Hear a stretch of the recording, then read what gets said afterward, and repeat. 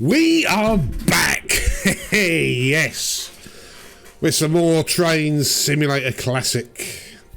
Okay, yeah, another request video. Okay, so this request, or this Christmas request, is come to me from Newcastle this time. He's asked that I do a full East Coast mainline run, which I'm more than happy to do. I have my choice of locomotive and stops. So obviously this is covered by 4 DLC, so we're going to have to combine them all. So what we're going to be doing, I have chosen the good old Class 43 HST Intercity 125. I only have the BR blue and yellow livery, but I do not have a problem with that. But, which I haven't told him, was I'm going to do it in reverse, seeing as he's currently doing it from south to north as part of the Behemoth Run that I requested of him a while back. So we're going to do it in reverse. So we're going to depart Edinburgh at 9 AM. And we're going to head down to King's Cross. Okay. Now I did some research, and most of them are very, very fast trains. They literally just stop at Newcastle, York, and then King's Cross.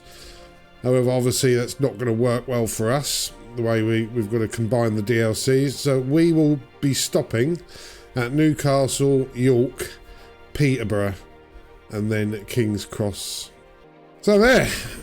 Okay, so it's 9 AM, it's raining because it's winter, so obviously I hope we can see something. So yeah, not much else to say on this except let's hope we don't have any dodgy NPC trains that hold us up. Okay, so let us get this underway. Okay, here we are, Edinburgh Waverley. Now, okay, it's raining and at 9 AM. It looks a little bit dark, doesn't it? So, I'm assuming there's thick rain clouds. So I haven't got any weather add-ons enabled on this. But here we are, in all its glory. The wonderful Intercity 125. And there's a 158 comes past. So yeah, hopefully the sky will start clearing up the further south we go. But yeah, look at that proper old school livery. Right, so I mean, first things first, we need to set this train up. So I think we're going to need some wipers.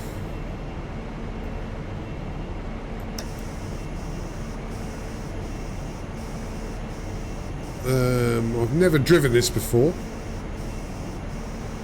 so let's use the keys that I know.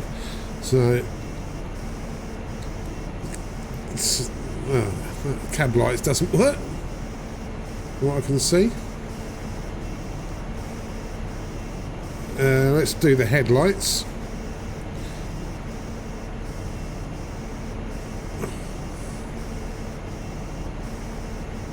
Which I can't see either.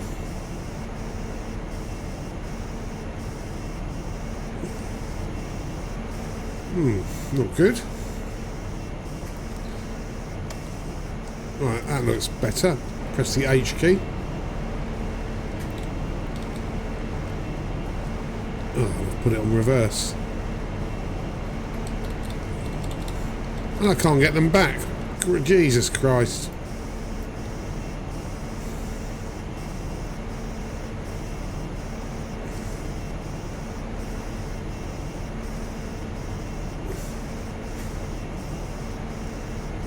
This is sodding headlights. Ah, here we go.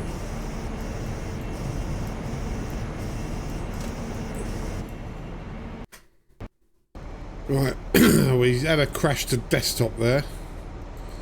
So I've just reloaded it. Should have probably rebooted. Let's turn the wipers back on. put the headlights on. Okay, so the headlights are as we want. Now that was weird, a crashed desktop. Right, now open the doors and let people on. I don't know why they're getting off unless we've just pulled in as I took over the train.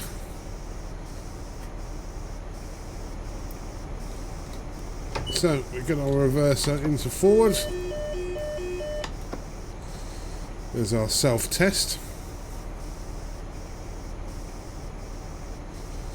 And we are on 20 miles an hour. I'll be very cautious here. Normally it's 15, isn't it? There's invisible 15s, but we've got a 30 coming up. Don't think we get guard signals on this. No, everybody is off. How many coaches we're pulling? 1, 2, 3, 5 coaches. Okay. We have a green light, so let us get going.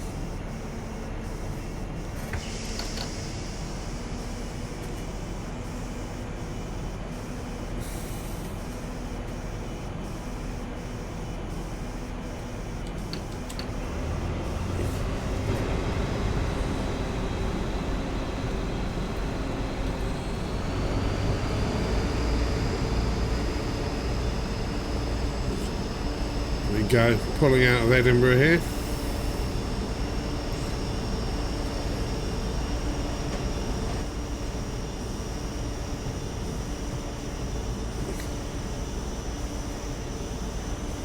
Oh, we've got a long tunnel ahead of us.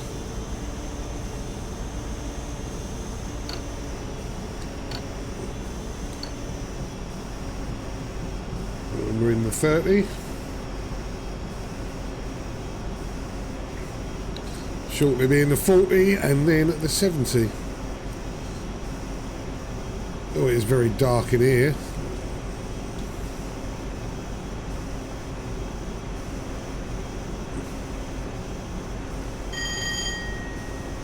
Right. Means there's a nice green signal up ahead, which we can obviously see. We're now in the 40. So I can put this up a little bit because we will soon be at 70.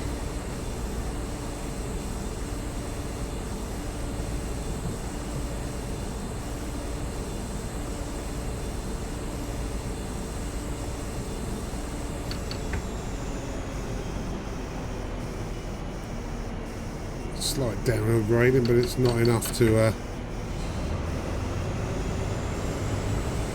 speed us up at all. Right, we're in the 70, so let's crank this up.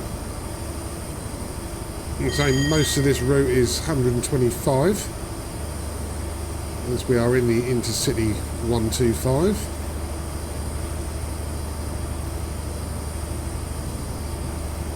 Okay, we're now in the 85 mile an hour zone.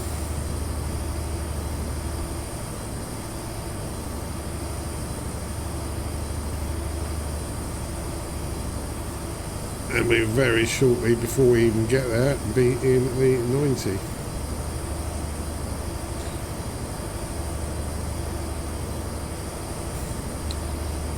And so, when you go speed limit, you can't go up to the speed limit until your whole train passes it.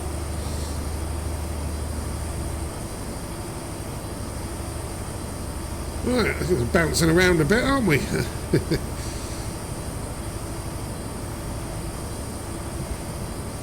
Okay, 95 coming up as we go through the Portobello fast up section. I don't think that's a station, it looks more like a bloody petrol station than a train station.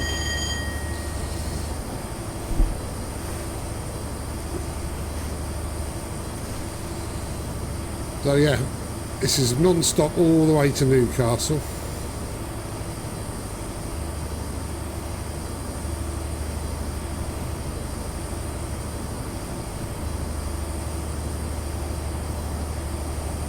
Really do hope we can get a break in the weather.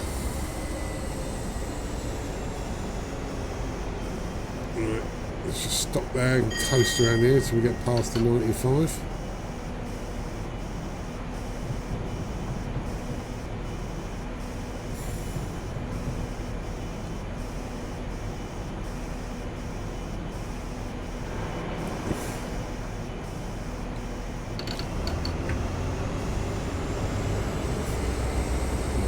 Now in the 95, let's start blasting through.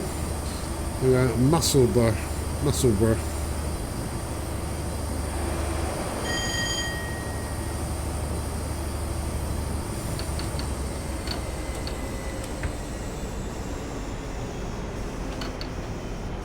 Let's put it on notch 1, see what we get. There we are, still speeding up. Interesting to see what the acceleration is like in this thing once we get past 100.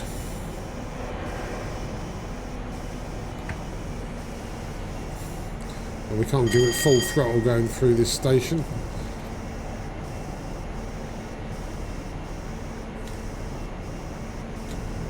Here we go, going through Musselburgh. Oop, hit the wrong button there.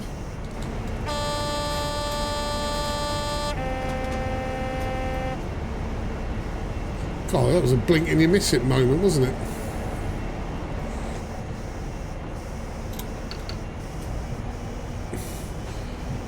Now look, behold the beauty of the 125 mile an hour speed limit coming up. God, we're on a perfectly flat bit of track now.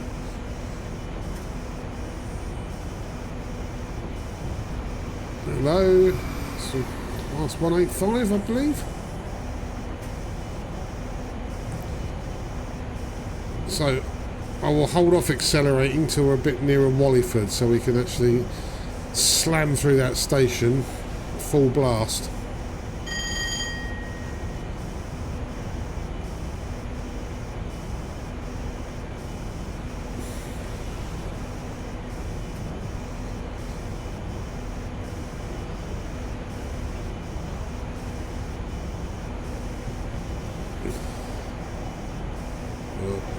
So just over half a mile left.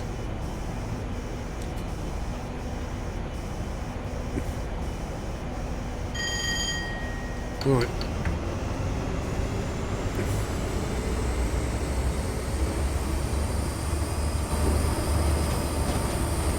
There's people there.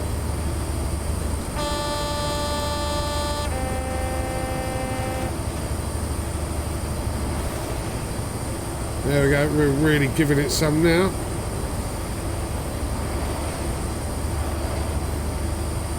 As we was Prestonpans station.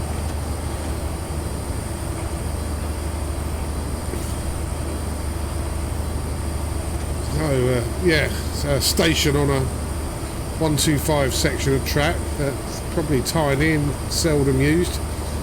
But there's not a lot of dust on that station. It gets blown off 5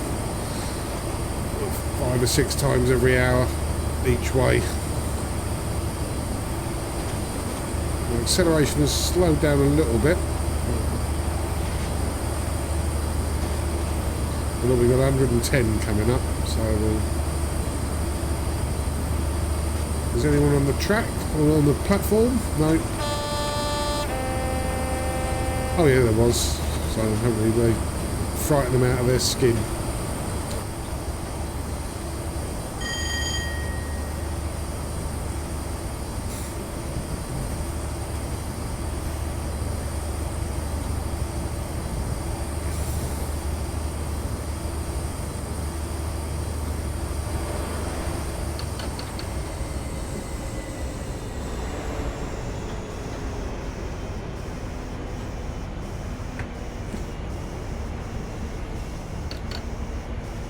Well, 110 miles an hour zone, slightly twistier than that 125 section.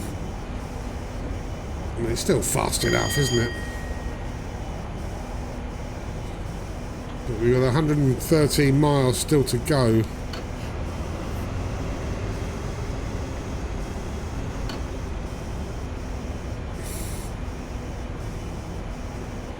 But yeah, we are certainly rocketing through this. Now, we don't have much light here, do we? So it might be difficult to see the Scotland-England border crossing sign.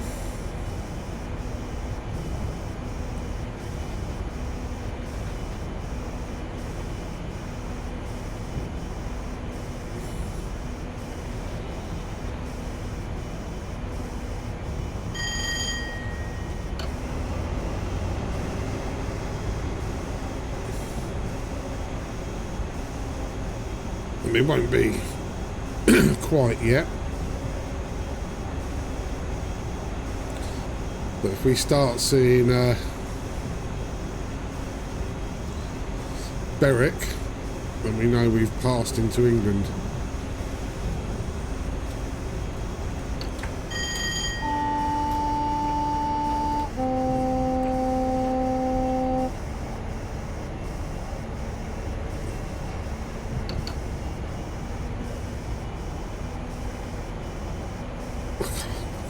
Remember what that was? We zipped through it so quick. Yet another sort of blinking you miss it station, mind you.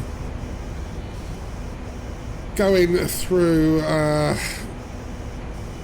stations at 125, pretty much all stations, or 110, are going to be blinking you miss it.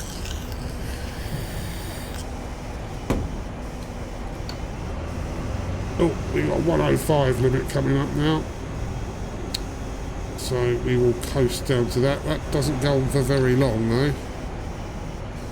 And then we're back in good old 125. Now obviously the only way we can go faster than 125 is if we're in the APT, the Advanced Passenger Train prototype, which has special sort of tilting on it. Obviously I've mentioned that before. Luke Hose has done a video on it. Yeah, it never made it past the prototype because the people who were, the journalists who were reviewing it, were all drinking quite heavily on the journey, and that combined with the tilting caused them all to throw up everywhere. Right, so the 125 isn't going to be lasting very long because then we're back down 115. But here we are, we're in the 125 zone again as we go through Drem, but we'll be going through that at 115. But hello, another class 43 Intercity 125, is it? Oh no, that was electric. That's the class 91. Yeah, and it had the proper Intercity livery.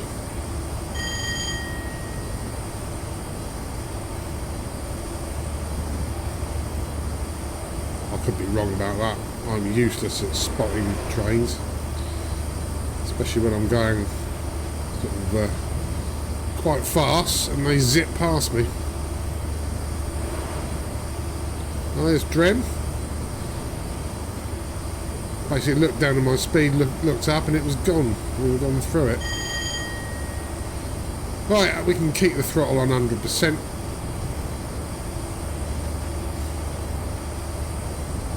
Because we will get to the 125 limit well before we get to 115. There we go, see?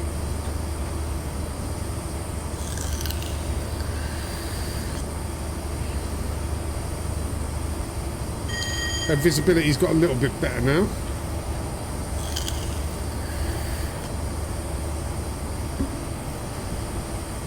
And there's 110 coming up. And then 100.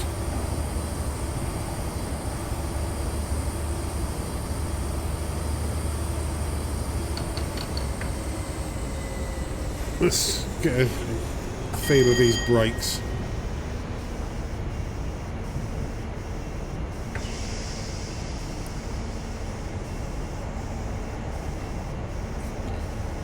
Okay, they're not bad.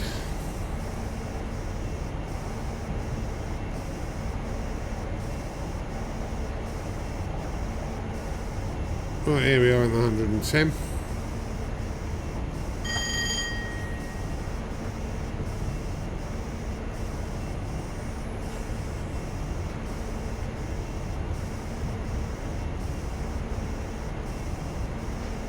And we're down to 100 because we're now in the limit. Yeah, it's a bit, a few twisties here, isn't there?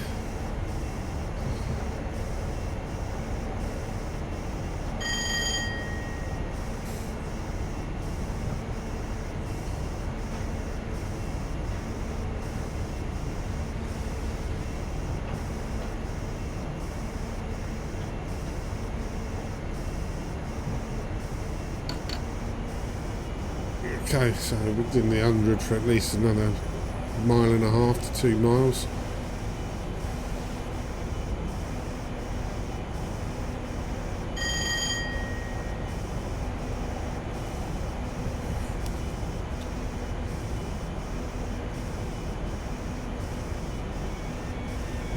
Yeah. Level crossing. Don't see many of those in London. Pretty much all the trains are either above or below street level. And 110 coming up.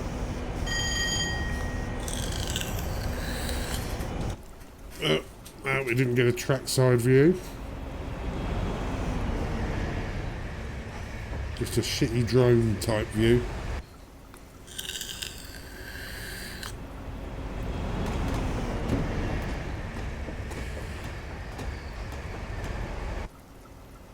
There we go, as we go through.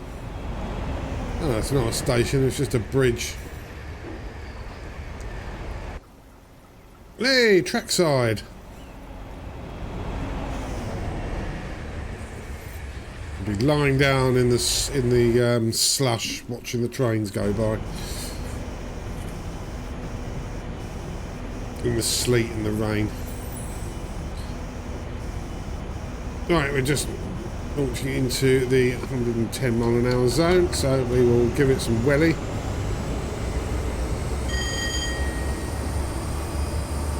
I wonder if we get passenger views. No, we don't. Of course we don't. I'm liking this train, actually. I need to see if there's an enhancement pack for it. Of course, the steam sale is currently on, the Christmas or winter sale.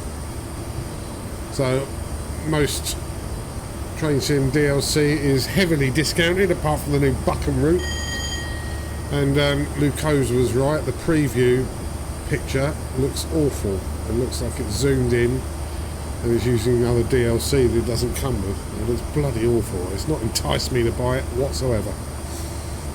I mean, I would only buy it if I was trying to get everything that was available in Scotland.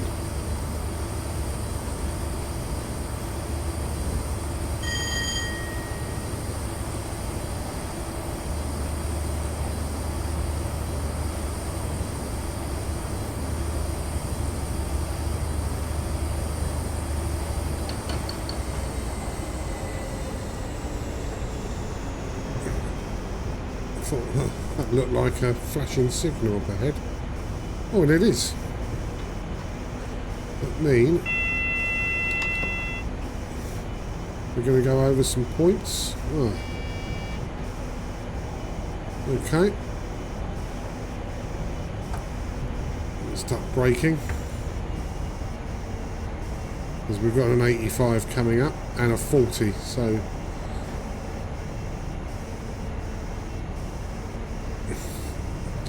we'll go through Dunbar. There we go, flashing single aspect there.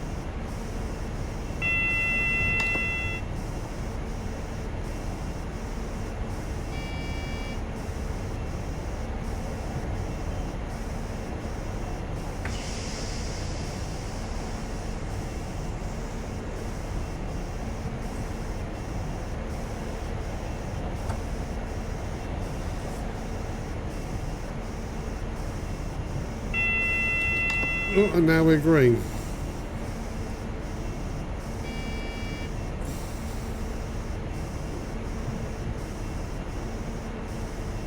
So So something's going on up ahead. We need to really sort of brake a bit harder now.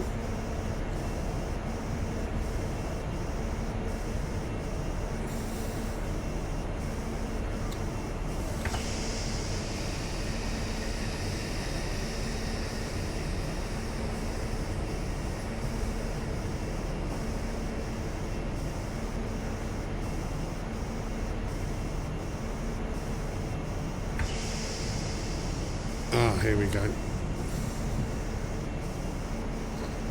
Okay. This doesn't appear to be the normal route for... there was no fast option on this. Obviously we're just slightly on a platform line.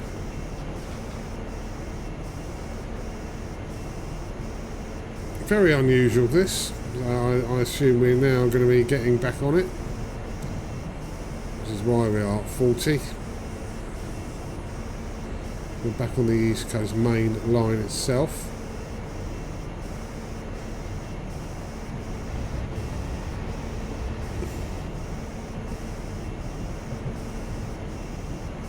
Interesting. But yeah, it's not atypical of a quick drive scenario.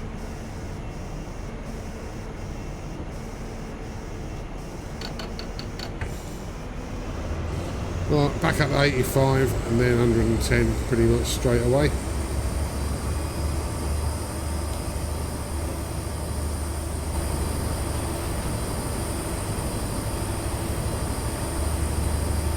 That's nice, isn't it?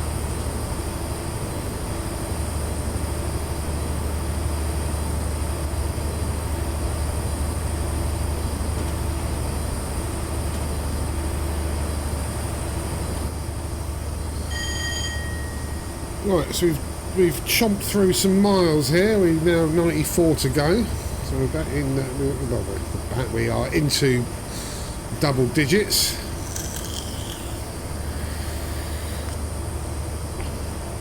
We've got speed reduction from 110 to 105 coming up. I don't think that's really going to be a problem for us.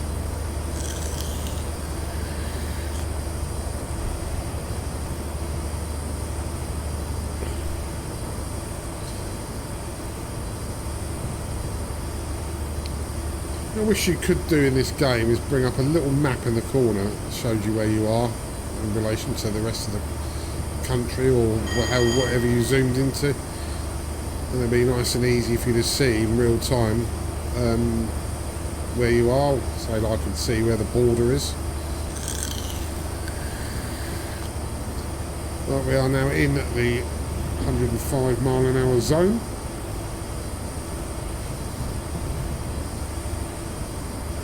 Surprised it didn't put us on that siding after what it did earlier.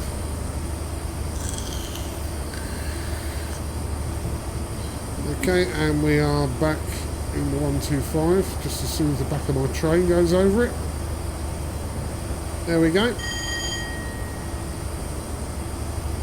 What we got coming up?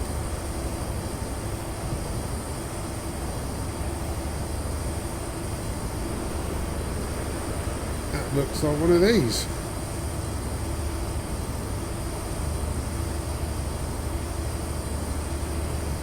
Could be wrong. Sometimes these routes come with NPC trains that you aren't able to drive, but they're just there anyway. I know that was a diesel.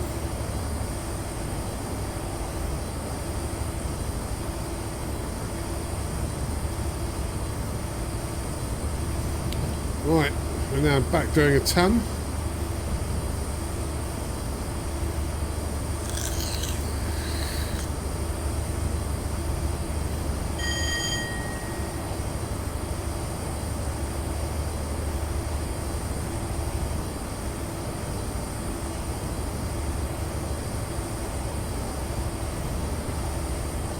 And we've got a reduction to 105 coming up.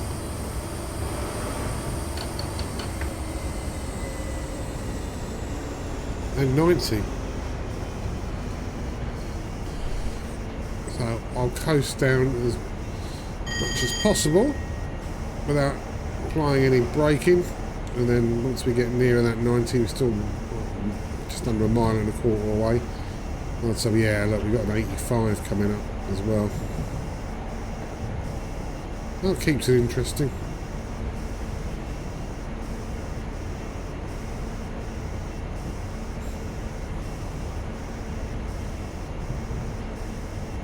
Do a little bit of braking here just to ease us down to 90.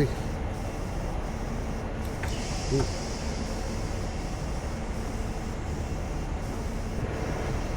So these brakes are pretty good.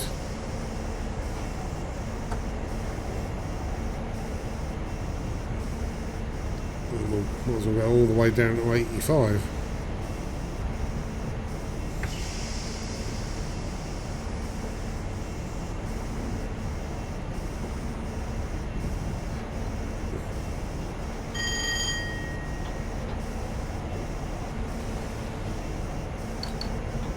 There we go. Just going through the 85 section, and we'll be back up to 90.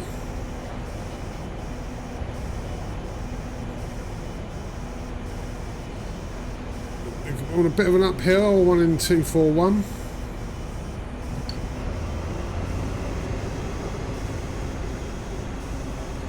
No need to go mad in the acceleration here, just for the sake of getting 5 miles an hour quicker in a very shorter space of time. Oh, this is bouncing around anything. As far as I kept on the track. Okay, yeah. It's like a bloody mining cart from the Temple of Doom.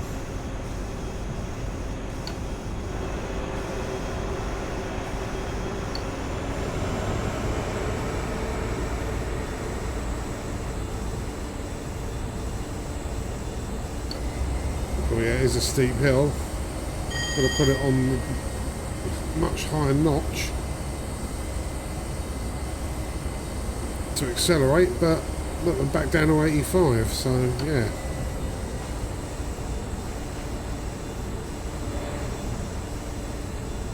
I'm in 70.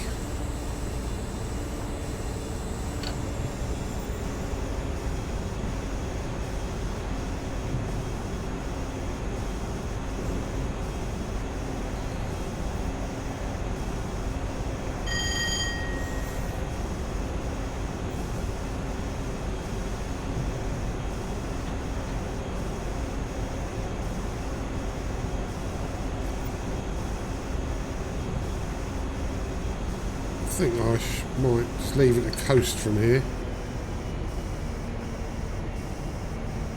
Oh yeah, look, we are losing speed rapidly here because of this hill.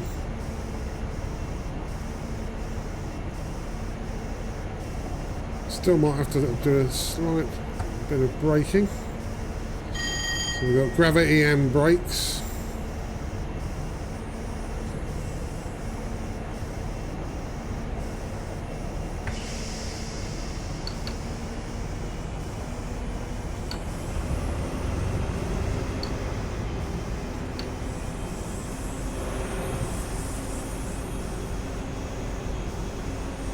Just about maintaining 70 here.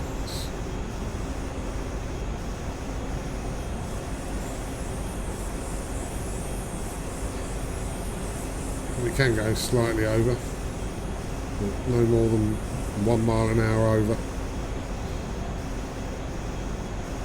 Might be in 75 soon. Not that it's going to make a huge amount of difference. Oh Christ! There we go. First speeding error of the day. Because it levelled out, didn't it? Yeah. My fault. Again. It didn't take long to recover from it though.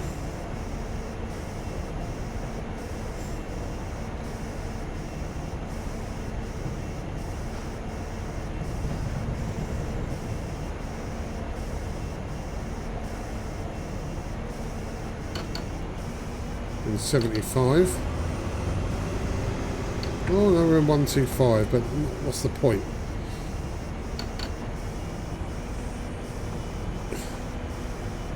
What is the actual point? That must be a mistake, because look how it's twisting away.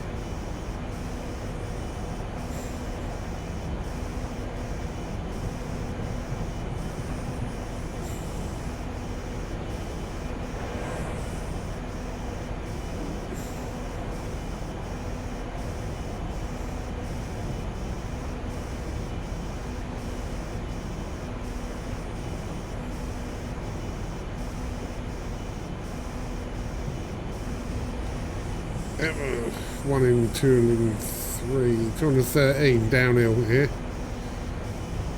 The 75 limit, coming up to 85 limit, but we'll see what happens when we completely ease off the throttle.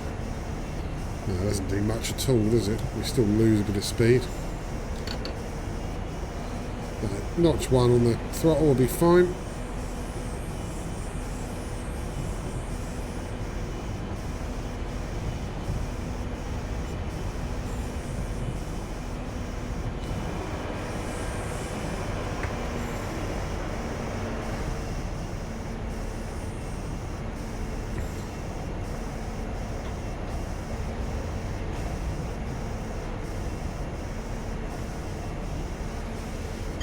And we're at 85. Now let's give it some welly. Still have no idea if we've crossed the border or not. That could have been it there. Actually. You'll have to rewind your video and have a look.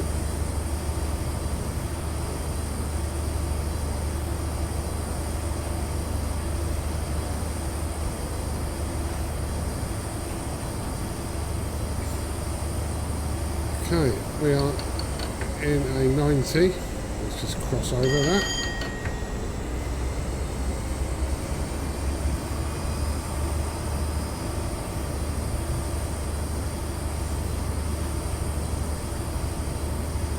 And 95. Well, it's sort of drip feeding you speed limit increases, isn't it?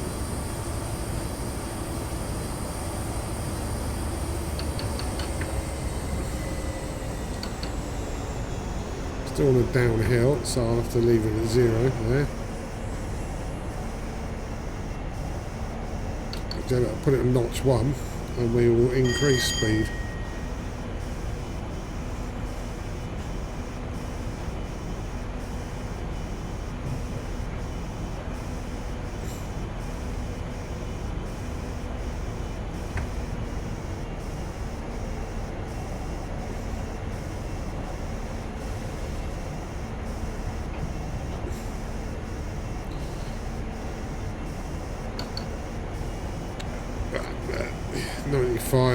Still on the downhill.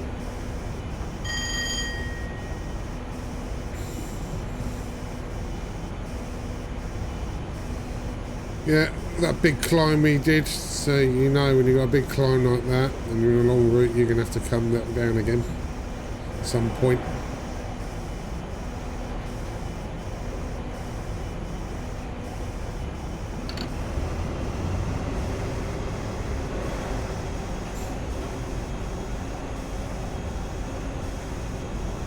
Reston Junction, eh? Spot the points then.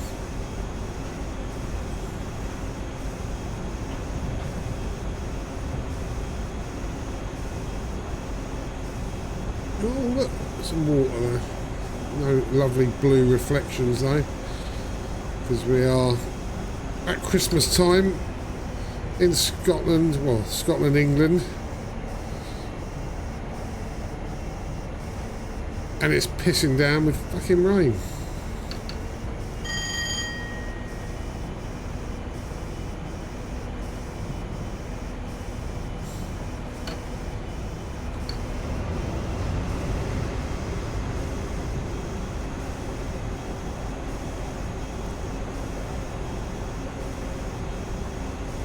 No sign at all of any speed limit increase. But we have a decrease. Of course we do. I'll just coast. We're still on a slight downhill, I think. And I'll apply some braking when we get a bit nearer. We're only going to lose 12 miles an hour in the next mile and a bit.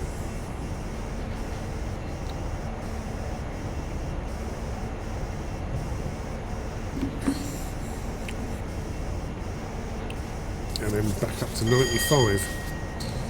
So maybe it's a little bit twisty around here.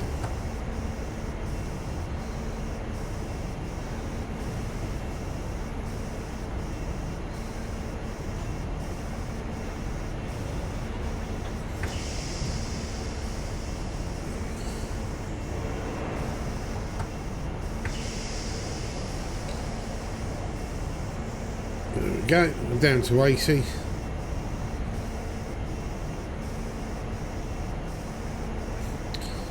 Only for what, for less than a mile.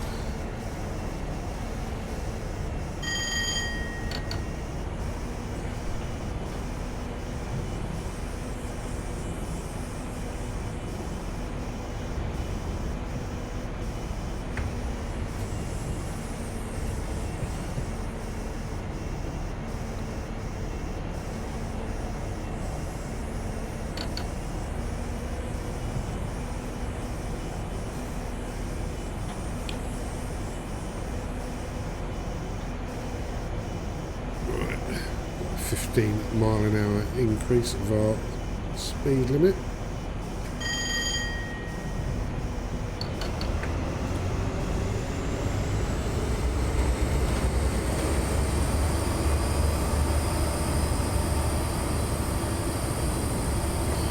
My headlights are on, well they are, I can see them there.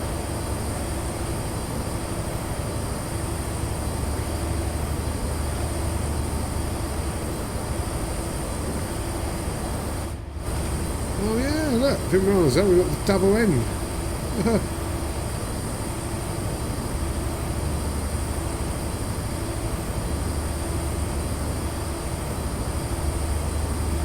Got a loco sandwich here.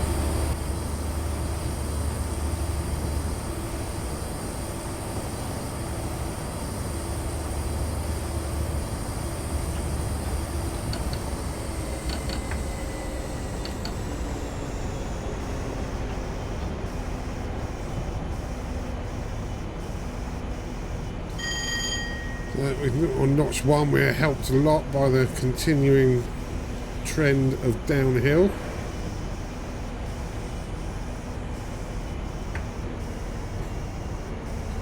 Although if we completely reduce the throttle we start losing speed.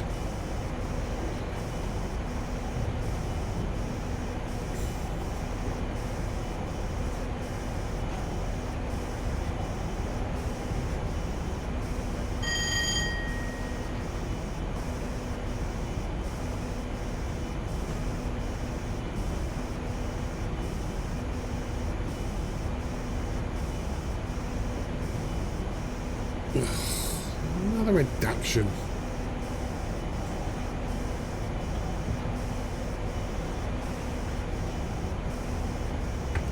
Let's have a look at, I'm sure I saw some water. Yeah, there we go.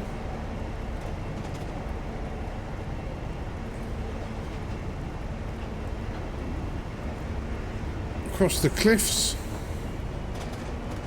So we must be heading towards Berwick-on-Tweed. That looks nice.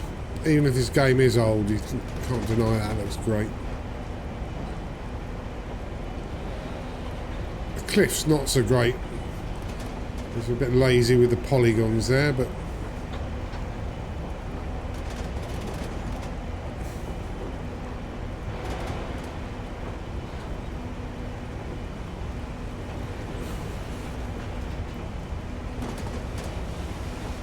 oh Christ, we've got our speed reduction.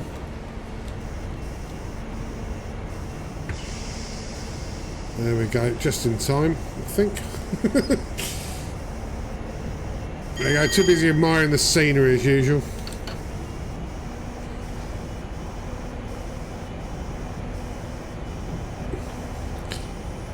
Berwick North is just there.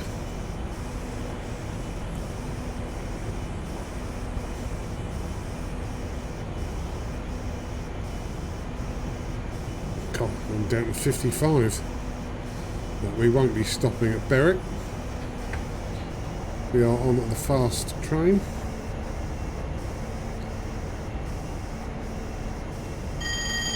The sun doesn't appear to be getting any higher up in the sky, does it, at all? Unless that is the moon. But why would you see that and not the sun?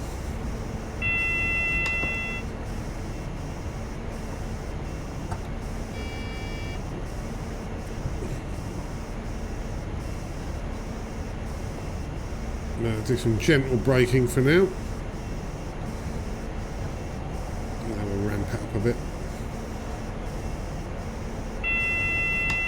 Yeah, we know we've got to slow down. We know.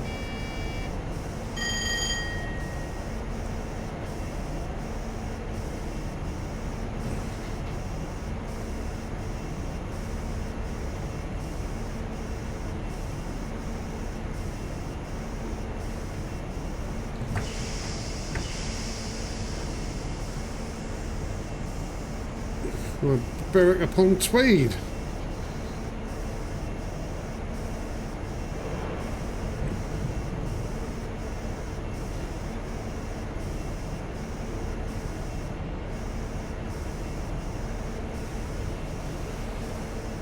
Maybe up to 70, 75, 90.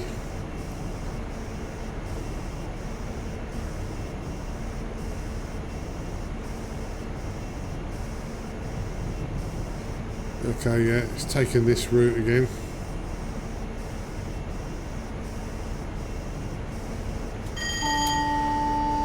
Yeah, we're not stopping. This great thing doesn't stop there for you. Deluded.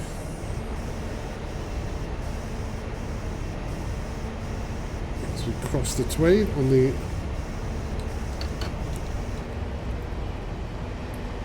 There we go.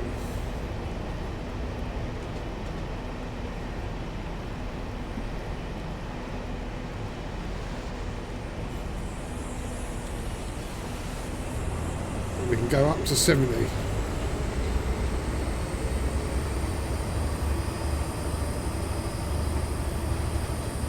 Yep, there's a viaduct.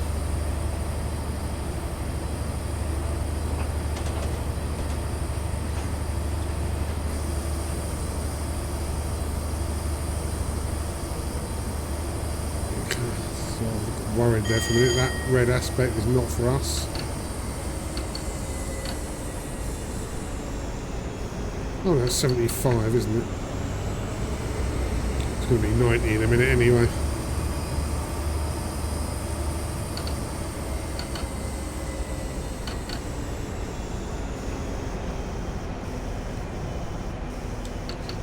Now we're at 90, 100, 110, 115. Yeah, drip feeding as speed increases. As usual.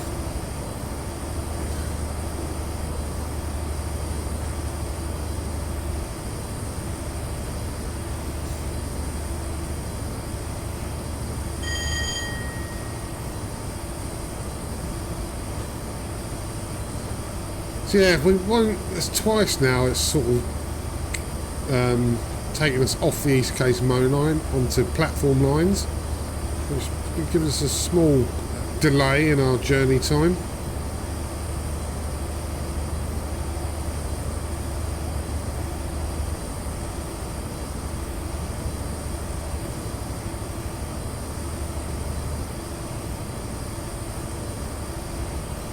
There we are, 125, so I don't think we'll get over 115 by the time we get there. Obviously our acceleration will slow a bit the faster we go.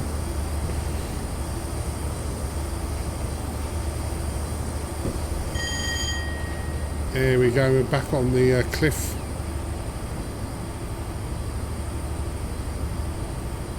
Shame this is not a great time of year to be getting some nice scenic pictures.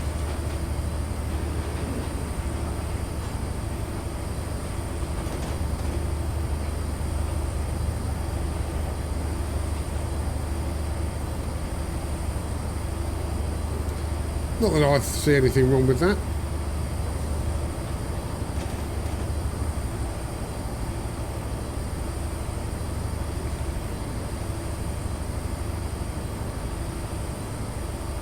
There's no lights on the train. Okay, we are still going slightly downhill, though not as bad. We're 105 now, so we've another 20 miles an hour to play with. We're now only 62 miles from Newcastle.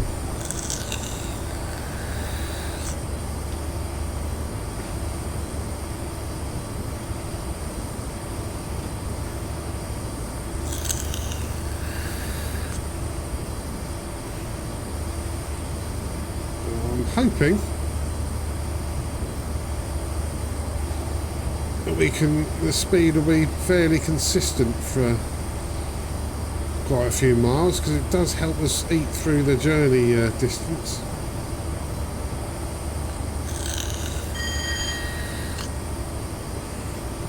Beale North section of track, there's a level crossing. We're back down at street level.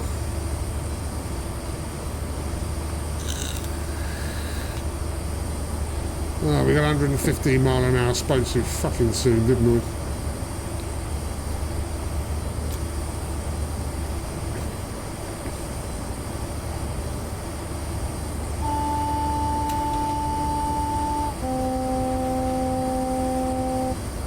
First whistle sign I've noticed.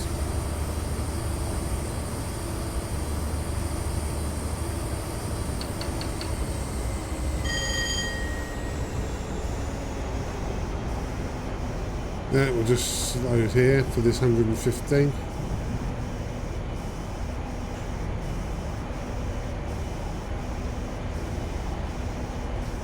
I didn't slow, I just eased down on the throttle a bit. But we're still losing a bit of speed. Thankfully it's only for a mile.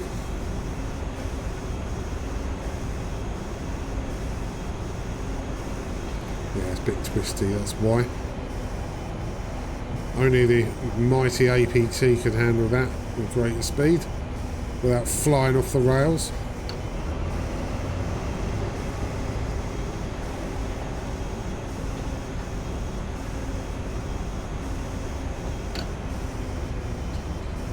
Okay, back at 115, 125 even.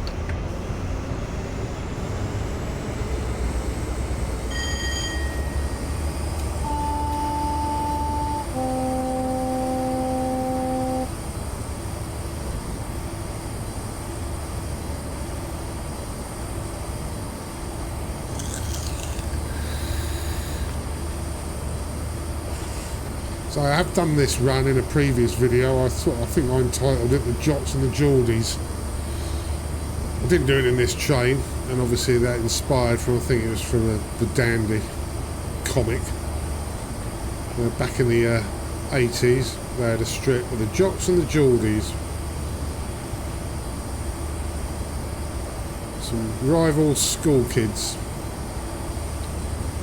I don't know why you'd had two schools right on top of each other. One is full of Scottish people and one is full of people from Newcastle. Interesting concept, eh?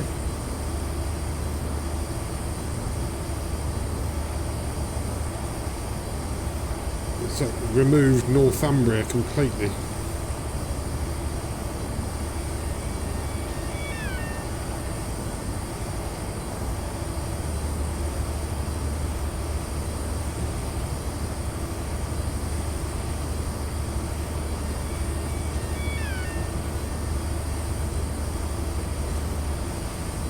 We haven't hit 125 yet. I'm determined to do that.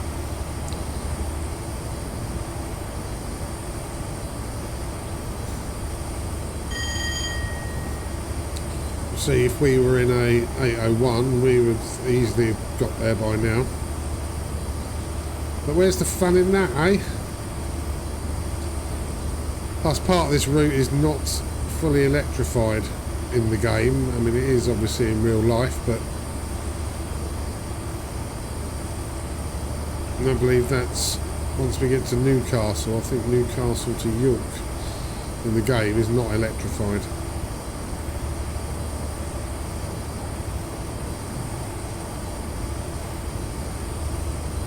See that? acceleration very slow. This is where this train is starting to show its age a bit.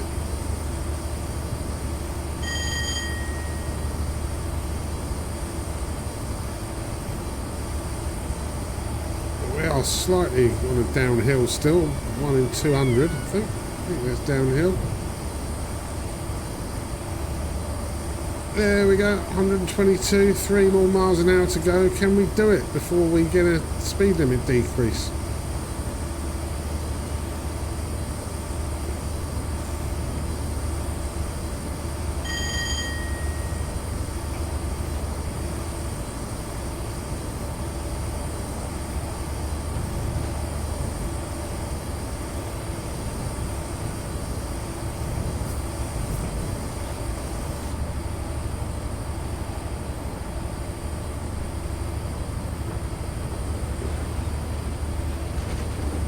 I'm 23. You see the sun is quite bright over here. It's almost like it's dawn. There's no sign of the sun in the sky, which is interesting. Oh, there it is.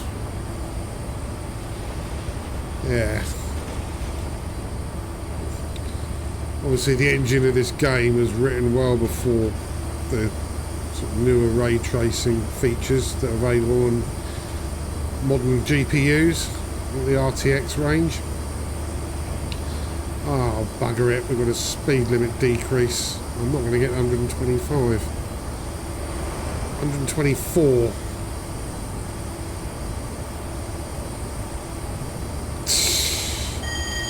That's disappointing.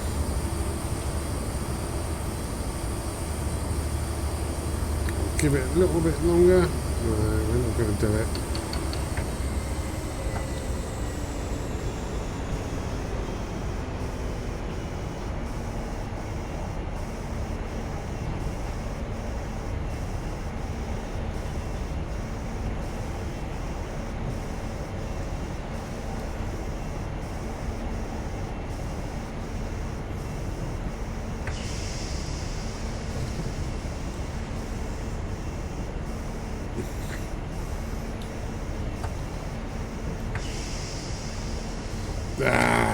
And down to 100, see? Not for long.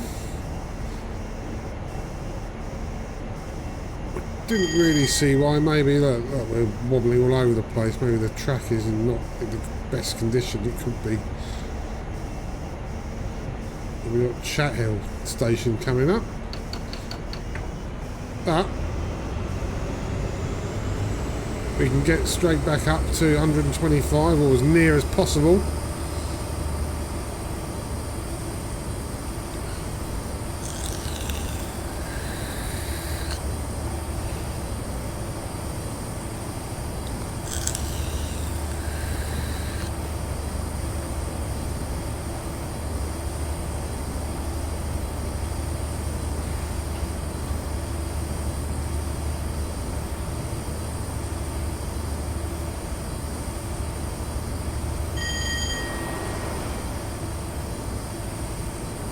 Let's go through Chat Hill, full blast.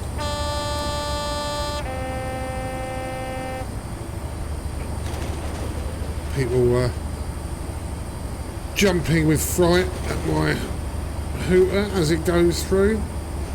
People queuing up the level crossing, jumping out of their skins and jamming their foot into the accelerator pedal. Oh, that would be amusing, wouldn't it?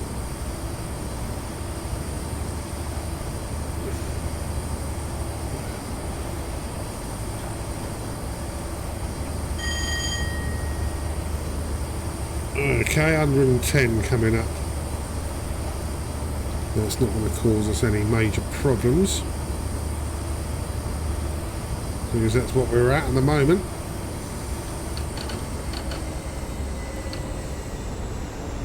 There's some sort of airfield there.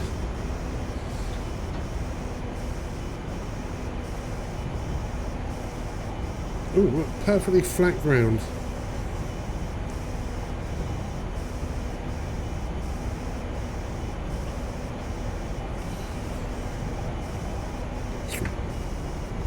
just in case, we'll just drop that slightly. So there we go.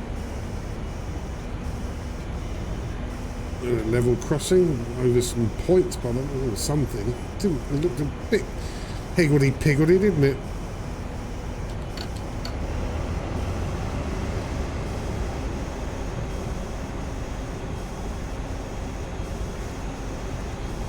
But anyway, half a mile, we'll be back up to 100. Oh, Jesus Christ, I'm suicidal cunt. Playing chicken, trying to get across the level crossing with a 108 mile an hour train bearing down on it. Fucking hell.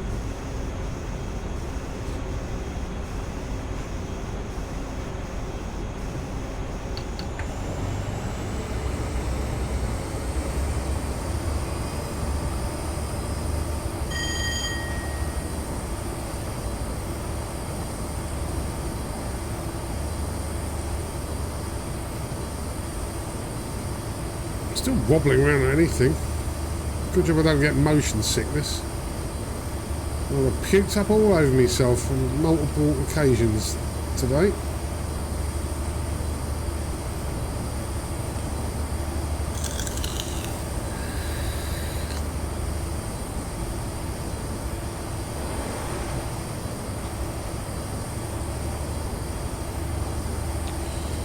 Little mill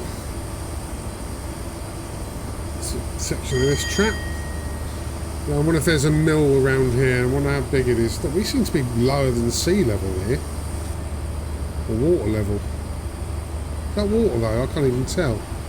No, it isn't. Just looked like it a little bit.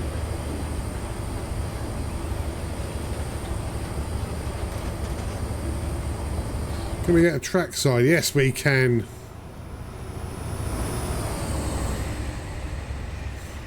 Excellent. Going at full throttle. Oh, that didn't last very long.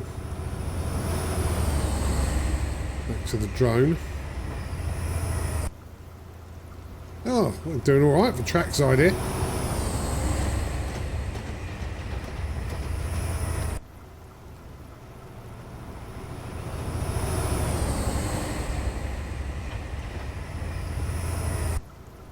There we go.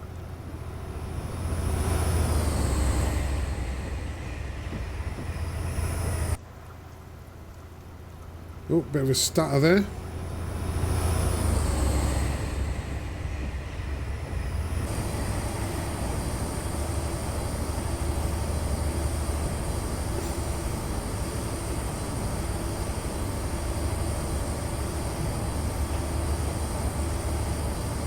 Right, it seems like the speed limit is 120 now.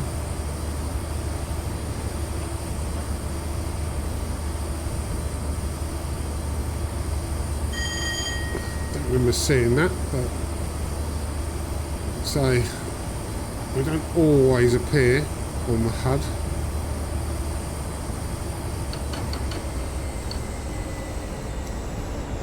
There we are, look, we're on a bit of a downhill, and we've got to brake down to 95 in just over a mile, and then 85.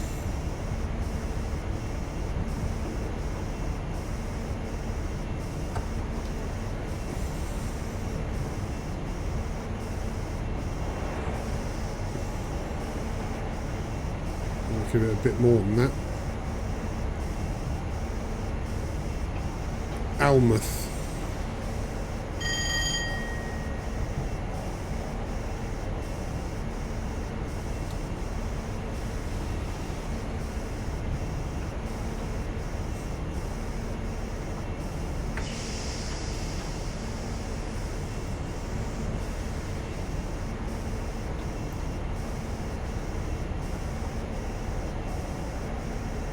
Not for long though, we're straight back up to 110.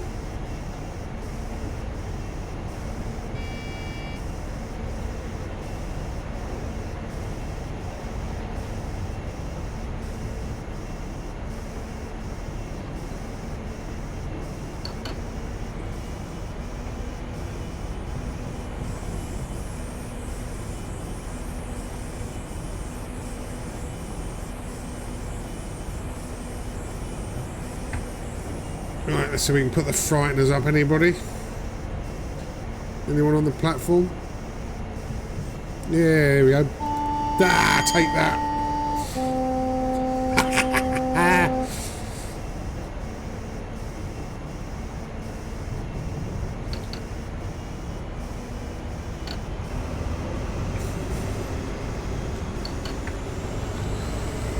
Right, let's take her back to 110 via 95.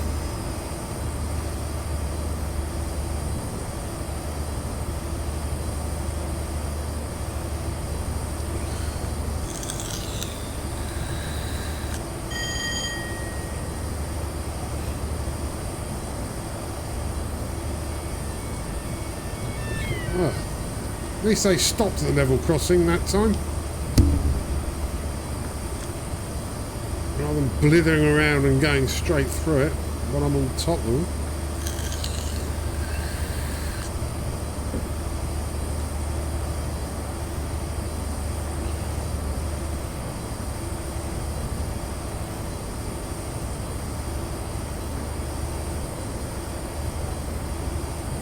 Right, so what have we got? 33 miles to go. We've blistered through a lot of that. Our first stop on the route. Right, back up to 3 figures, triple digit speed.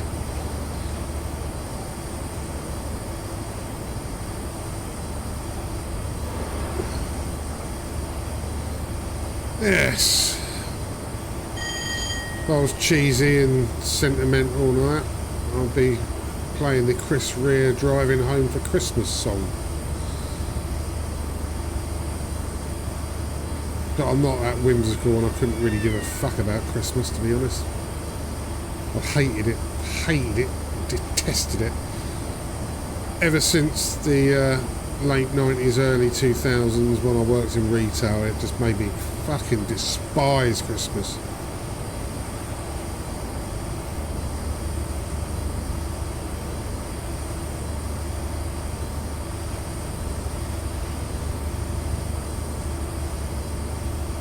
Right, 110.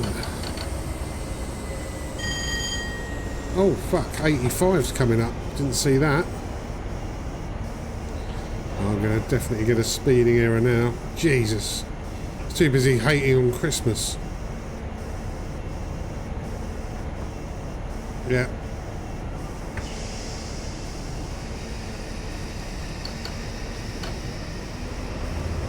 But when I have my disciplinary hearing for the speeding problems, I will explain that I hate Christmas. And hopefully I should get off with a non-official verbal warning. The station just disappeared off the HUD. There it was. Well, anyway, we're back to 110. Really should concentrate.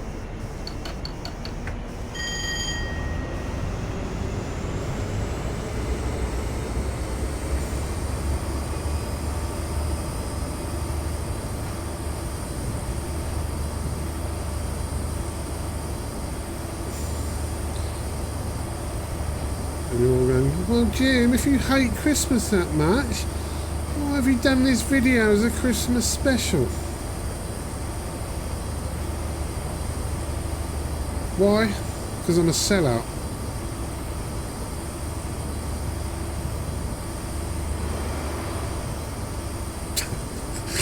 I'm not actually at all. I'm not even monetised. I've got no intention of monetising this channel.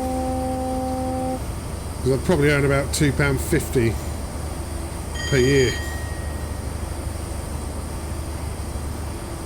Obviously take 45% tax off that.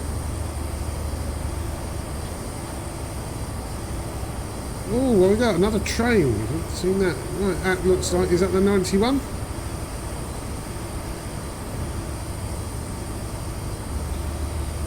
Whatever it was running on AC power.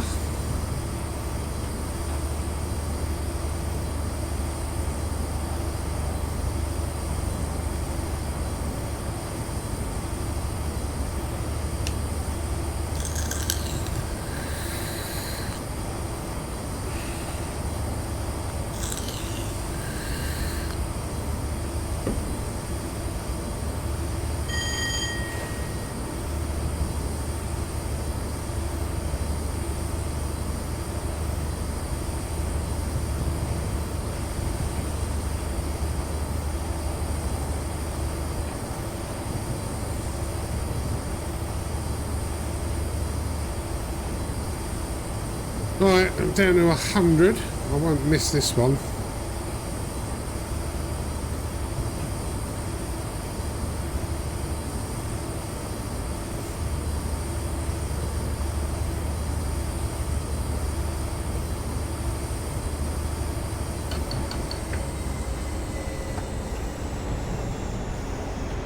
Just do some gentle braking for now.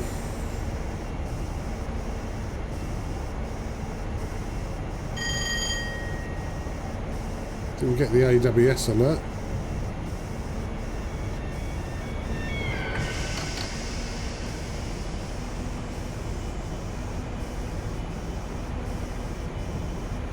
Still looks like we're going downhill. Well, you could say that about most of my video content. This is gradually going downhill.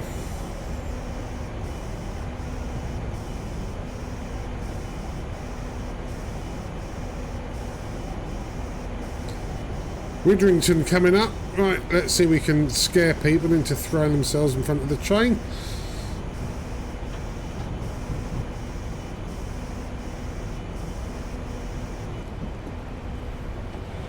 Let's get right up alongside. Oop.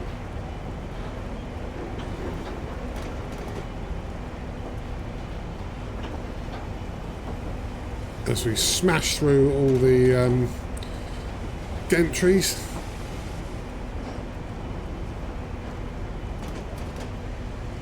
There we go.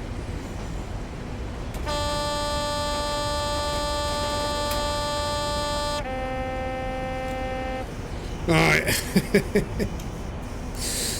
That's hopefully induced a few terror-related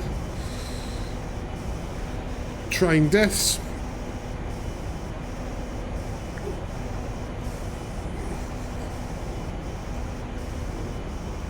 Right, okay, 105 we're at, and should be going 110, so let's do that. We are 22 miles from the tune.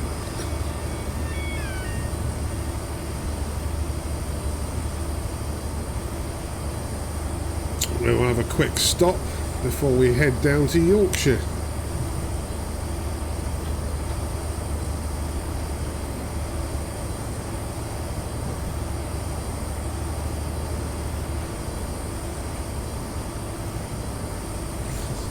Yeah.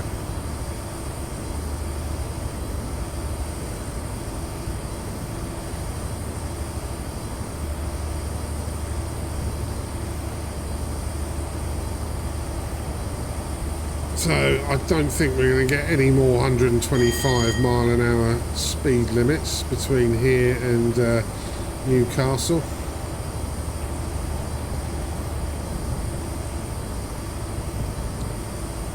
Actually, last time I predicted that, well, actually every time I've made a prediction like that, I've been completely and utterly wrong.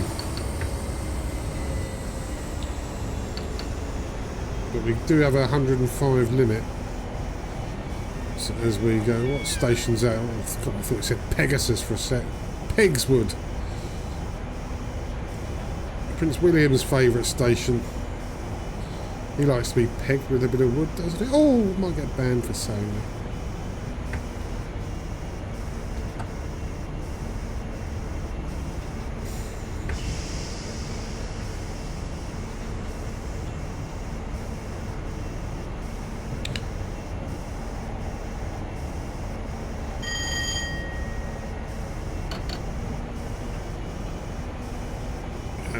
Going into notch one's going to make a huge amount of difference. Blimey, 70 mile an hour decrease. I think my prediction may have been correct.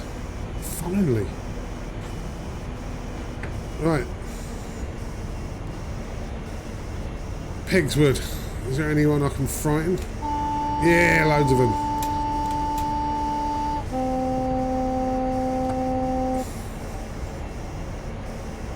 And down to 50. Blimey. Oh, yeah, of course. We're going through Morpeth, aren't we?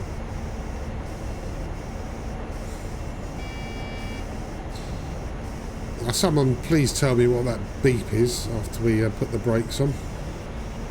Or acknowledge the AWS.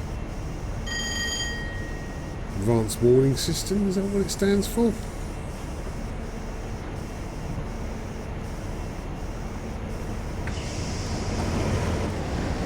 Oh, I was too busy trying to ensure the speed limit. I didn't really even have a nice look at that viaduct and the train that was coming along.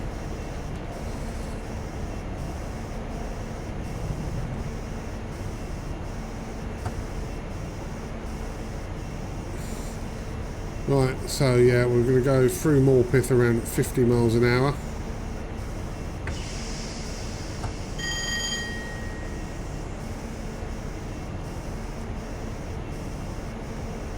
And then back up to 110. We'll slam that accelerator on as soon as we get through Morpeth.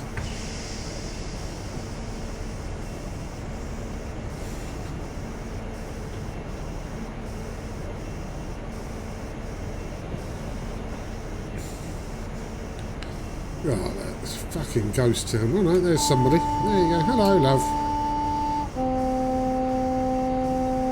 I would stop and let you on, but I'm in a hurry, so just have to wait in the snow. Because see, that says 125 miles an hour now. Boggles the mind. I think there's definitely an issue with the speed limits. Look, I mean, look at it bending round like that.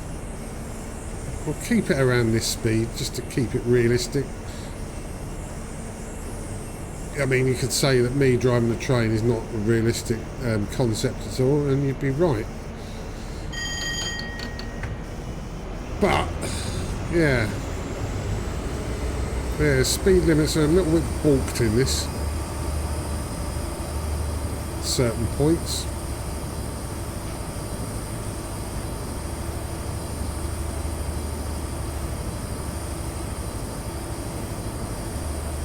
Right, we should be there in about 15 minutes. Just under.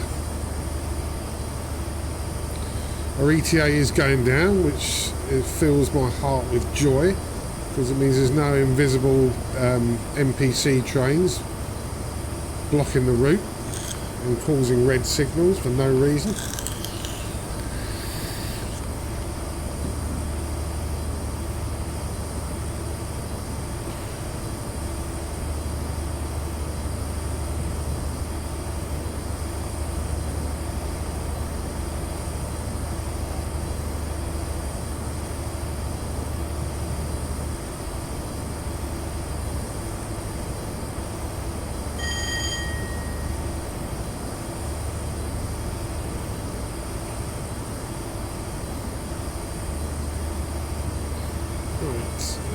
Across a nice, very old sort of stone cottage. That looked nice, didn't it?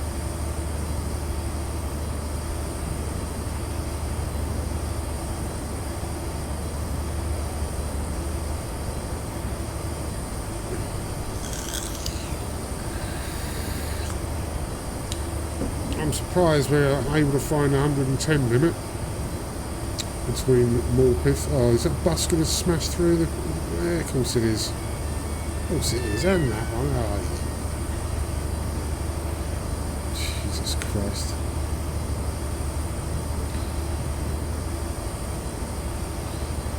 I don't think it's a bug in the game. I think it's a bug in the route itself. I don't know. Some routes you just don't ever see that. And there's plenty of level crossings.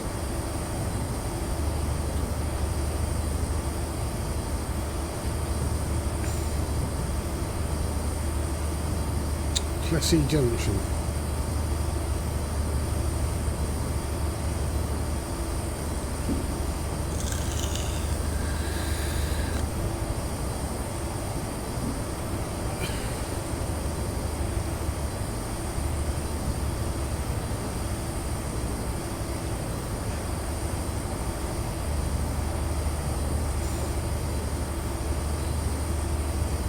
If I was to ever apply for a job as a train driver, I don't even know who I'd apply for. I mean, it's all Great British, well, most of it is Great British Railways, sort of. Really, they've not actually been that transparent in how that's going.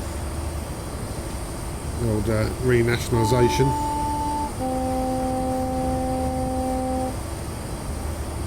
But where would I go?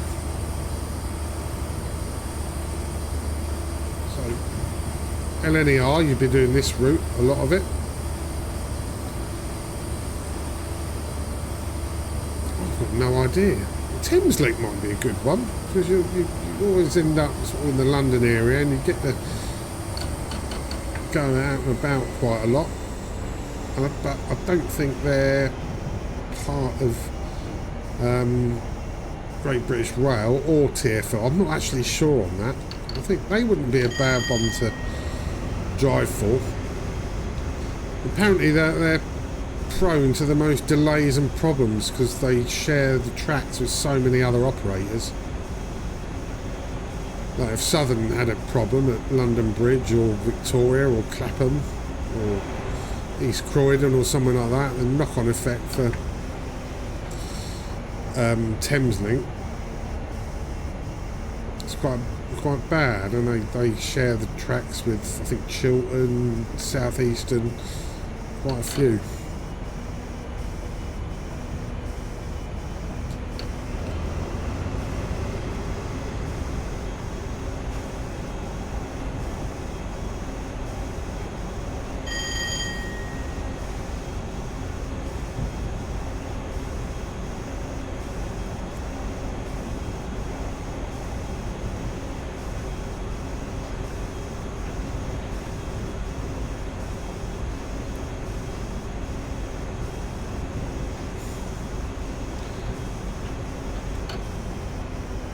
Right, God, we're in the single digits now.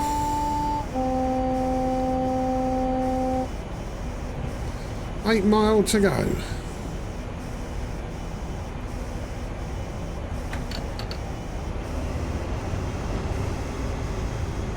$8 miles, of course, the divide in Detroit between the slum bit and the more affluent bit, as made popular by Marshall Mathers in his film of the same name. What we got here? Is that class 85? Interesting. I'm so terrible at identifying trains in the blink of an eye. I really am bad at it.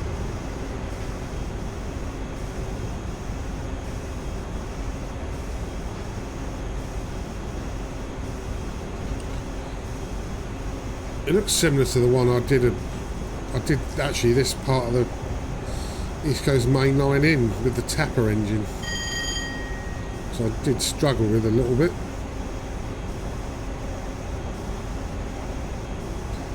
Right, we've got 100 coming up.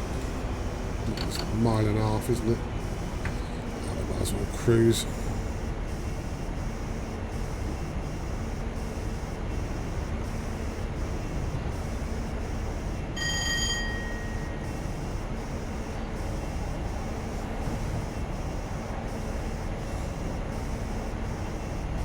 I've got a feeling we will be stopping or slowing down quite rapidly soon. It's just a feeling, God, it's not rocket science. We're 5 miles away from Newcastle. Of course we're going to be slowing fucking down.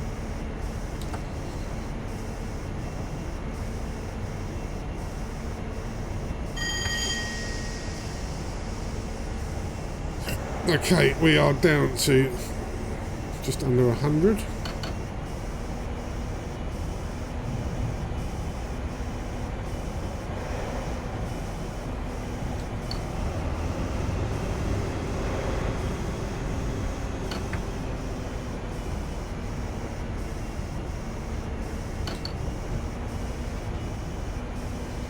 There we go, we've got a double yellow aspect here.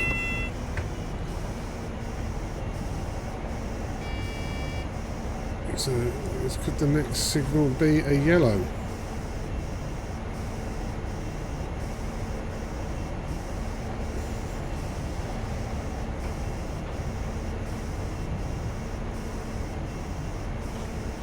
Yeah, it is, so I do need to start slowing down.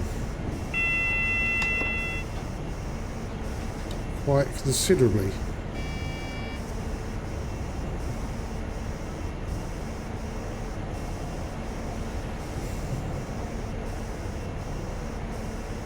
I might even go over this. full service brakes.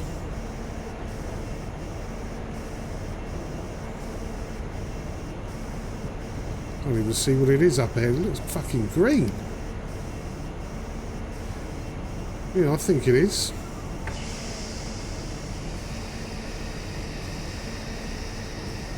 158 there.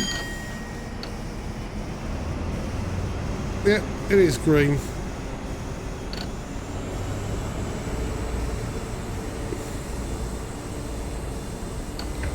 Well, that sort of delayed our journey for a little bit.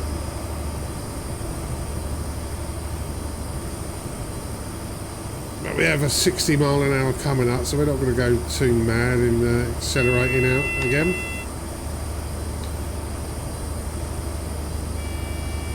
And then we've got a 40 anyway. I think I would have braked in time for that. This is a fair play to the brakes on this thing.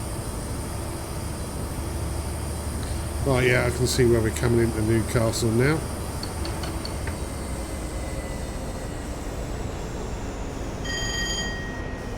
It's all green up ahead, so we're going 40, then 20.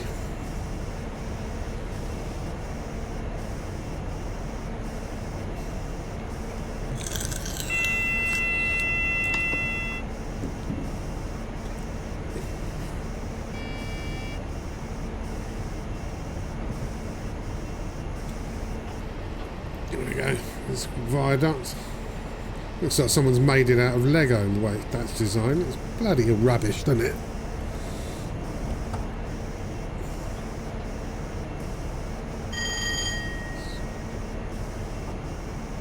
Manners something or other.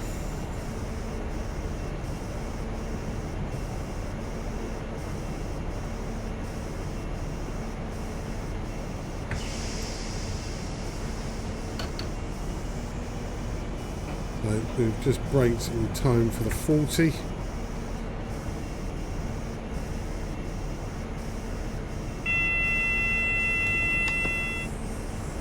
There's manners. We've got our double yellow. This is completely expected. As next one will be a single yellow because we're coming into Newcastle. There it is, and there is our single yellow.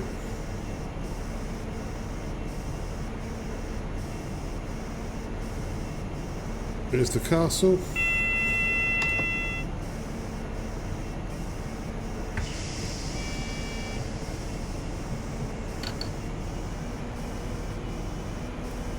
Coming into platform 4, as is written on the signal.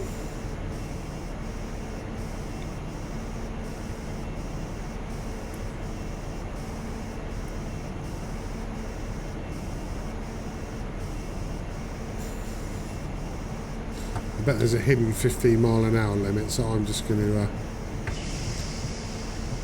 not take any chances.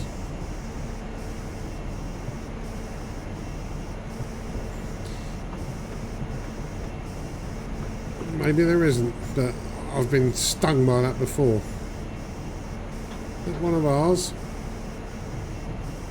No, it could be... I don't know, it's so hard to tell. I can't see the train very well. Anyway, we are pulling into Newcastle. Our first stop on this journey. Let's see how much of the train we can actually get onto the platform. Right, we've got one carriage left.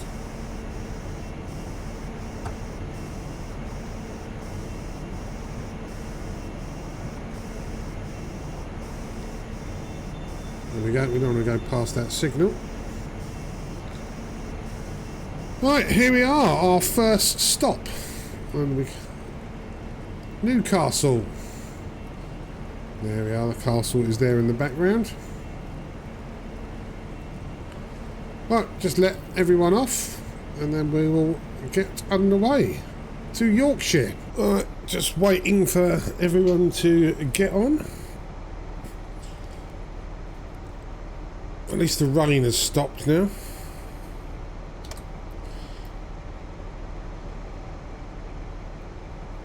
And then we've got a 79.9 mile trip to York. So we'll be heading into Yorkshire. Right, let's just check all the doors are shut. Yeah, they all shut at the same time.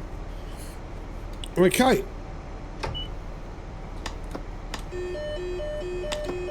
Let's go.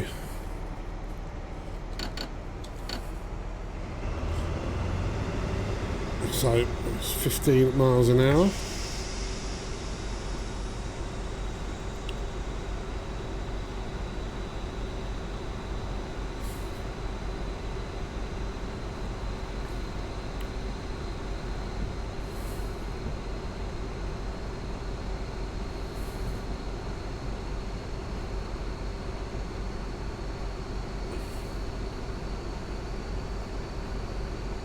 And then 220, because I can go through all these points and junctions.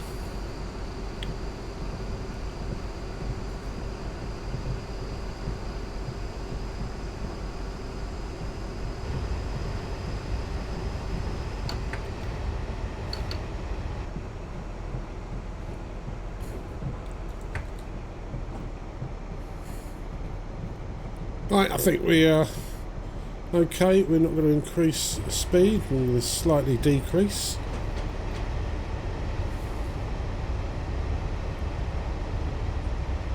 What's going on with my headlights? Oh, fucked it up again. Well, I'm not going to reset it because it gave me a crash to desktop last time.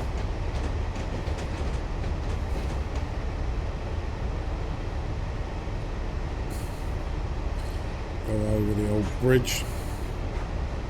Always forget the name of this bridge.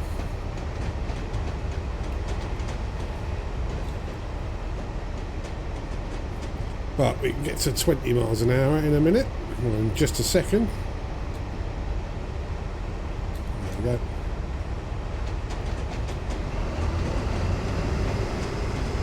go. I've driven over this bridge, I'm pretty sure.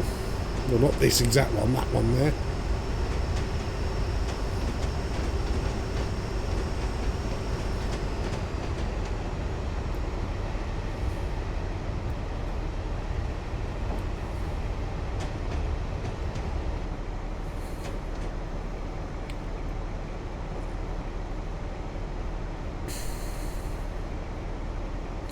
There's the castle.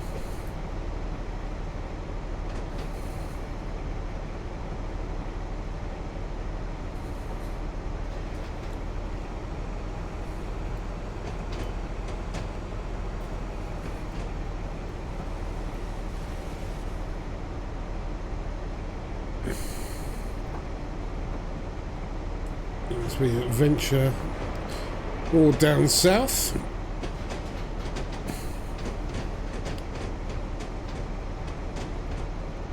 This is a bit slow going on here, but it is because of the points, junctions and turns. But we can speed up in just a few seconds.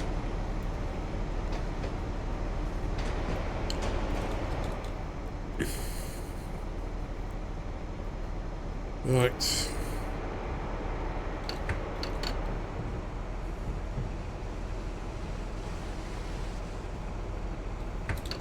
We go 55, let us go.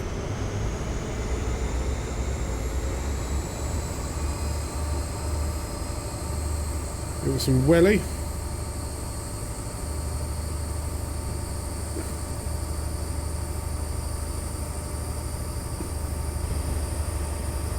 Hopefully it's not too long before we're back in good old 125 miles an hour. As you can see, this section of the route, for some reason, is not electrified. So it is a bloody good job. We are in the Intercity 125. There was a storm and every single overhead electric cable blew away. Ooh, that's 55 max, not 50. Blew into the river.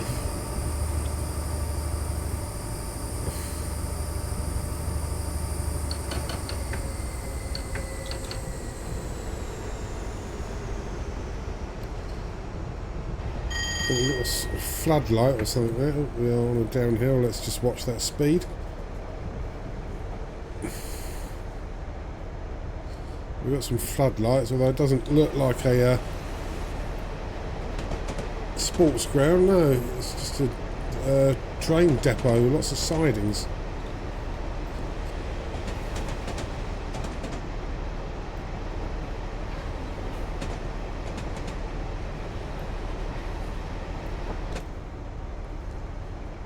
Oh, we got a glimpse of some passengers there due to that visual glitch.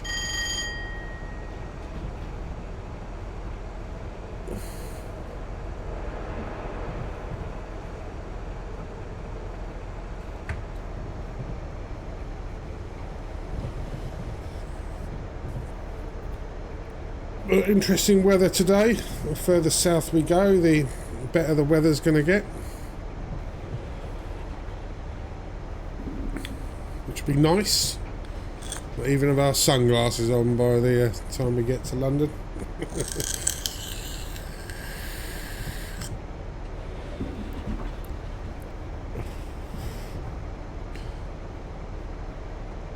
So 77 miles now. We yeah, it's not the fastest part of the route here, is it?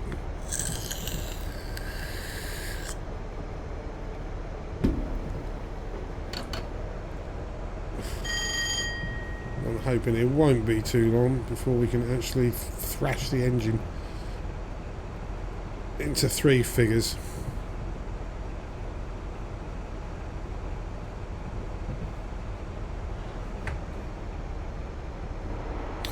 More floodlights.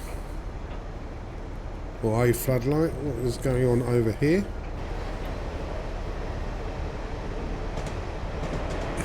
Just lots of sidings by the looks of it again.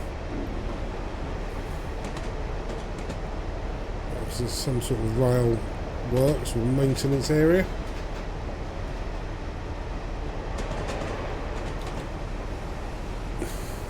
Yeah, not sure what. I'm sure somebody who's watching will know the answer to that.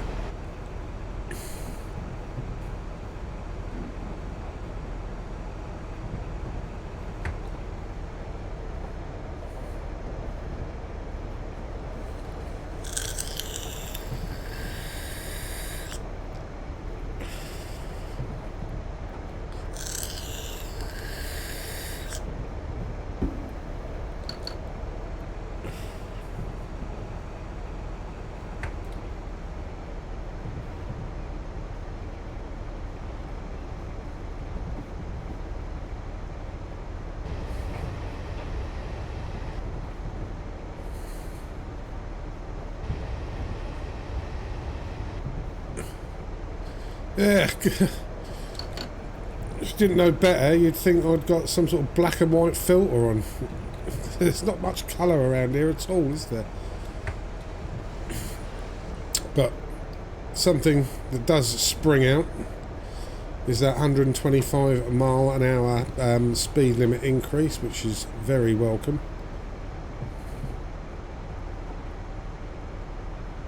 So we can probably properly get this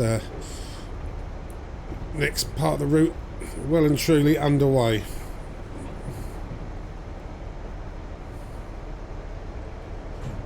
Now I'm trying to remember whereabouts it was that the old Mallard created the record on the East Coast Main Line. Can't remember.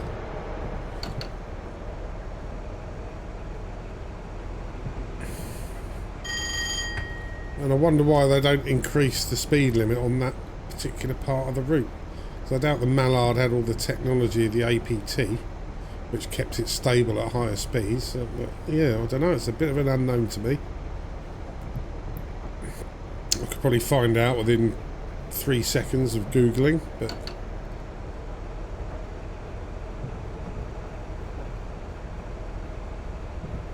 hey ho. Right, okay, we are just about to hit the 125.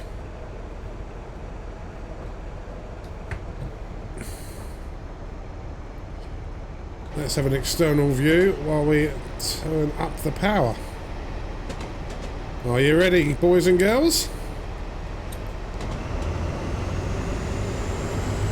There we go. This is what this thing was designed for.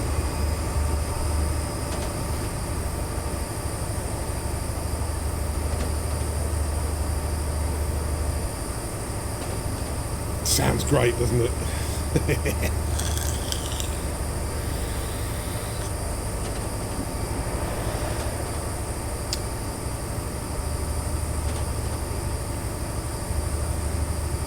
I can't remember how fast the old Deltic was capable of going. I know it did this route a lot. I think it was maybe up to about 110, I think. So it would be fun to give these to a drag race with hauling the same sort of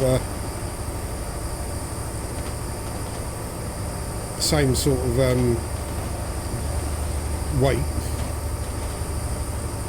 Right, first station we're going to come to, going full pelt. Well, not quite full pelt, but the engine's at full thrash. Is Chester Le Street. It's the brother of Pepe Le Pew. What the fuck am I talking about? Oh, here we go. There's this viaduct here.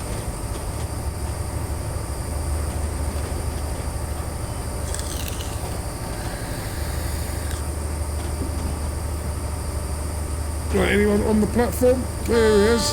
Hey, throw yourself off the cliff in a pile of snow. That obnoxious trains belting through and randomly sounding his horn for no reason.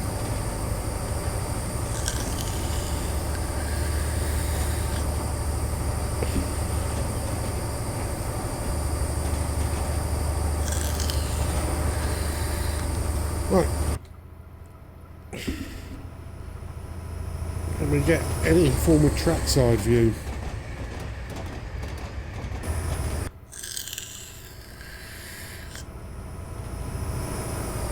Doesn't look like it, does it? We'll give it 4. See if we can get 1 out of 4. Hey, and there it is. Look at that. Belching smoke into the air. Take that up your arse, Greta Thunberg. Oh, and another one.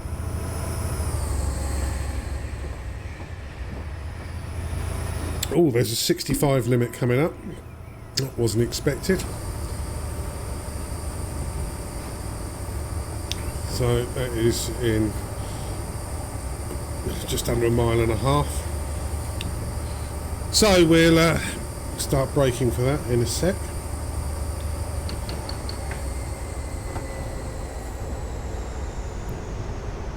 I'm about to go full service here.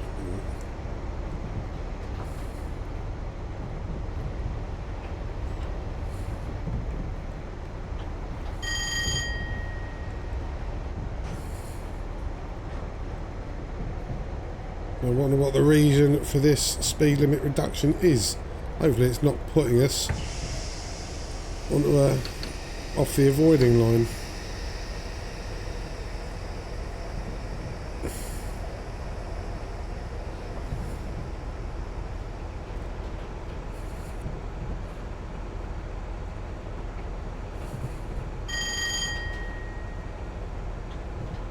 No station or anything coming up.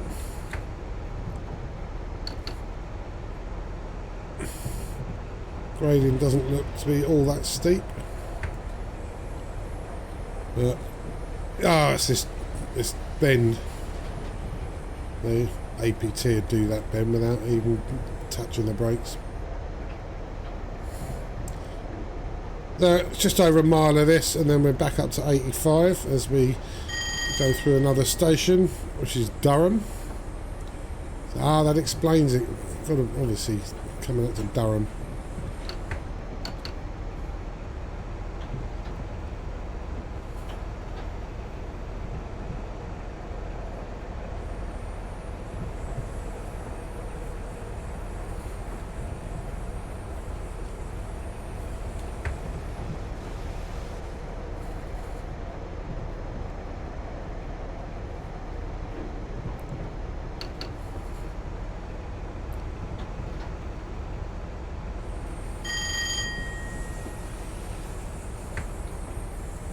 Obviously there's no avoiding route for Durham.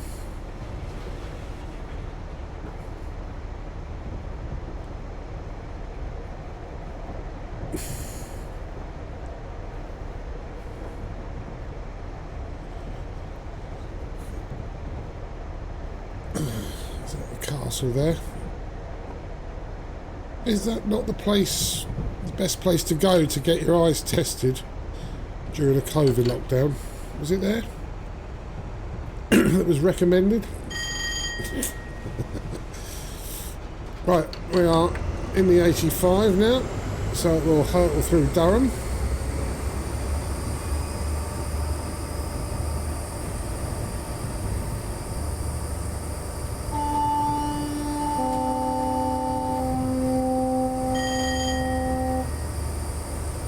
Thought that was an unexpected dual whistle there.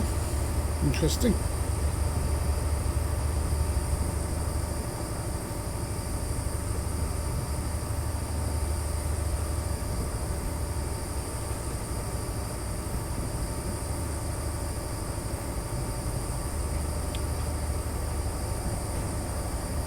Right, it doesn't look like we've got a 3-digit speed limit for a little while, so we'll just have to stick along at 85 for the foreseeable.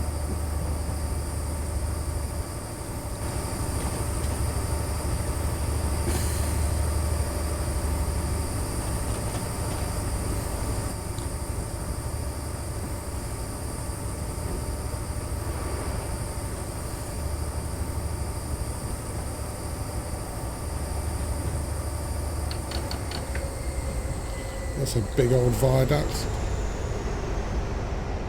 Look at that. I do love these old arched viaducts.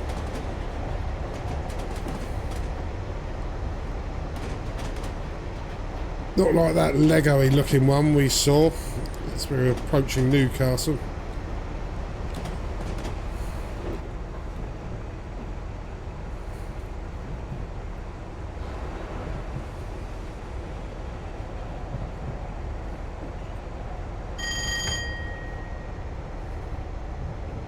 Well, it does look like we're on a bit of a downhill coming up, so we have to be careful with our speed. Although between notch 0 and notch 1 it's decelerate and accelerate still. And we have another speed limit decrease to 65. What a waste of a high speed train, eh?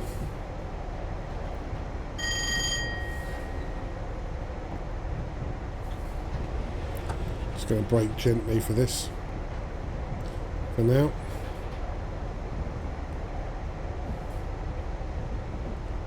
As it looks like this is the bottom of the hill, so I actually might have to increase that slightly.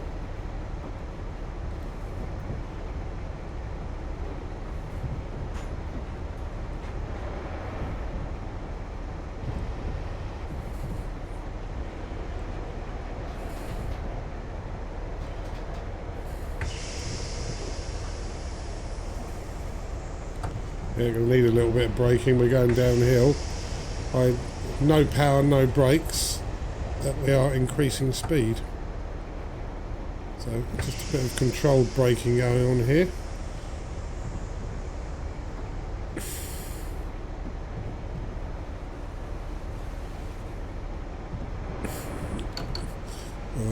We are now going uphill again, like a sort of roller coaster. And then we'll be back into 85.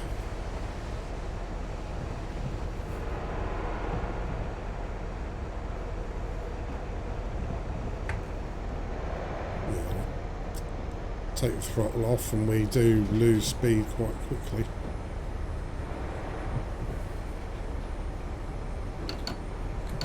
Yeah.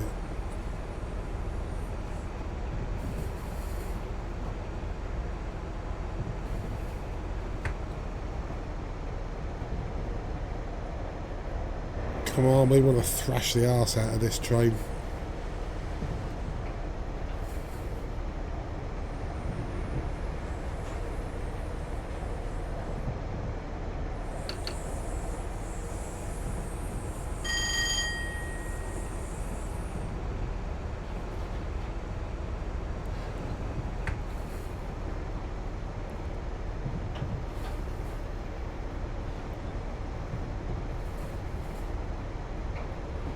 Right, 85.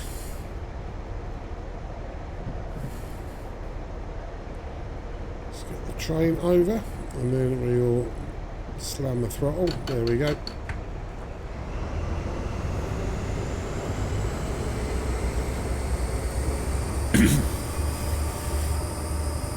Yeah, I'm trying to remember some of the stations of North Yorkshire, whether we actually go near them.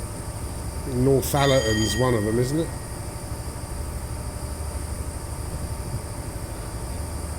I don't know if we go anywhere near that as part of the East Coast Main Line, because I know it's quite coastal, isn't it?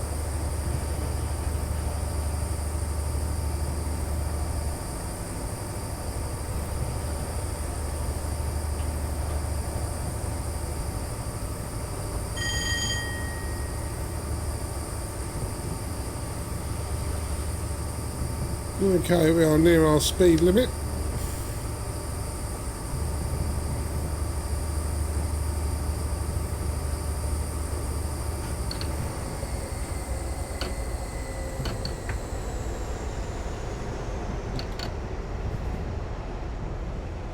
Fairly even ground, running 200.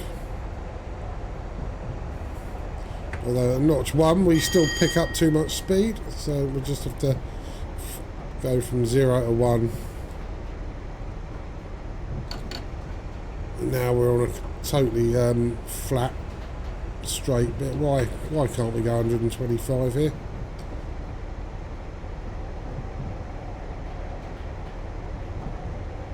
Look at this, like a snooker cue.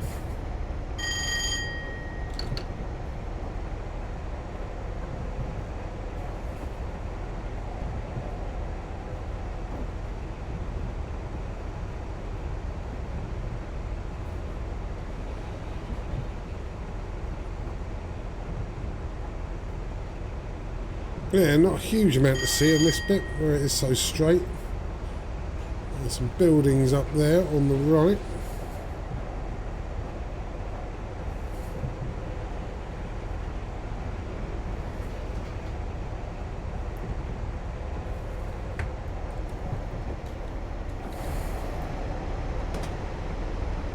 Yeah, up there, some buildings.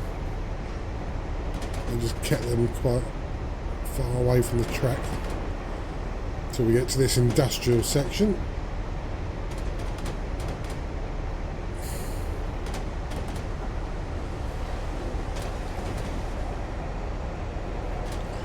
There we go, probably the justification for the 85 mile an hour speed limit.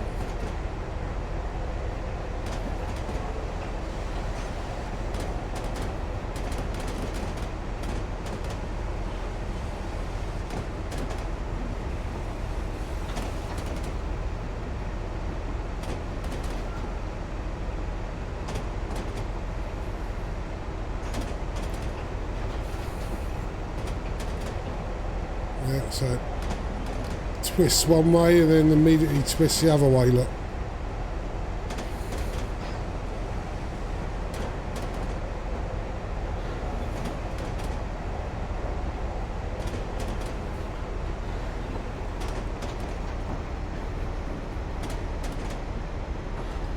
Oh, I'm going to smash into the bridge. Bosh!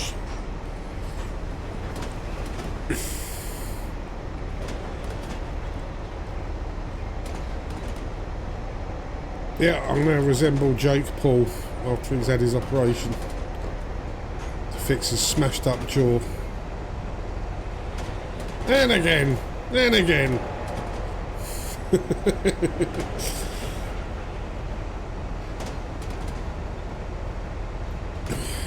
So these fields, yeah, so there's no water, is there?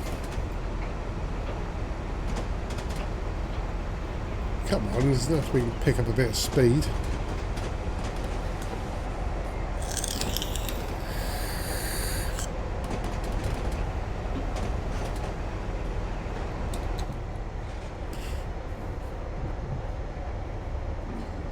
So we lose it pretty quickly, despite doing a slight downhill. Oh, look. Yet again, it's slowing down. Oh, I could have done this in a class 205.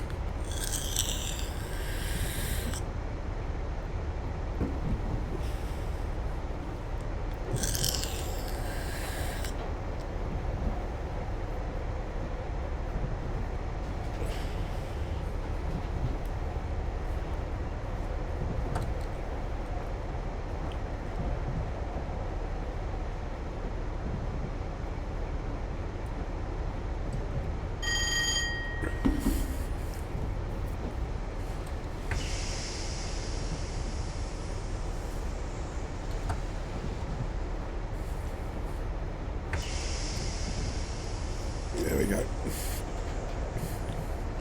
Braked a little bit early. It's better than getting a speeding fine.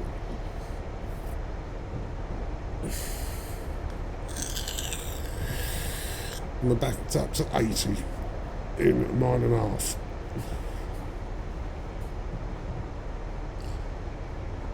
Some more scenery popping in on the screen.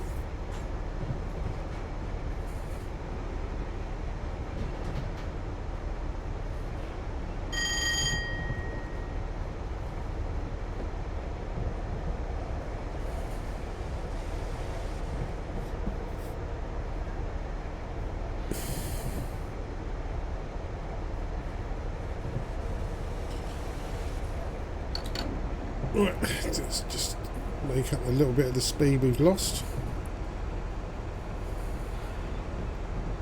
We're totally on a flat gradient now.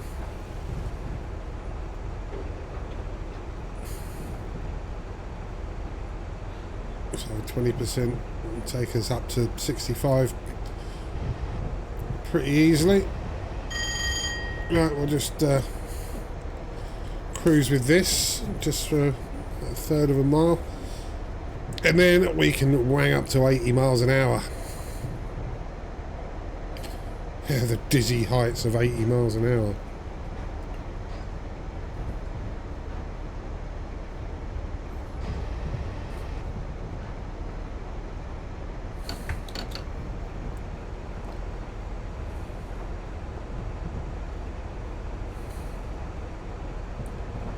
And there it is.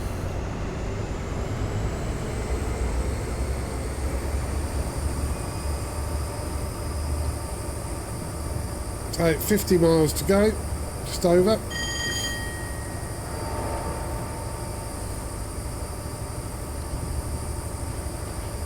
Which has so far, on average, been the slowest part of the journey.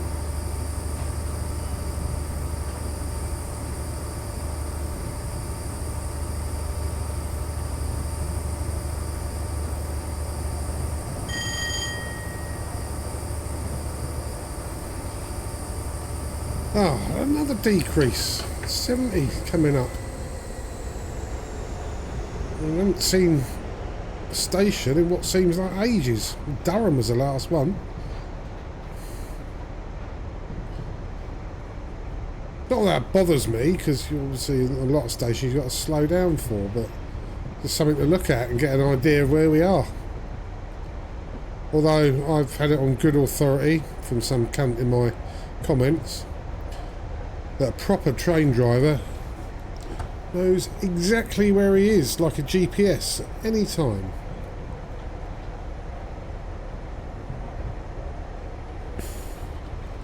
Which is very likely true, but it's just the fucking pious, obnoxious way he came across. So fuck him. And fuck his face, yeah?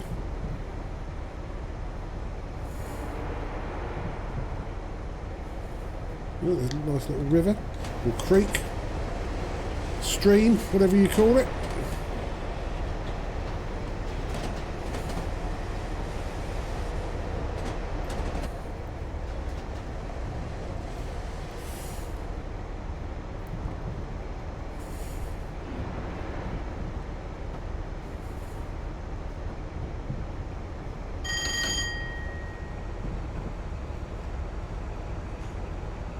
So yeah, I think, can't remember if I have actually even done this part of the route before. I don't believe I have.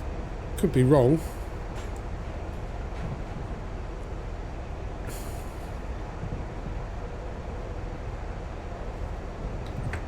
I know I've done, after we get to York, I've done the bit after that between Yorkshire and Peterborough.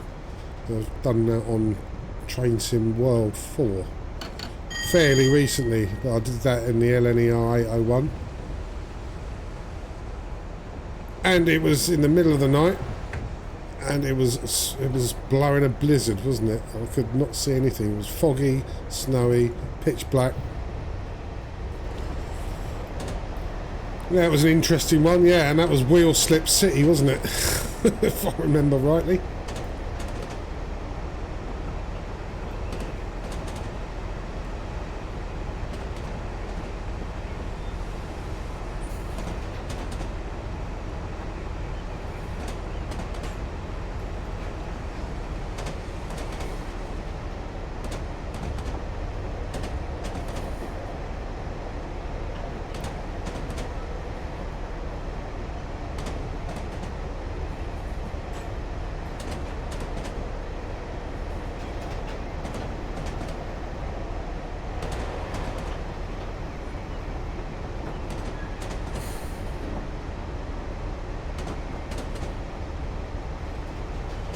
Right, 80 miles an hour speed limit coming up.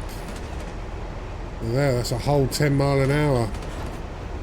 Hold on to your hats, everybody.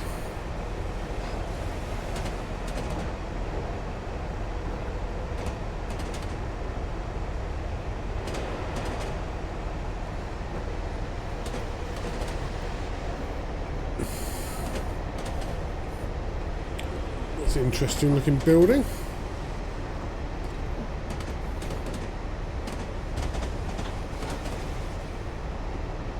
There's big metal exhaust pipe looking chimneys. There's another river.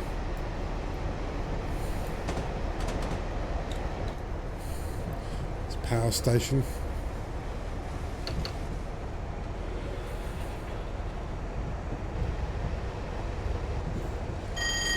Doesn't appear to be operating. There's no Greta Thunberg gas coming out of the chimney stacks there, the cooler chimneys.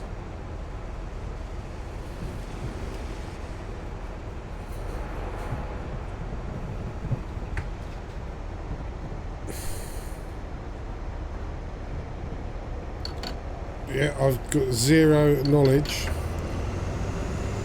of what that power station is, whether it's active, disused, got no idea. This looks like a major station here.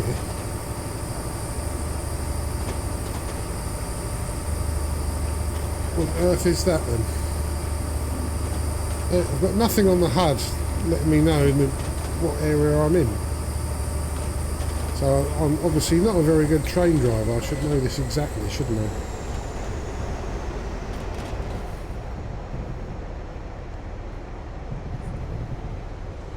Nothing to indicate whether I'm in the county of Yorkshire yet. I would imagine I am, being only sort of 43 miles from York, but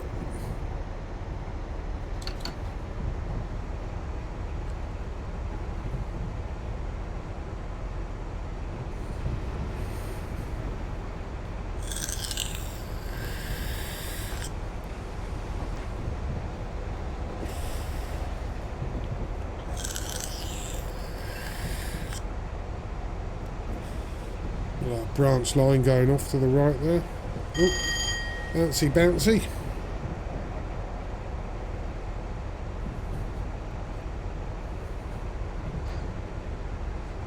Interestingly, we're losing speed here, and it doesn't look like we're going particularly steep uphill. And now we're gaining it again. Interesting.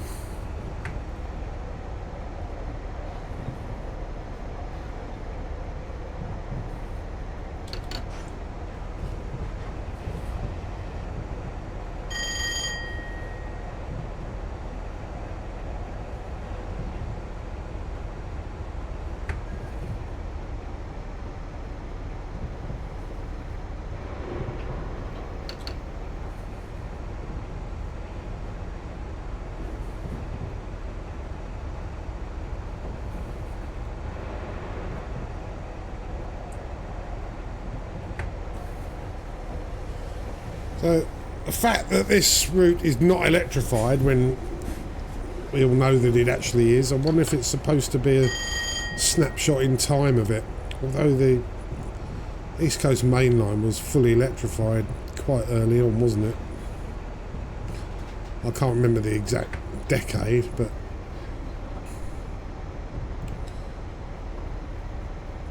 I'm pretty sure it was last century. That's over a bridge.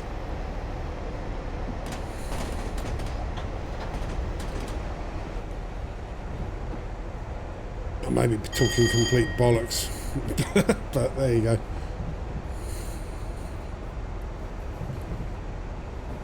I mean, obviously the Deltic did it under diesel, and so did this train.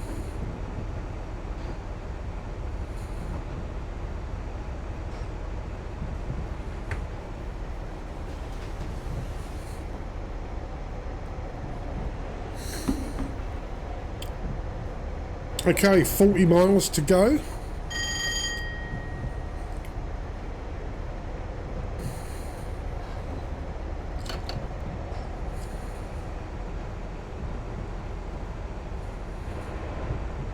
That station's going to bug me now. That looks huge.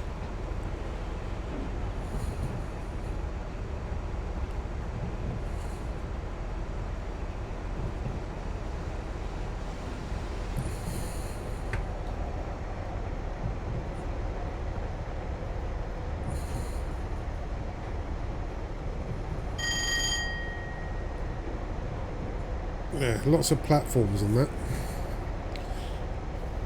And quite a few lines branching off.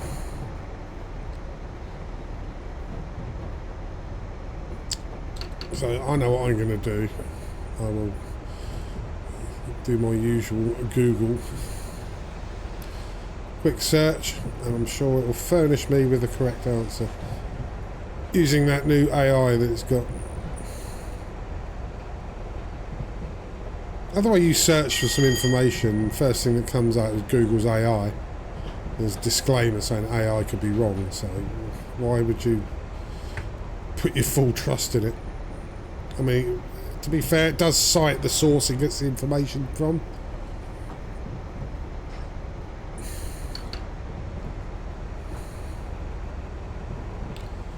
The AI is a bit of a double-edged sword. Because AI in data centers uses a lot of NVIDIA GPUs because it's much faster at doing the processing of all the information and indexing it and everything else like that.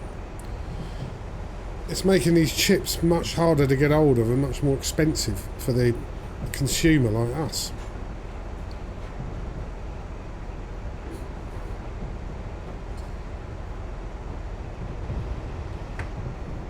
And then what happens if AI just sort of, the bubble bursts, you know?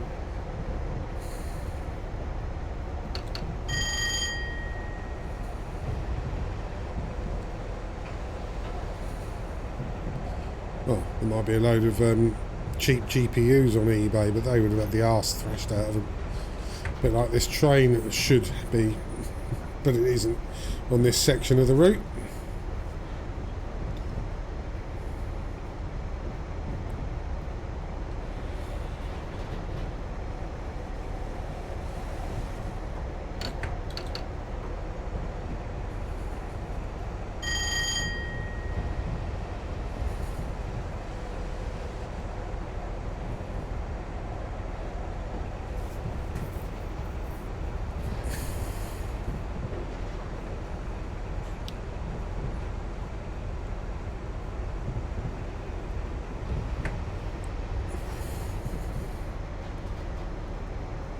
So, is this route, part of the route, really this slow in 2025?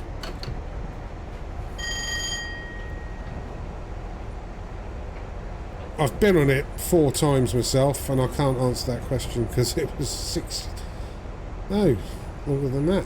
It's 8-9 years ago.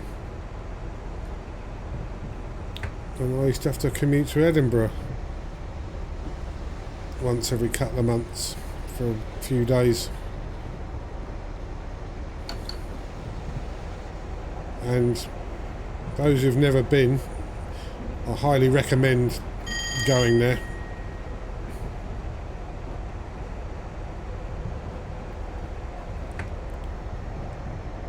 I stayed in the Holyrood area. There's a Premier Inn.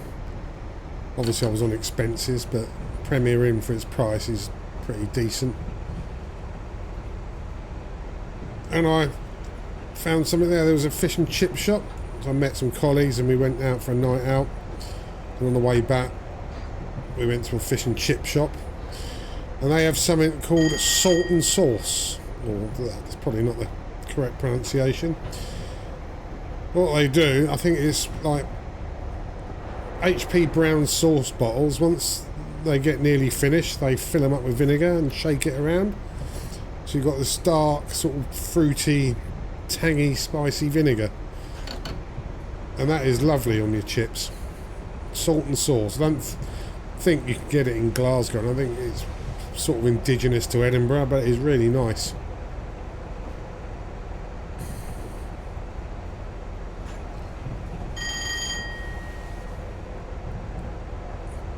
So with it being winter and snow, it's very hard to tell if that's water around near us there. I don't think it is. I think it's just snow-covered grass.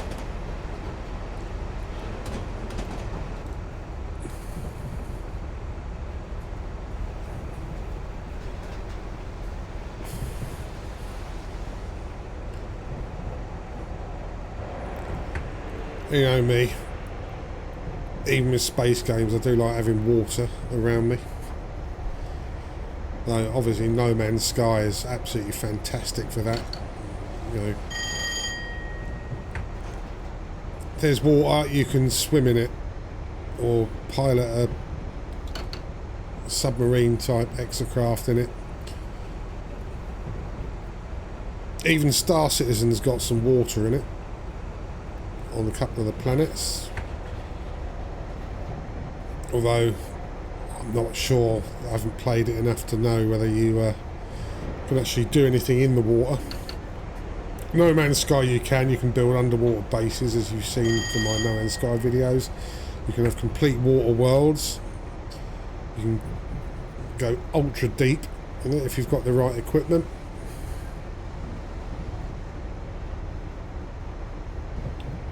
X4, Elite Dangerous, no. No water at all, apart from buying it at the bloody commodity trades shop. Right, Northallerton. Yes, I had a feeling this was on this line. So at least I know where I am. We are in Yorkshire.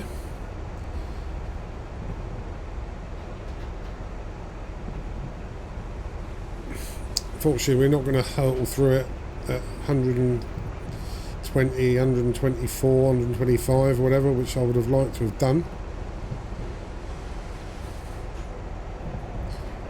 But nevertheless, we are in Yorkshire now.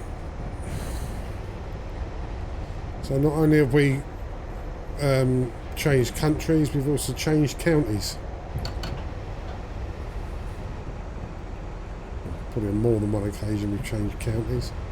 Not too hot on the counties up north. There we go.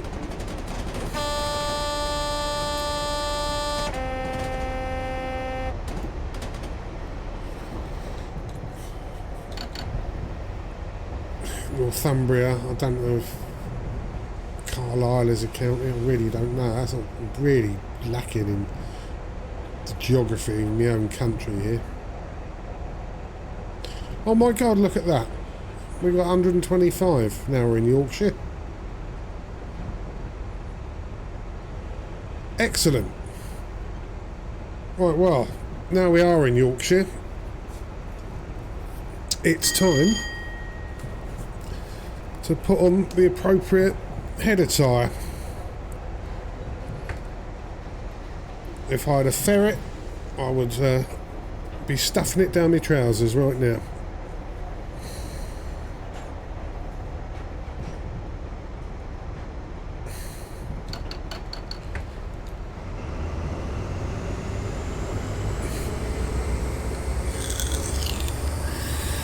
That's good, right. Let's get that diesel engine working. If you listen to it with the earphones rather than the monitor speakers, you really can hear the bass.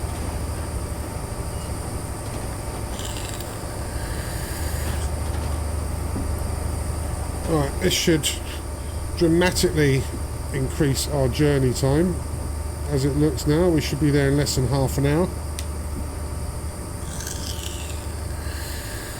Good old York, they do have a big railway transport museum there. I've never been to, it is on the bucket list.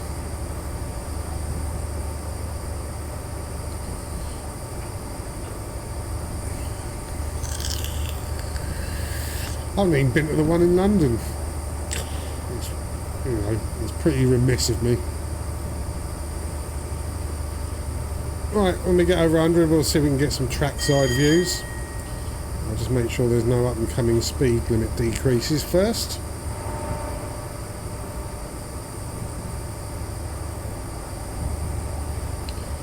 There we go. Ah, straight into trackside. It's a great place to lie, isn't it? Right on the rail of the East Coast Main Line. Yeah, safe as houses. There's 2 on the trot.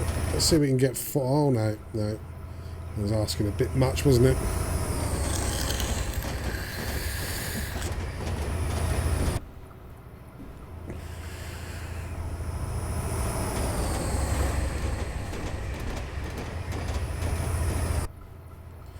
Ah, we got one. 106 mile an hour. As I lie there videoing it with my head on the rail. Well, not in this case, I'm actually a safe distance away.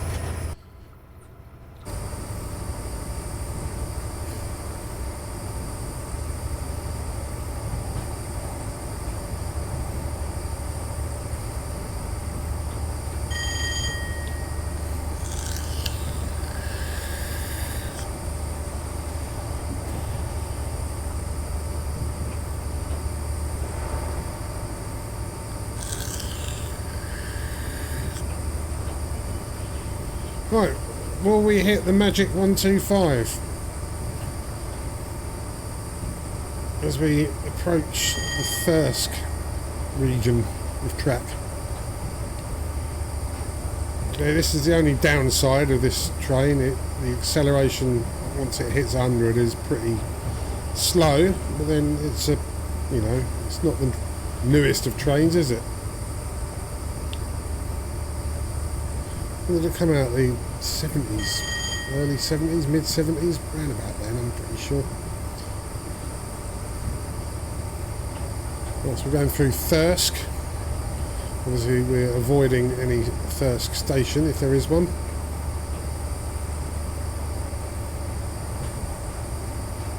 See if there is one anywhere. What have we got coming up down there? Is that it? Looks like it is, so we are totally avoiding that.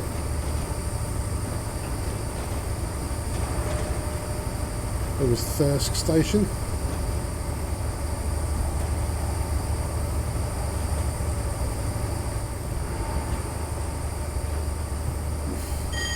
Well, we will hit 120 in a second.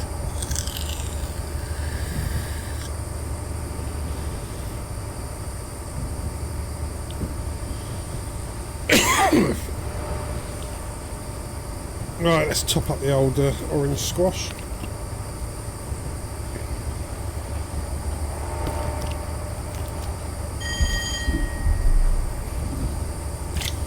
Yeah, Intercity 125. I should have called it 125 with a tailwind.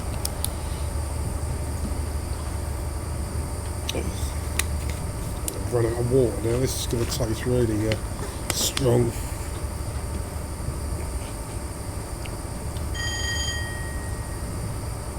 Yeah.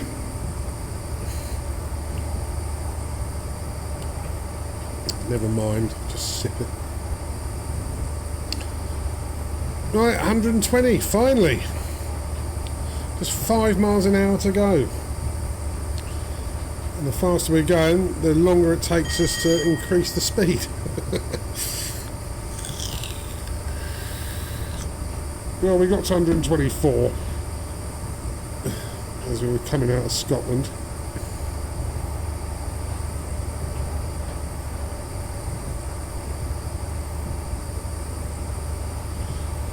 So we left Edinburgh round about, it was about a minute after 10, wasn't it? So it's now 22 minutes past 11. So just under 2.5 hours we've been driving so far, not bad. I'd say we've probably got about 2.25 hours to go, maybe. Well, we are stopping at more stops. I checked on online, so if I was leaving Edinburgh tomorrow at around about 10ish, I'd literally be stopping at Newcastle and York, and then straight to King's Cross. No mincing about at Peterborough.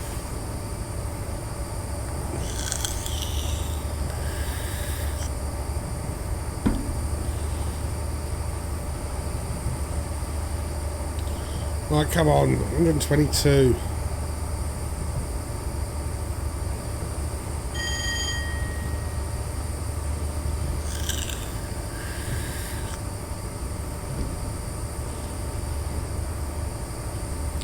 And 23, 2 to go. Oh, we've got a bend. Friction's going to slow us. Well, not slow us. Sort of slightly decrease acceleration.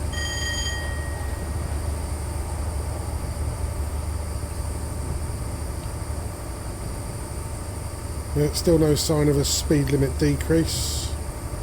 Let's see how our luck goes with this.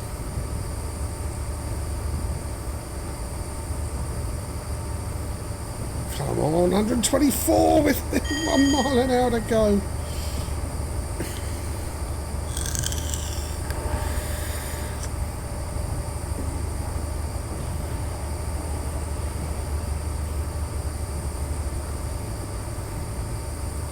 We've got to do it, come on. Rocking the train forwards like that. Just try and get it to pick up more speed.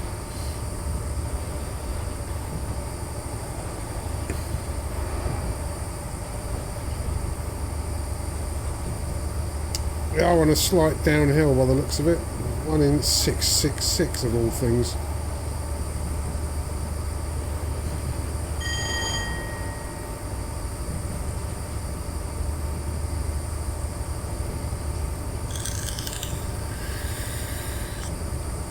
Another bend. Go on. Don't want any friction. And we've done it! We are at 125.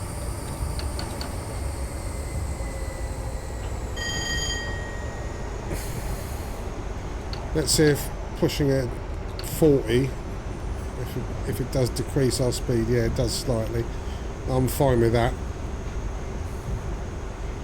I mean, getting a speeding error in this thing, going 126, is more of an achievement than a penalty. But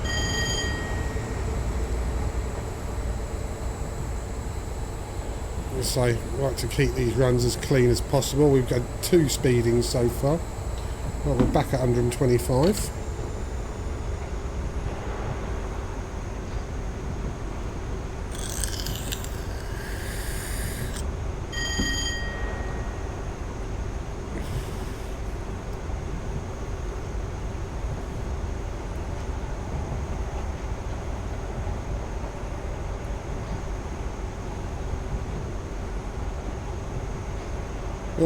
We'll sort of keep it 124 to 125 because it's very hard to see the decimal points. Well, hard, it's impossible, it's just not there.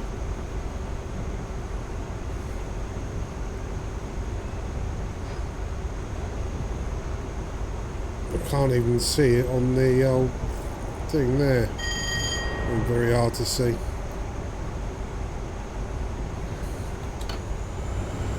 I want a completely flat gradient now. So let's see if we can get some trackside, us going maximum speed.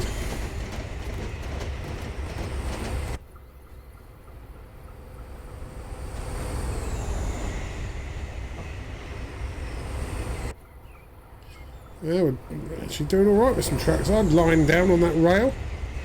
It's quite a useful pillow.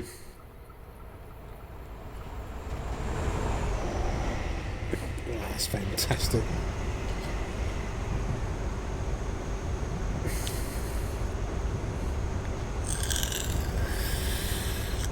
Right, well, we're only 8 miles from York. Now we've been doing this speed for a prolonged amount of time, which is even greater. So, let's be on the lookout for the inevitable speed limit decreases.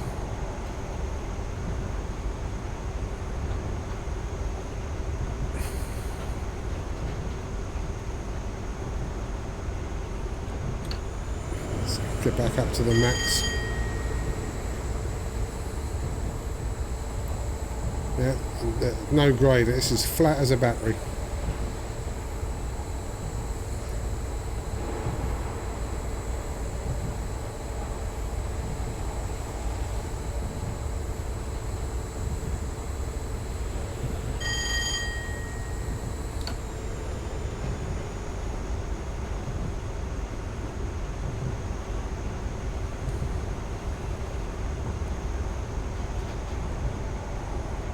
Yeah, we are absolutely tearing through these miles.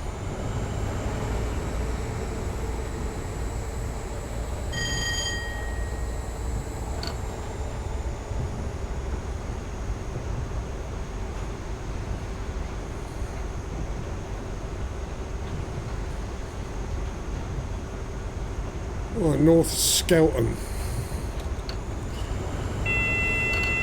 Oh, right, we've got a 50. So that is in a mile and a half, so we do really need to start putting those brakes on. Jesus, it did not give us a lot of time to slow down at all. We have to go full service here.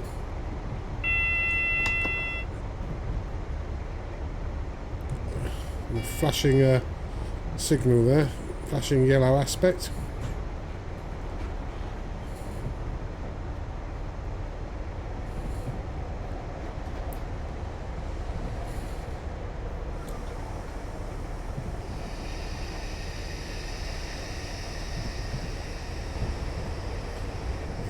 Ease off the brakes a little bit.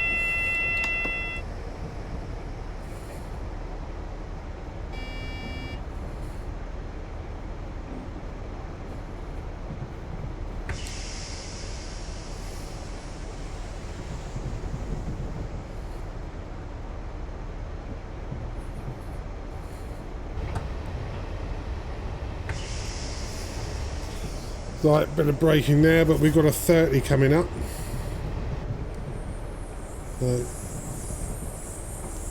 Okay, let's just wobble around that those points there.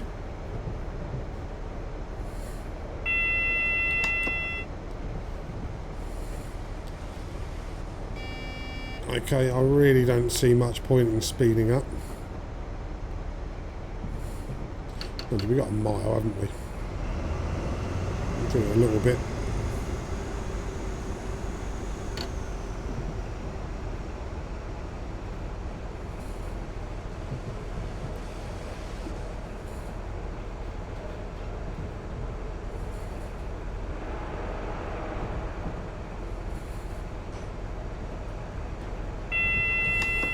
Yeah.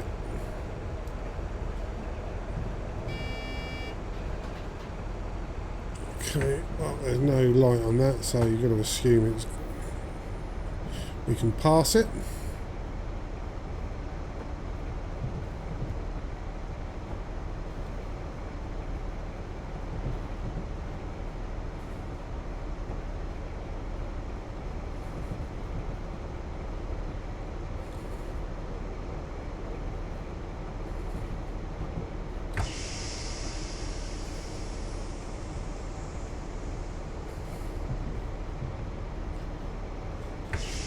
Right, no need to go too mad on the brakes. I presume we are going over these points here.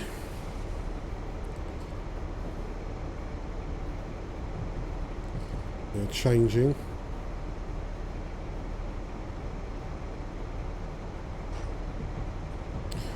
Or maybe not actually, maybe we are going around that little chicane here. Yeah, we are.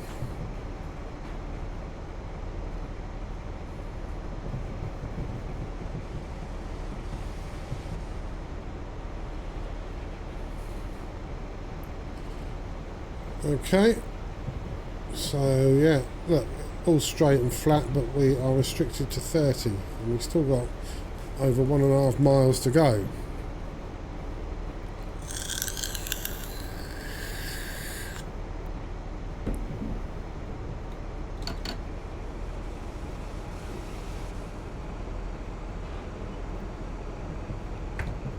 So, but the signals are green. Now, I don't know what that means on the HUD there. Looks like the recycle sign.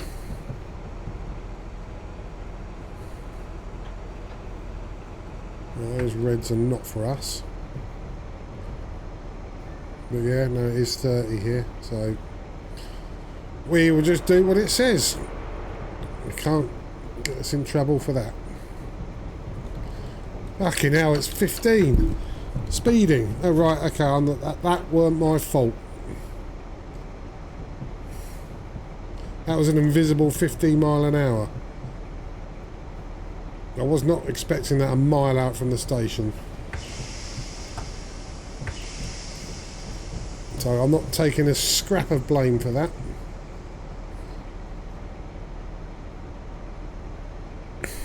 Well, it didn't derail me.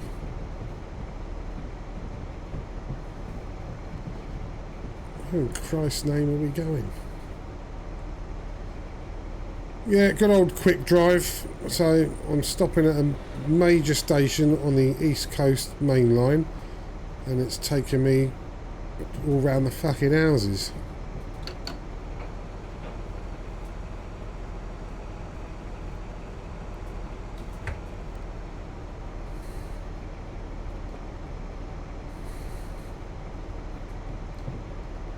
Yeah, I don't remember this when I was coming home from Edinburgh.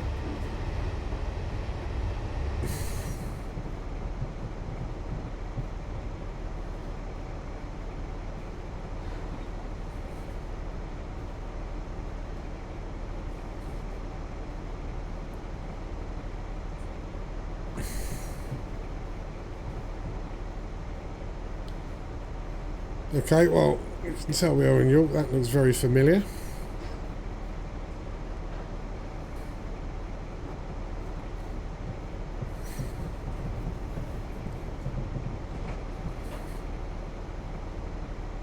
Still not got the platform on the HUD yet, which is interesting. Why couldn't we have just stuck on this bit here? Why is it taking us all over the place?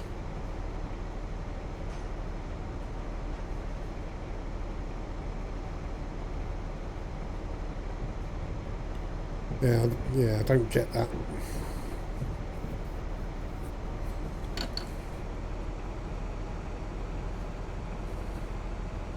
We're a high-speed express train. Why are we going this way?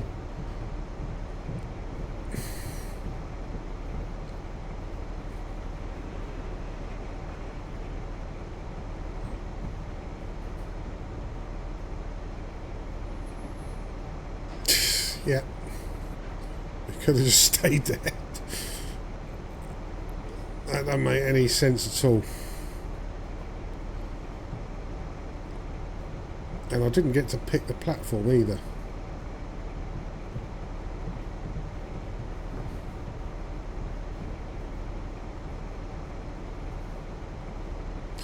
Okay, we're half a mile.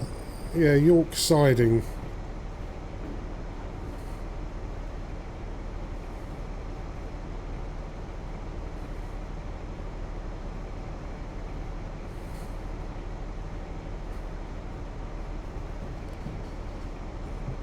Did I make a complete bollocks up and choose York siding? I really don't think I did, but never write off the possibility that it is a massive fuck up on my part here.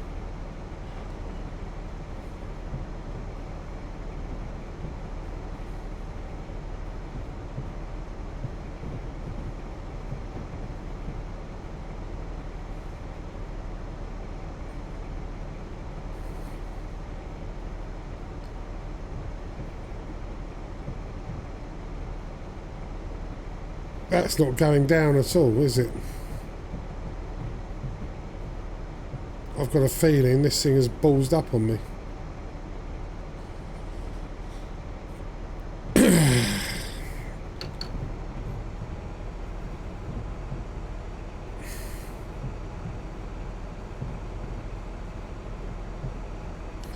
Yeah, that is not going down at all, so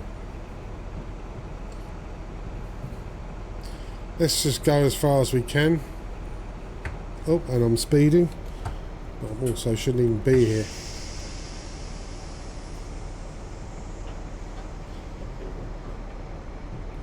Where is it going to take us?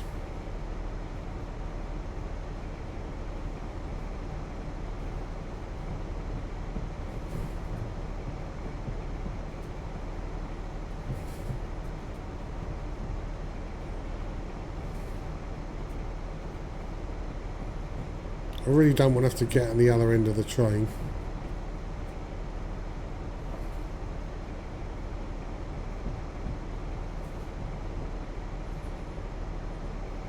Yeah, I don't think there's anywhere to go after this. I think we'll be hitting the buffers.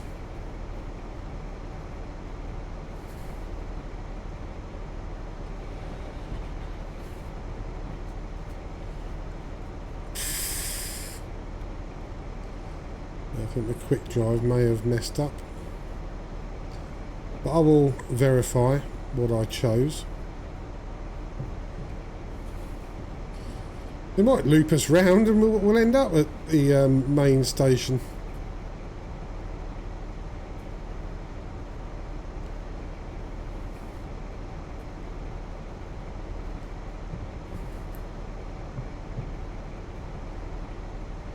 So we are running out of places to go. And I'm running out of fucking patience as well.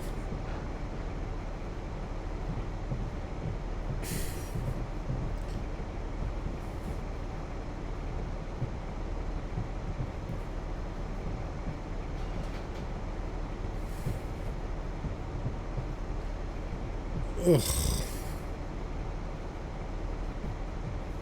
Well, at least we're getting to have a little tour of the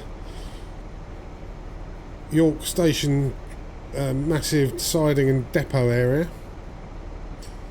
And look, we've got a red signal now, so we are not going anywhere. So what I will do, I will stop here at this signal.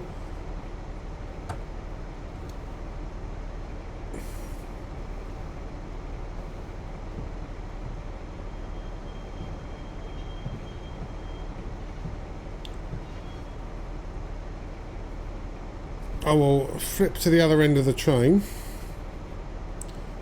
if I can remember how to do it. Let's just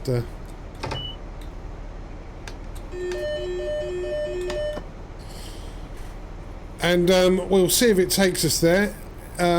What I'll do, if it's not successful, I'll jump cut and move us to York Station. Right, so through the magic of video editing, we have been craned onto the actual platforms at York. So yeah, we yeah, I still can't explain what happened. I have no idea why. So yeah, but here we are where we should be, at York, instead of over there somewhere in the middle of the sidings. Okay. But what is good, the weather seems to have improved a little bit while we're being airlifted. Let's just wait for everyone to get on. So yeah, our next stop on the route will be Peterborough. So let us get going. So we're in a 15, of course.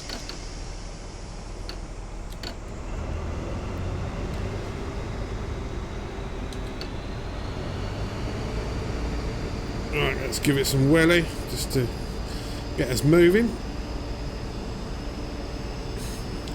So we'll be going into a 30 zone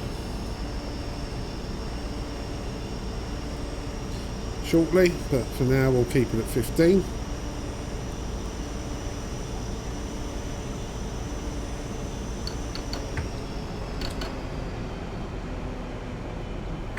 Just as we get over these points.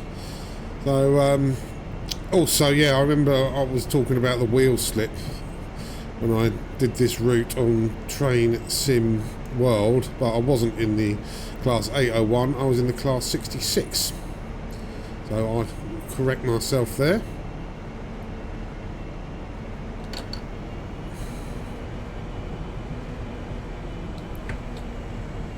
So is this, that's, could be one of these. I'm not sure though, because I don't have it in that livery, so yeah, it could be this. It is a diesel. 73, is that one? Oh, we can do 30 now anyway. There we go, look, we're not getting any wheel slip here.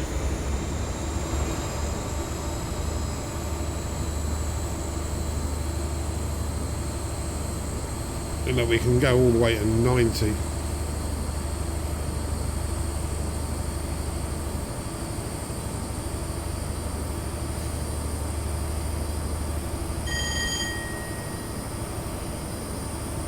There we go. So yeah, full whack. And look, not too long we'll be in the hundreds though. I think we'll probably only be doing about 50, 60 by the time we get to that. But nevertheless, we can do it. I mean, yeah, the Newcastle to York part of the route wasn't the fastest, was it?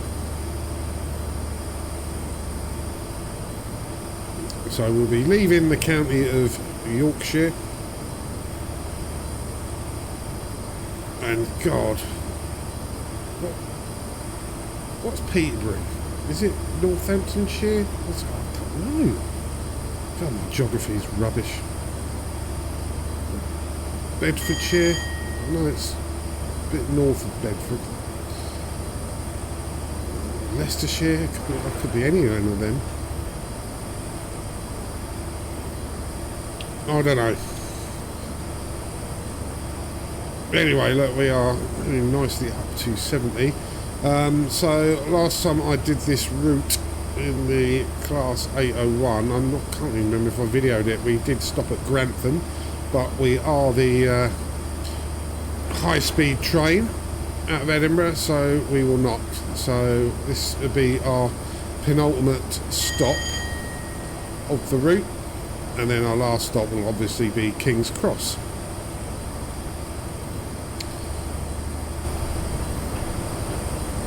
Oh look, we've got some electric cables again now. It's nice of it, isn't it?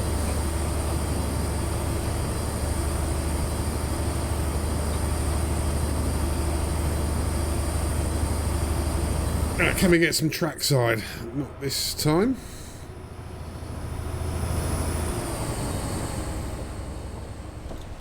Ooh, we have an AWS alert. Now, is there a signal? Let's just drop that down for a minute.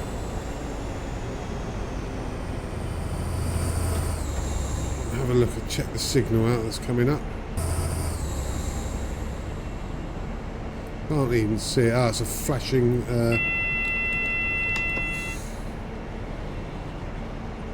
so, right, yeah, we've got 45 coming up, that's why. In a mile. So we're obviously changing on some points. I hope we're not going into a siding.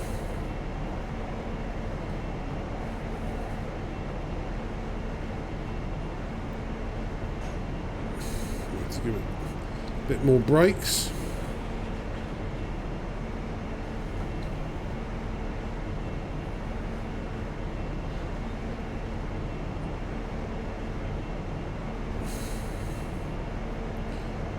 I think we'll be alright now.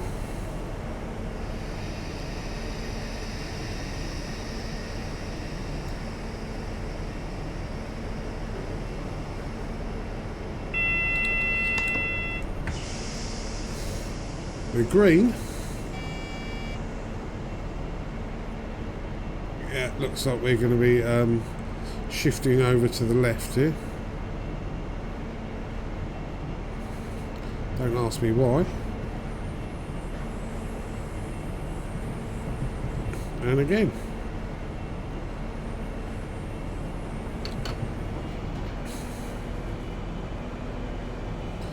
Okay.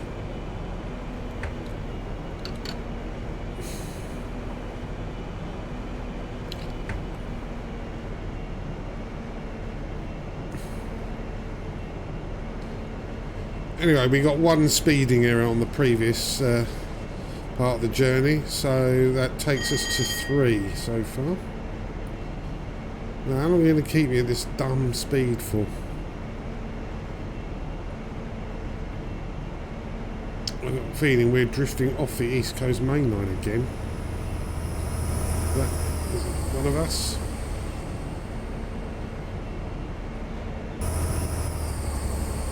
Yeah, seems we are.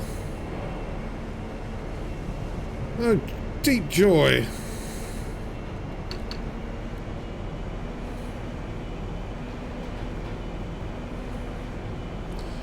Well, we're back in the 125 zone. So are we still on the East Coast main line or not?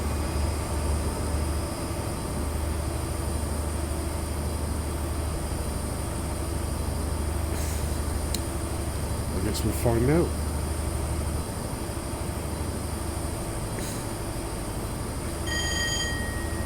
Well, we can go maximum speed, so that's really all that matters. So we're going to get there in about an hour and a quarter. Which isn't bad, because we're doing over 100 miles.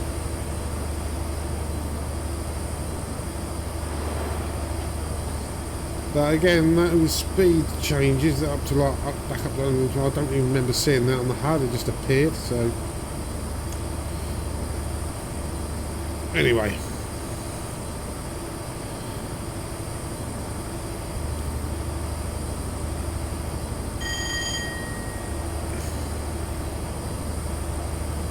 I wonder where that other route was going if we just stayed on it. Interesting, isn't it?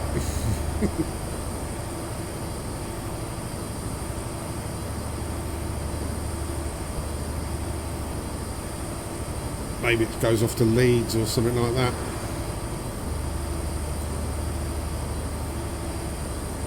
Well, as far as I know, we are still in Yorkshire. There's no stations anywhere near us at the moment. But yeah, I really am quite impressed with the braking on this thing. Was trying to remember when it was the Class 43 was brought into service. I think it was actually, I thought it was early to mid 70s. It was actually 78.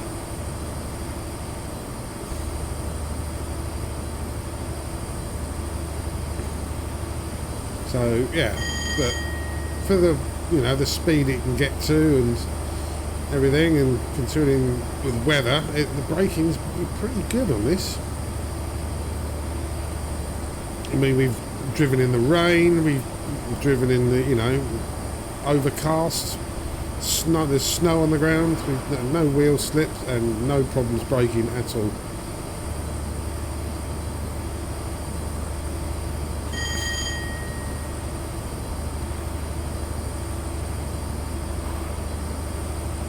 I don't know if you've been watching Luke Hoser's stream. He's currently about halfway through the Behemoth Run that I requested, which is to go from the most southerly station in the UK to the most northerly. So he's started at Penzance and he's going right up into the top of Scotland somewhere. I can't actually remember the final destination.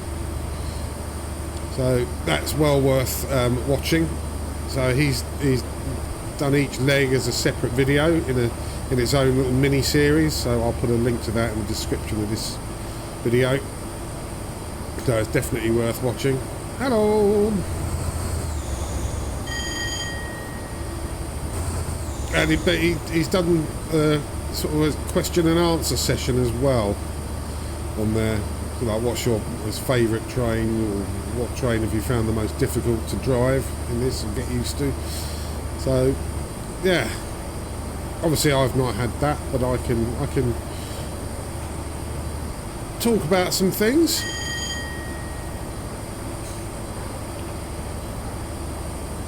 Like, what is my favourite train to drive? Train Sim Classic. This has got to be one of them. I'll tell you what, this has been so easy, and I mean, it doesn't quite get up to 125 as fast as I'd like, but for its age, it's pretty good. So I like this one. I do like the Deltic. I like the sound of it, and it does perform pretty well. Not quite as well as this, but yeah, and it's just an iconic looking train.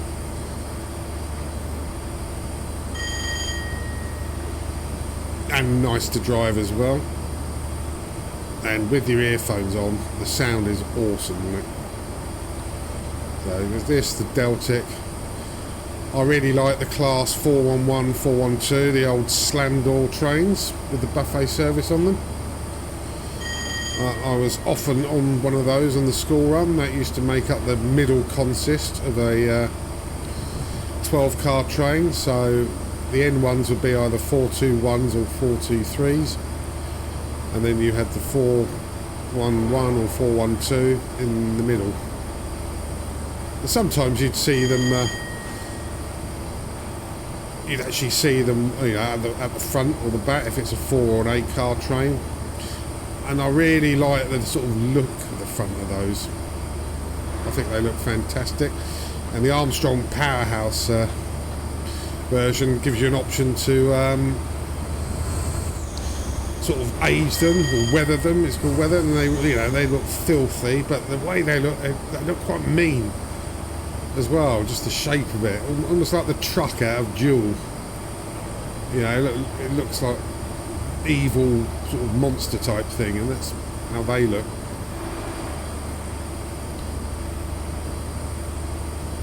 I remember as a kid waiting at a station, and one came through. He wasn't stopping there, it was the fast train, and as he went by me, he did what I like to do. He blasted the horn, and it made me want to run away. So yeah, I felt like Dennis Weaver in his little red Plymouth being chased down by this great rusty metal hulk.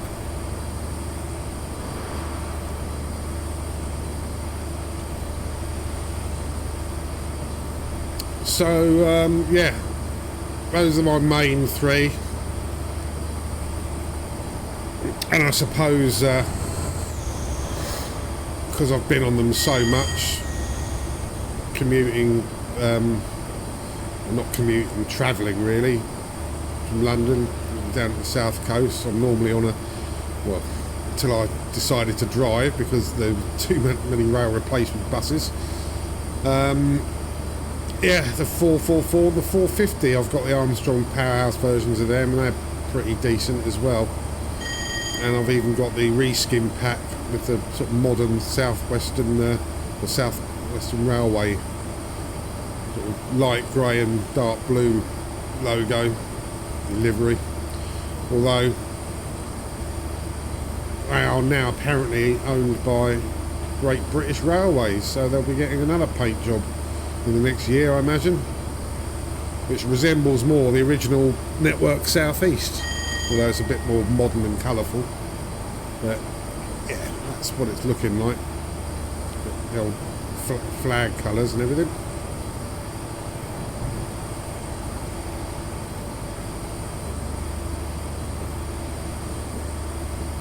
And what do I hate? I don't hate the train, really.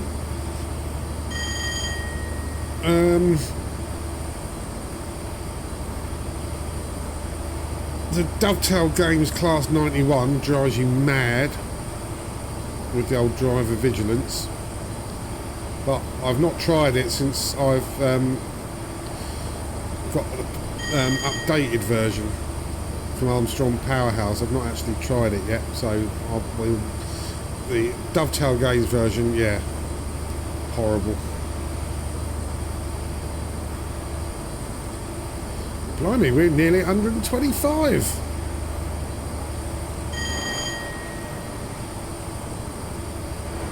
The Class 205 is not a great train to drive because its performance is just rubbish, acceleration and braking, but I like it because it's iconic.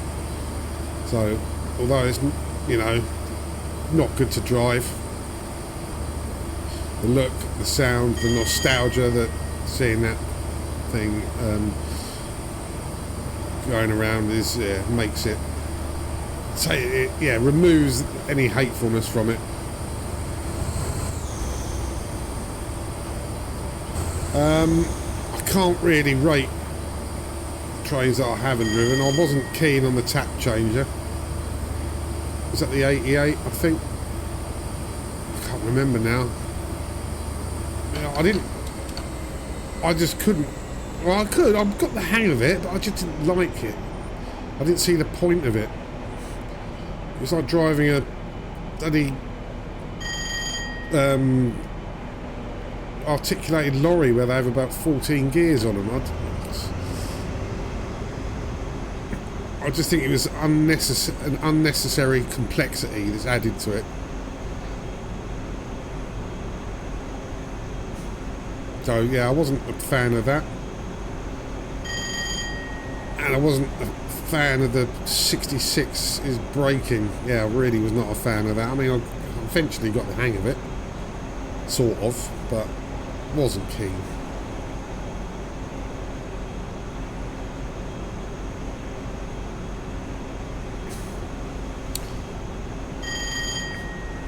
I mean, there's one that I already hate the look of, which is the old Pacer, which I don't have, but Luke Hoser has, and he's done a video of that. It's just a cheap, crappy little commuter train, and I know, yeah, it does what it says on the tin and all that, but I just don't like it. It looks shit, and it looks like it stinks of piss, that train. It really does.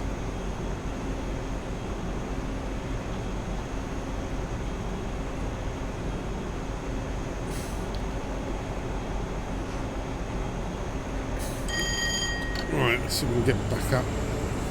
We're on a totally flat gun barrel straight part of the track here, and we're down 85 miles to go. We're getting through them. Our ETA has dropped, okay, so it's less than an hour. Oh, is that a class I don't know, I'm so bad at identifying trains, as you know. That looked like it could have been a 66, but I could well be wrong there. I'm sure I will be corrected.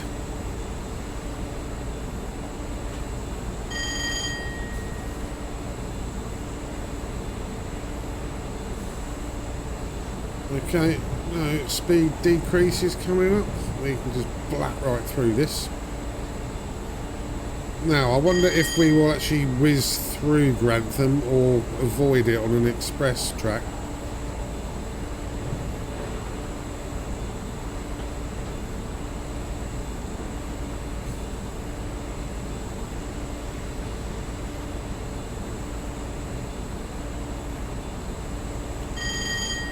That was interesting, those... Remember we slowed down to 45 for those points? I think that was because of the platform we started on in York.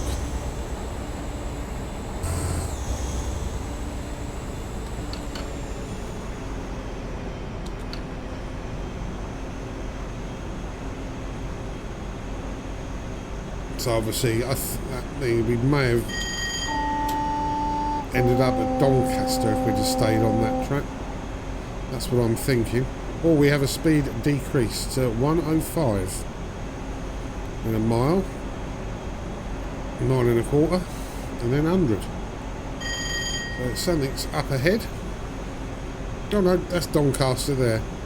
So yeah.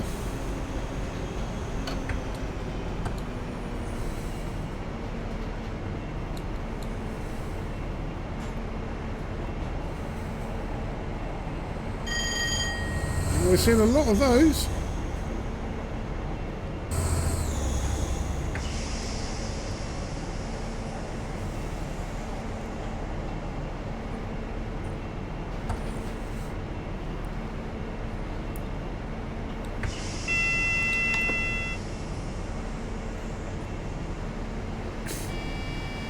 Yeah. So yeah, my Train Sim World route, we started at Doncaster.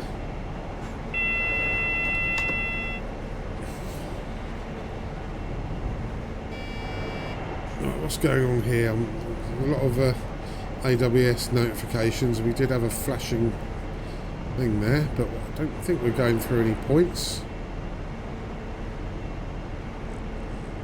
There we go. Well, the signal's green anyway now, so I think we're good.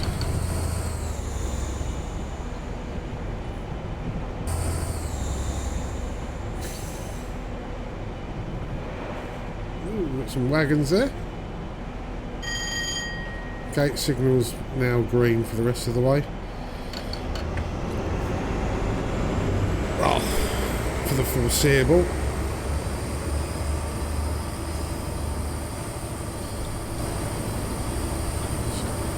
So what's that Doncaster back there?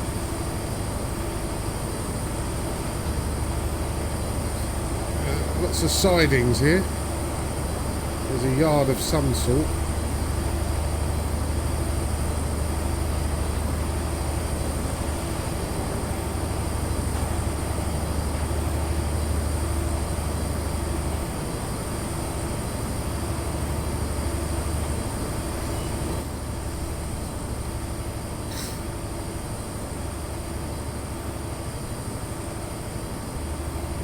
Okay, right, so we're back on, and we're back in 125. What was another thing that Luke Koza discussed on his, he was on about what he hates when he gets public transport. He mentioned people using their phones on loudspeaker. Well, obviously, yeah, that is a fucking inconsiderate, selfish cunt behaviour, that is. On your phone on speaker, whether you're talking to some cunt on the other end or you're watching Instagram videos or something. Yeah, don't want to listen to that shit. Another one of my hates is when somebody's sat near you is eating really smelly food. Fucking hell, because those trains nowadays, you can't open the windows.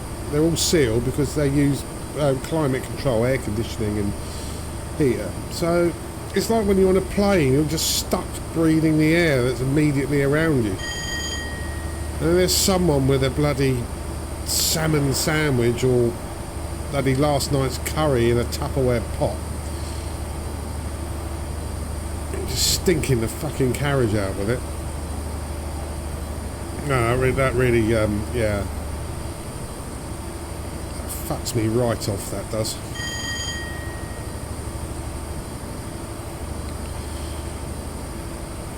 And, I mean, this is going to sound a bit blanket.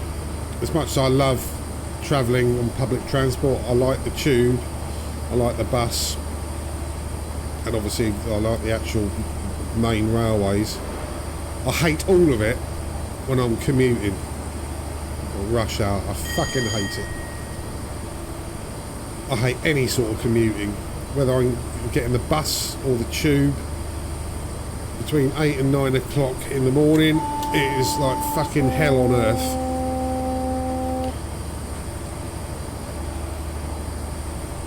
And some of the entitled fucking cunts that was there, like, obviously you're on the escalator and you're standing over on the right if you're not walking up it, but then there's somebody I was walking up the right, but I wasn't walking fast enough, and this woman behind me says, "Oh, excuse me, come on, you're blocking me." And I was going up it. What are you gonna? Why are these people hurrying? When you get in a tube, there's one every couple of minutes at rush hour. What's that 2 minutes? Are you that fucking important that you need to save a minute or two on your travel? So I just gave her a withering look and didn't move. Yeah. Oh shit! I am speeding. I didn't even notice that there was a reduction there. Oh well, that's number 4. Yeah, I was too busy ranting.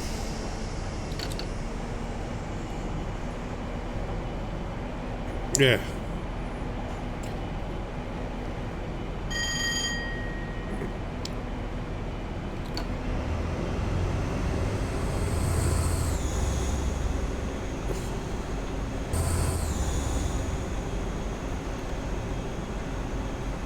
Yeah.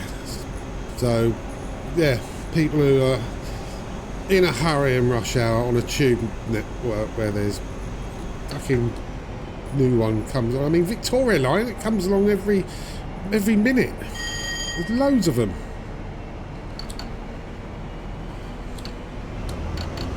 Right, okay, we're back at 125. When I'm ranting, I'll try and keep an eye on the HUD.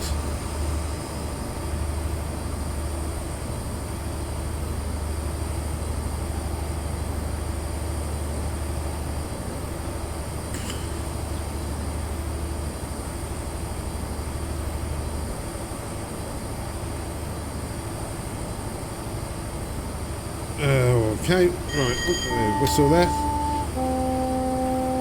What else pisses me off? Oh, those badges that say baby on board. So yeah, everyone has to know that I'm pregnant. And everyone has to, you know, give up their seat for you, or whatever. I mean, you fucking decided to get pregnant.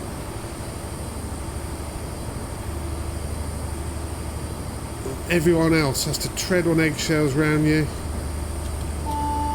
give up their seat on a packed train so that your baby doesn't get too stressed.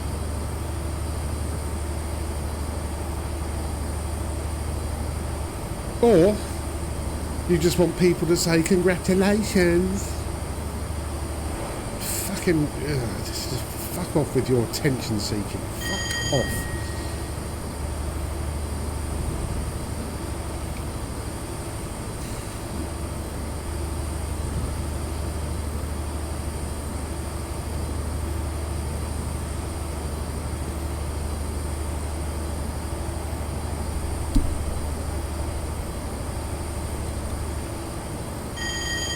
Right, anyway, I feel better now for that. How are we doing? We've got to be out of Yorkshire by now. There's just... I've seen nothing really remarkable. Mind you, I haven't been paying much attention. I mean, yeah, as was pointed out by Lucosa, doing this same section of track the other way, most of this part of the East Coast main line is just either 2 or 4 tracks and just nothing but trees and fields and fuck all nothing around. And he's not wrong. It's just nothing.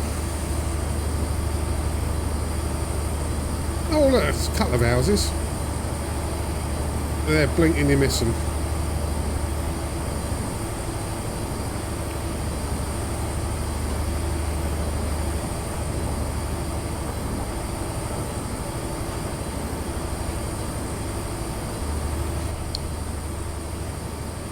Yeah, although I wouldn't mind living in a sort of remote house like that one there, because then you haven't, you know, you don't have neighbours. And I don't want neighbours. I mean, I don't hate neighbours per se. I just don't want them living next door to me.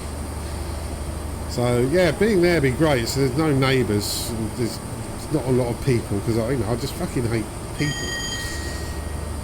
Oh, 120 coming up, so we'll just cruise. That should take us safely down to there.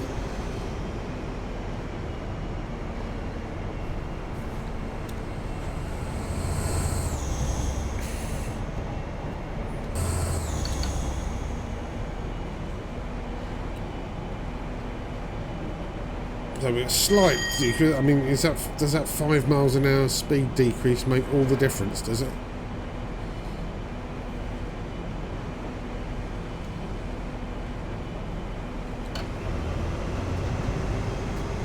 It looks like, oh well, there's some twisties going on here. What station was that? Oh, I missed it.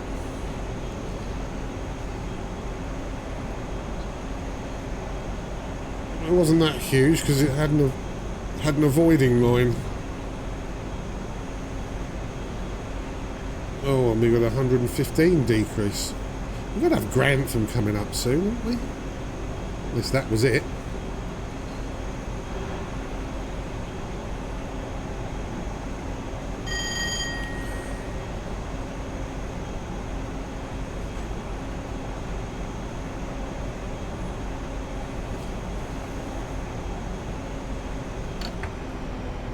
Right, let's we're on a 1 in 200 uphill, so we might not require adding some wear and tear on our brakes.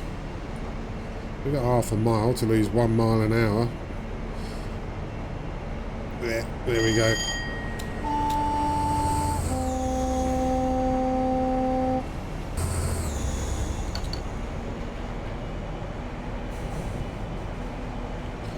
yeah, a few points and things like that here. But no, we're back to being completely and utterly straight. There we go. Well, we got 125 coming up. Okay, we're going to be there in 40 minutes. So ATA has been going down.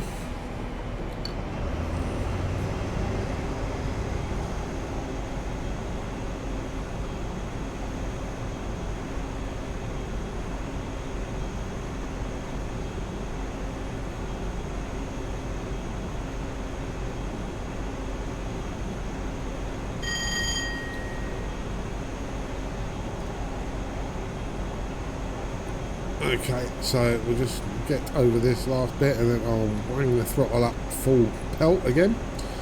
And let's get back up to our maximum speed. Oh, a bit of snow here. It feels like I'm doing the bobsleigh.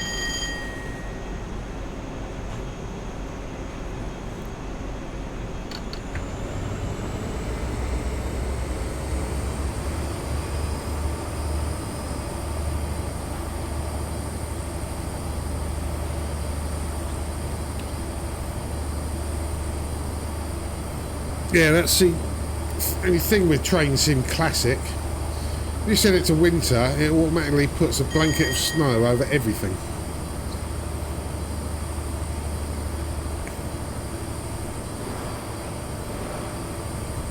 Okay, and most of us from the UK, especially in this, you know, the southern part of the UK, seeing snow like that is like rocking horse shit.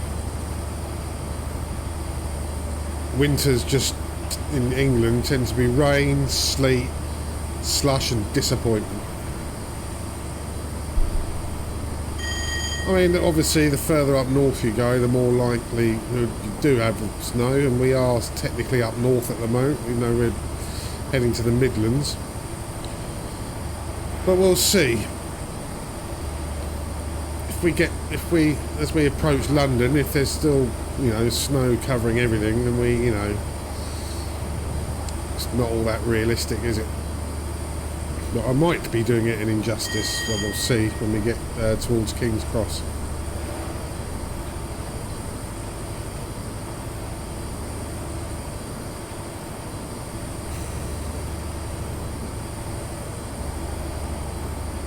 Alright, let's see if we can get a trackside view of us going almost full speed.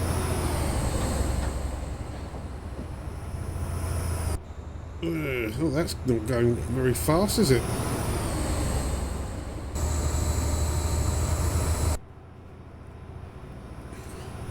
Yeah, that was pootling along.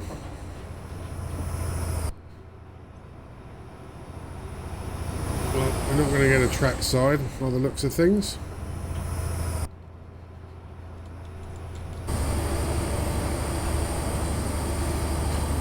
That's about as close as we'll get.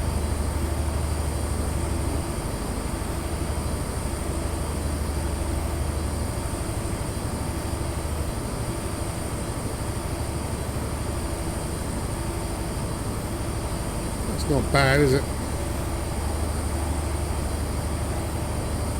Yeah, fantastic train.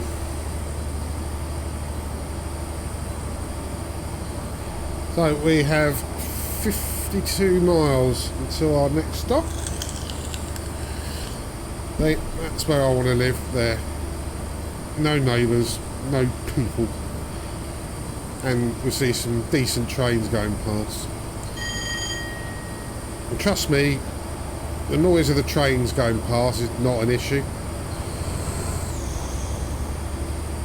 I used to live right by the main Waterloo track, literally right on top of it, and after a few days you just don't even hear them. And I've had the bloody Orient Express go past, and I heard that. You can scarcely not hear that. But yeah, when I lived in Vauxhall, and it was right by the track, by Vauxhall Station, at track level as well. I was on the second floor, I think. So I was at track level, and that's Obviously, that as you're going into Waterloo, that's when you're changing points and everything, and it squeals and. But yeah, you just completely zone that out. Where I live now, I'm right on the flight path for Heathrow, runway 27 left. No, 27 right, I think. But they literally go right over the top of my flat, and the other way when they're going to City Airport. And yeah, I don't even hear them. I've had people around who go, "Oh Christ, how'd you put up with that?" Put up with what?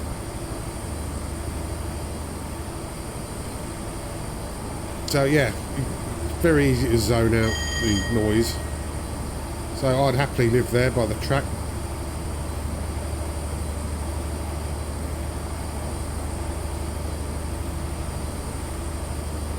As long as Amazon and Uber Eats and everything else delivers to there and the supermarkets, I'm fine with that. And the internet's got to be decent, and that's it. Ticks all the boxes.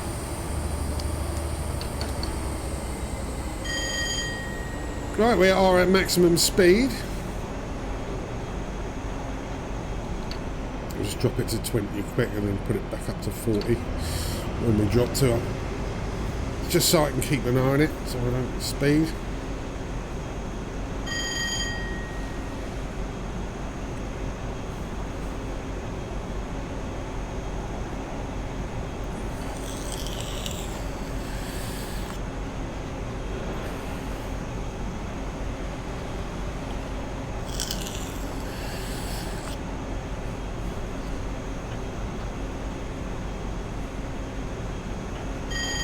Yeah, some more sort of isolated houses. Some good views of the train track.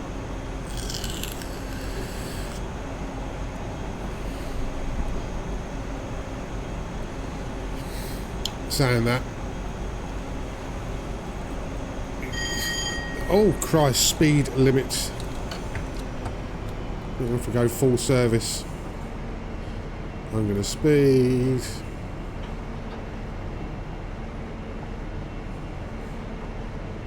Slightly. Oh yeah. So that's 5 speedings now.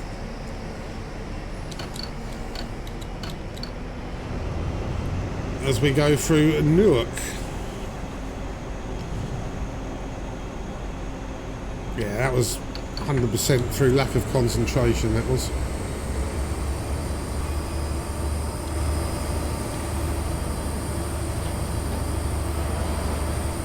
Right, we're going to go through the platform.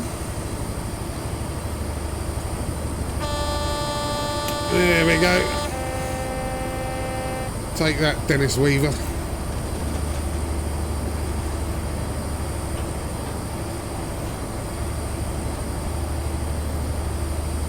Why did I move to avoid hitting the wall? I'm not going to hit it. Right, half an hour left. And we'll be in Peterborough, which I've only ever been there once, and that was to get a passport in the same day.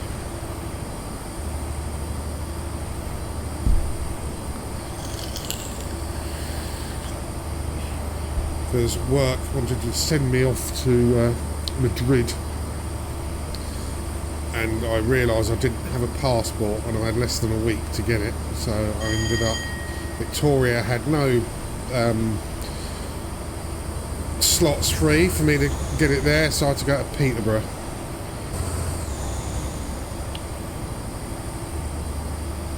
Luckily I had a mate, well I still got a mate, he don't live there anymore, but he lived in near Bedford, a place called Blenheim, which is near Sandy and Biggleswade, and I was able to stop there.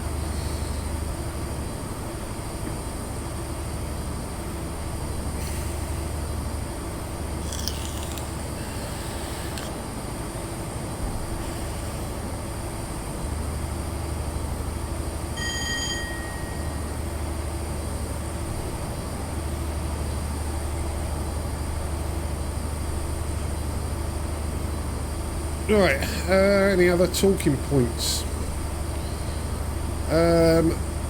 GBR, the renationalisation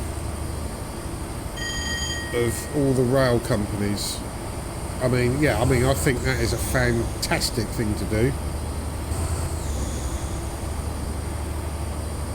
Everything that's national, 100% of the revenue of it goes back into the railway, like with maintenance, the trains and the tracks, modernisation, everything. There's no CEO or shareholders to pay massive bonuses to.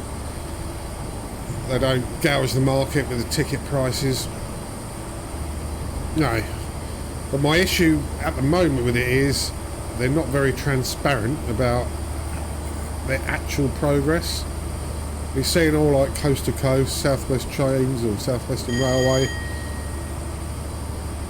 are now GBR, but how much are they GBR? They've all got websites, and some of them are like South West Railways are still advertising for jobs on their websites, and these are new jobs. Why are they still there doing that? What's the next, I would like a bit more transparency from the government about exactly how it's working out and the roadmap they've got for it. I mean, I might be able to find it if I went digging, but something as massive and important as this.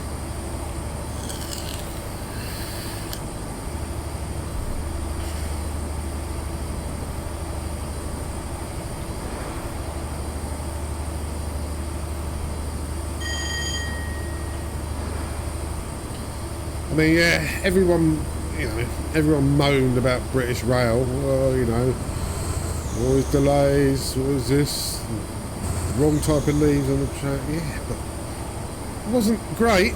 It wasn't as bad as what we got now. I mean, Christ. Southern Rail, I used them a lot, especially at the weekends when I used to travel up from down south to go and watch football. And they were terrible.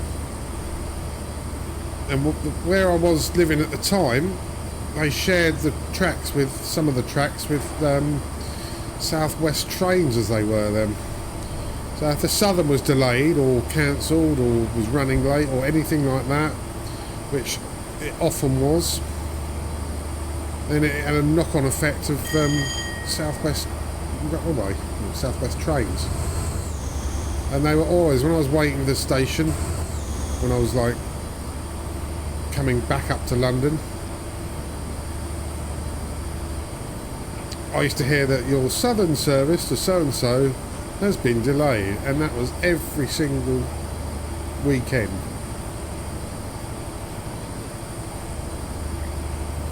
And they were the first ones to fire all the guards, weren't they? And just... oh, fuck. I've done it again.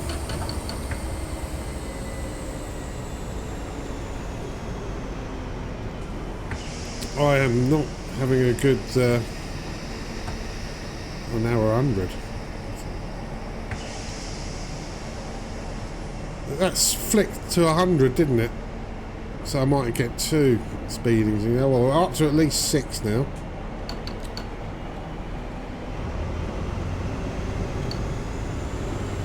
Yeah, every time I start ranting about something, I end up speeding.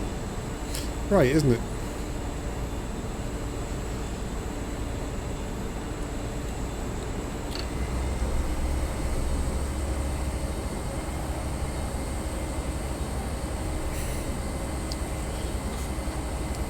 It's worth it though.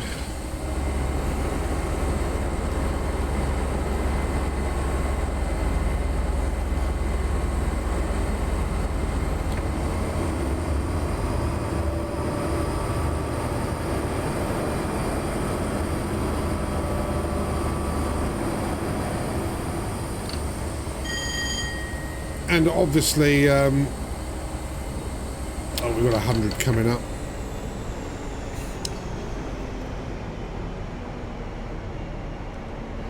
Southwestern trains. at least half of my journeys lately were, part of them were on a rail replacement bus. They were always doing track maintenance. But I think the reason they were always doing it is because they sort of either left it to the last minute before it became dangerous, or just did a cheap sticky plaster repair type thing. Oh yeah, that'll be alright for a month or two, then we'll just do it again. I mean, I'm speculating here, but I've never known it as bad as it has been in the last few years.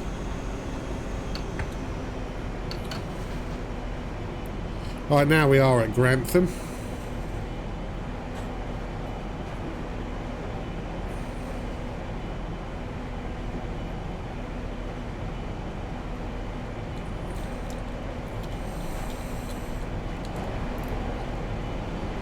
Here it is. Yeah. Actually, of my many train commutes to Edinburgh, I did once and once only on the way there from King's Cross. Yeah, we did stop at Grantham.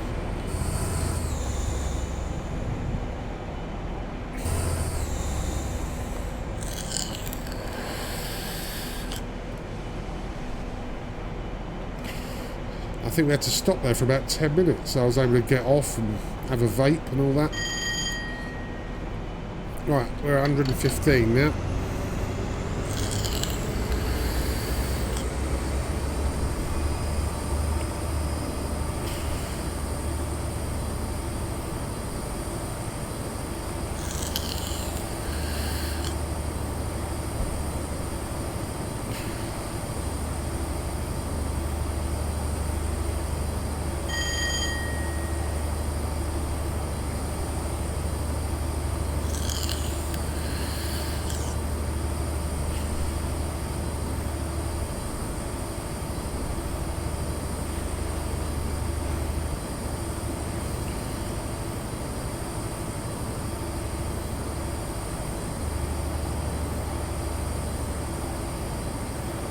Okay, yeah, so I think we've gone through a lot of the transport related things I hate.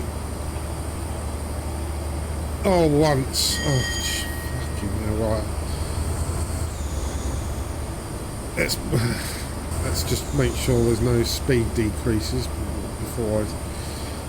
Yeah, once on the busy tube train, I had some girl, she looked in her early 20s. Fake lashes. She's obviously injected some sort of shit into her lips. I mean, she looked fucking stupid anyway. Was wearing next to nothing, and then she started filming herself dancing on the train for, I can only assume it was a TikTok video or something like that. And that was just so fucking embarrassing. And she was expecting people to move out of the way while she completed her routine. And obviously she's going to post that, you know, on the internet where potentially millions of people can see it. And you've got all these bemused commuters also featuring in it as well, who have not been asked. And you can bet your ass she ain't going to blur their faces out.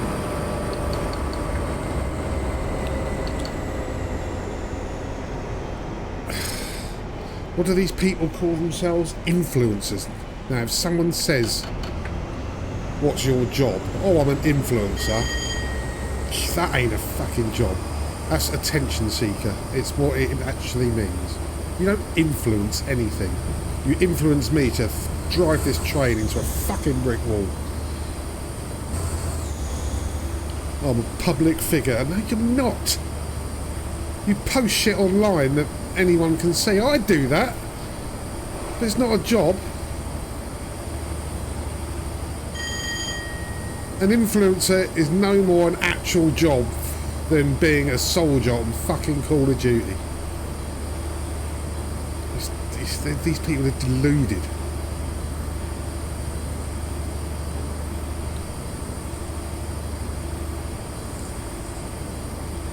And they... Yeah, I've seen many videos online. I know a lot of it is rage bait.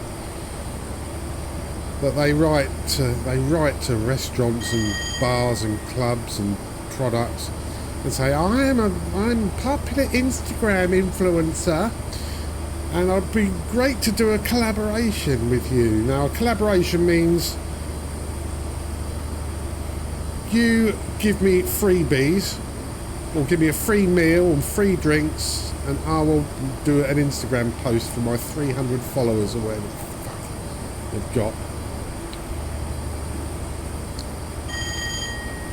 And give you exposure. No, exposure doesn't pay the fucking rent, love. Yes, that's yet again, it's another sort of unpopular, entitled brat behaviour that our country seems to have inherited from America.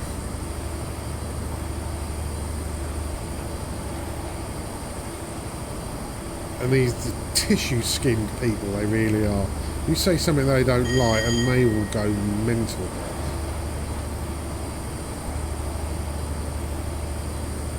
And they will post a TikTok video of them crying about it.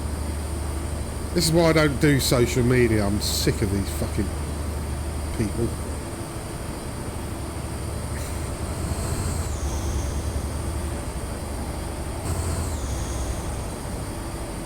This is about the only social media I do.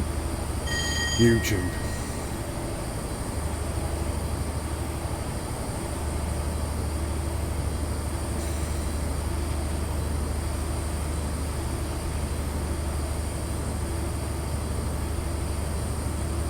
Right, we are making some excellent progress. We've got 18 miles to go. Can you believe it?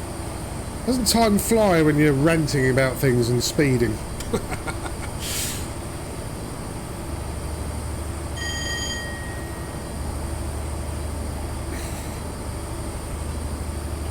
Right, we've got a slight downhill gradient here, so we have to be careful with our speed.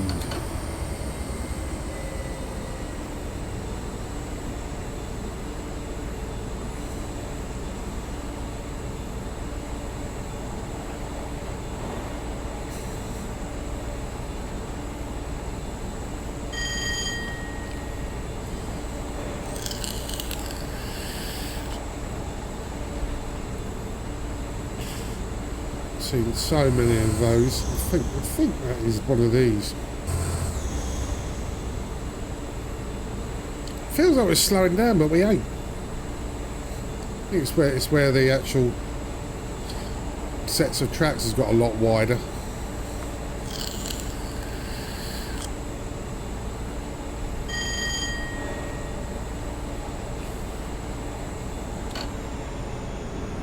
Obviously I've wound the engine down a bit.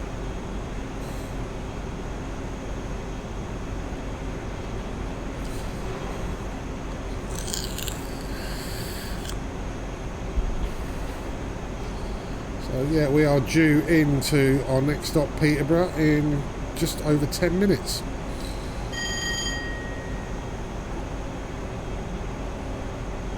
See, really have a good rant and rave about entitled people. It makes the journey go so much quicker, doesn't it? Obviously, don't do it in the quiet section of the train, which I always do my best to sit in. If you want to hear about people being cunts in the quiet section, then just watch Luke Hose's video.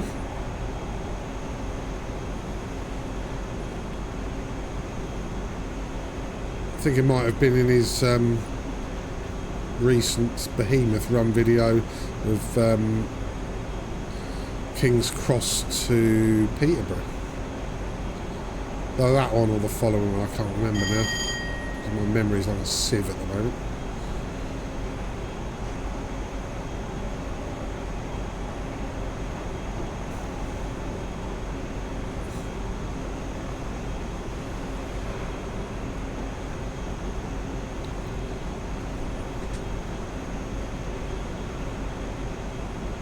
Right, let's get up to maximum speed while we've still got the track available to do it. Because I think when we get to Peterborough we are going to be slowing down quite a lot before, if I remember rightly.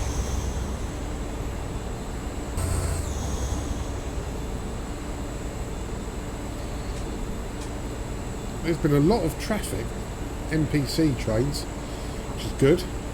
Keeps the realism.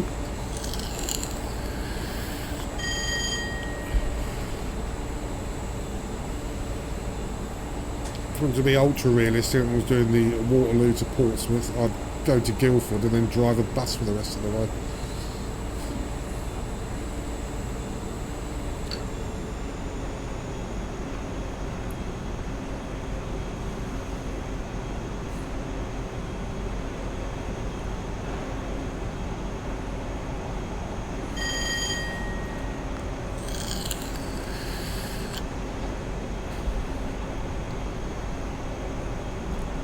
Yes, we've well and truly left Scotland far behind now.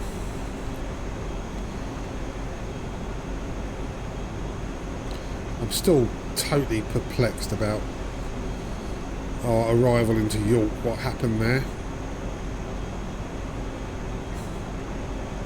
My mind is totally boggled by that one.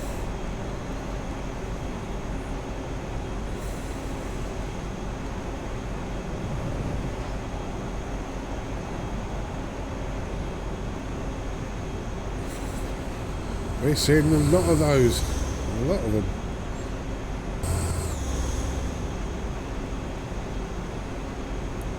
Now, is my train actually being driven from the back as well, or am I just hauling it?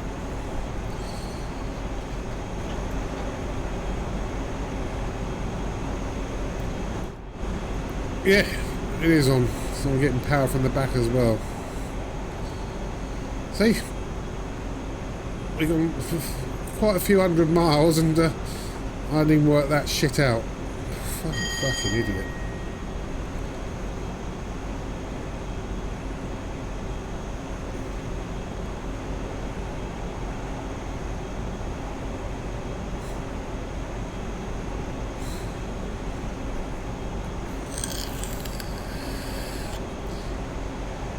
Right, no speed decreases for the next mile and a half or so. 2 miles. It's interesting.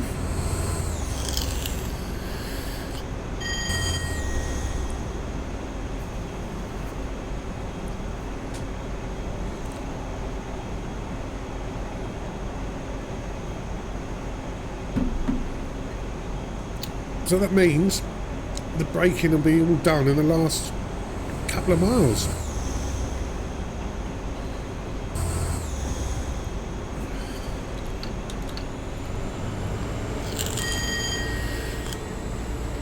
So let's max our speed out a bit.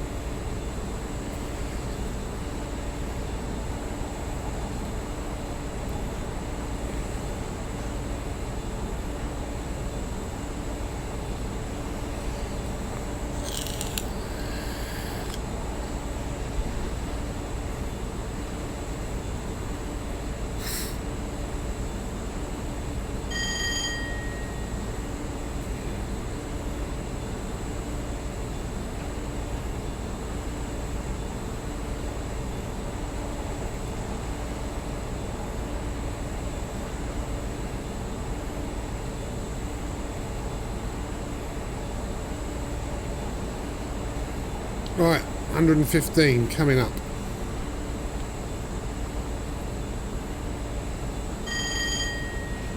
See, I'm not ranting now, and I spotted that.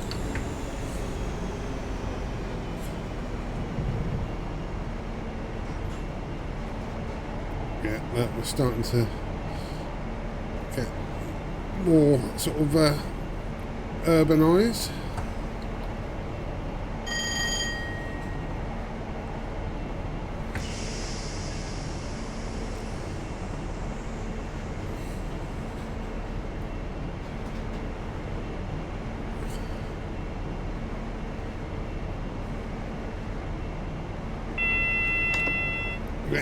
We know. Oh, we've got less than 2 miles to go. Right, here we go. Let's start braking.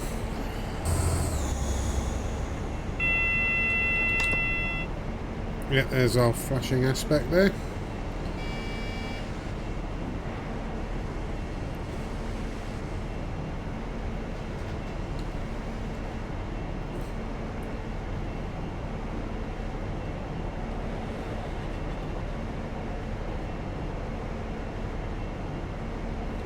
Let's go full service here. Not quite braking fast enough. Don't want any more speedings if I can help it.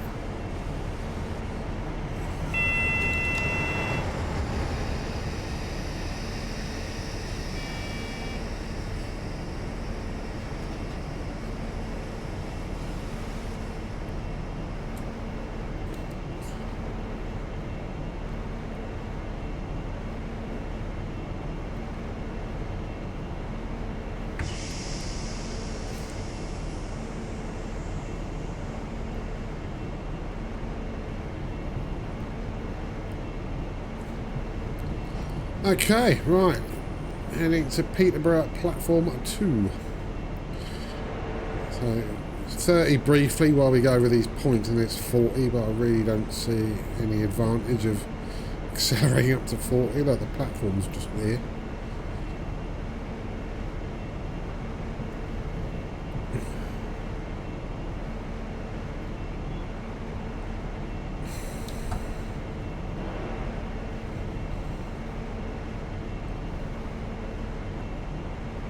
Just get as much of the train on as we can.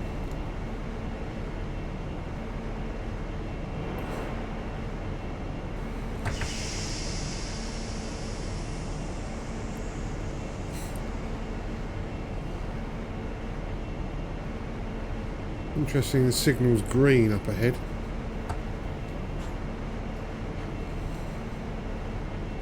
Yeah, we're all on.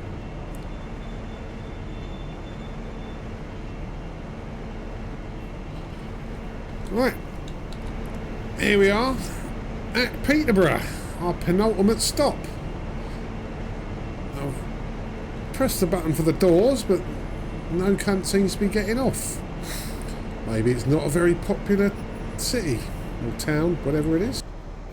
Right, okay, we will just wait for people to get on, and then we will head out of Peterborough to our last and final stop on the journey, which is London's King's Cross. Now, see, the clouds have sort of cleared away a bit, so it's starting to look a bit better out there the further south we go. Oh, I think that's all. Everybody. Oh no, there's still people hanging around, milling about. Okay. Right then, let's get going.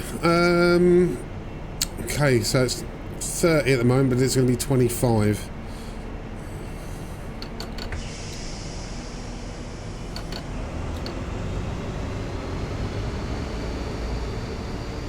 The sun's out, and may melt a bit of that snow. So we will just accelerate up to 25 here.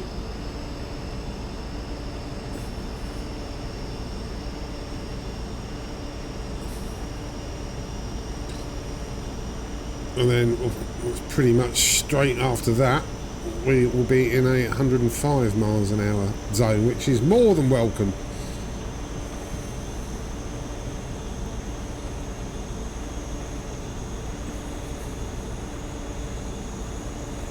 It's because of these points we're going over here.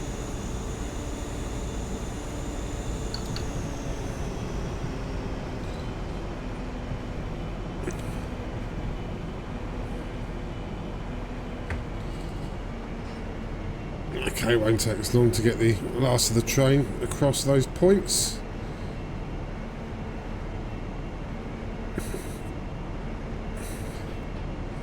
And now we're almost. Okay, we're in the 105 already. Yeah. Okay.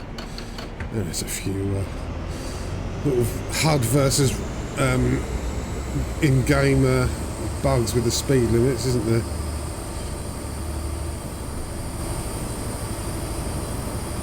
Over this bridge, it's probably got a proper name, but I ain't got a clue. Now I think Peterborough is in Cambridgeshire, right to the north, because then you've got the Leicestershire, haven't you?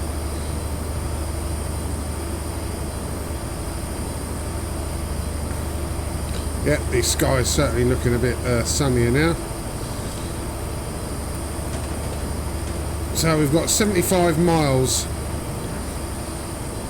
and hopefully we will be doing most of that in a 3-digit speed limit.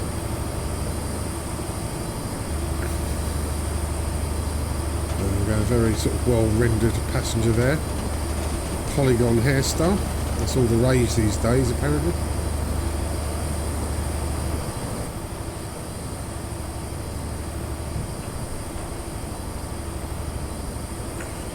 Right, so 115 still. Just top up the squash. So for our sort of last 75 miles, I will try not to rant and rave and lose my concentration and miss out on important speed limit reductions and have to slam the brakes on, yet still pick up the speeding point.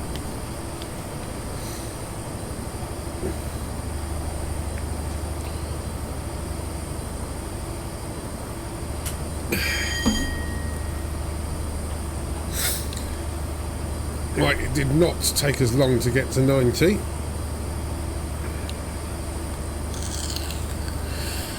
But this is where the acceleration will start to slow down. Once you look, we've got a 100 limit coming up.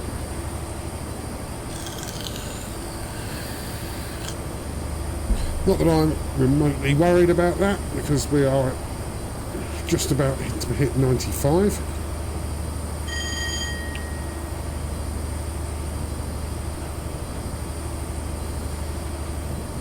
I think this part of the route literally follows the A1.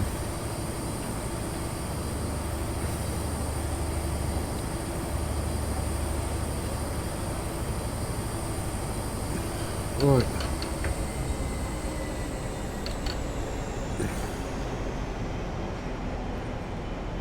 There we go, we're in 100. Just for a little bit. And then we'll be going back to 105. Again, I question who did the civil engineering and worked out that, yeah, can't do over 100 on this bit, but a bit further you can do 105. I mean, that's such a small percentage.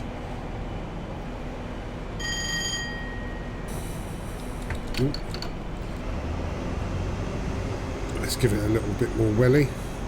We're on a totally flat, totally straight part of track. Oh, really surprised I did not get a speeding there.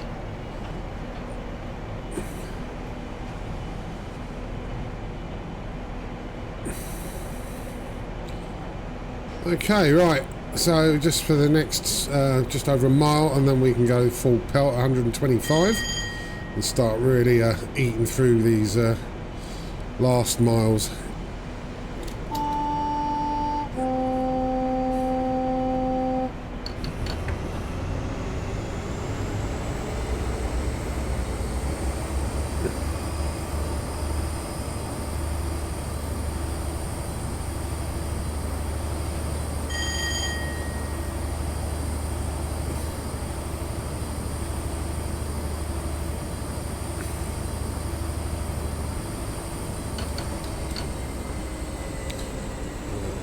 Make sure we don't go over that. There we go. Now we can. Coddington up fast. So yeah, hopefully we should be avoiding most of the stations.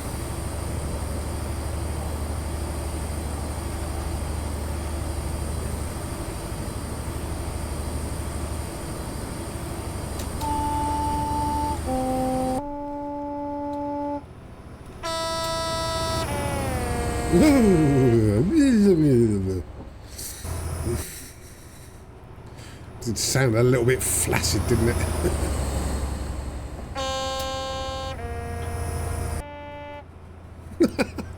Let's see how many different tones we can get.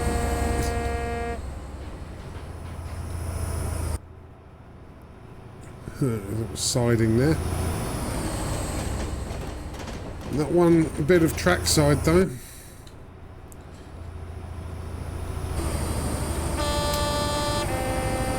That's what it sounds like outside. So yeah, it's a lot more muffled here. So it's the soundproofing is not bad, especially for a 50-year-old locomotive.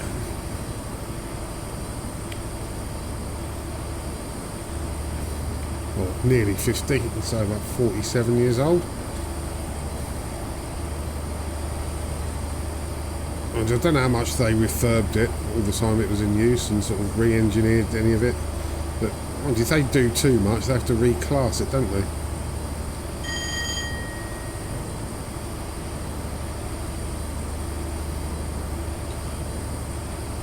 But yeah, even though we're going further south, because it's winter, it means everything is covered in a blanket of snow. Apart from that, those bushes over there.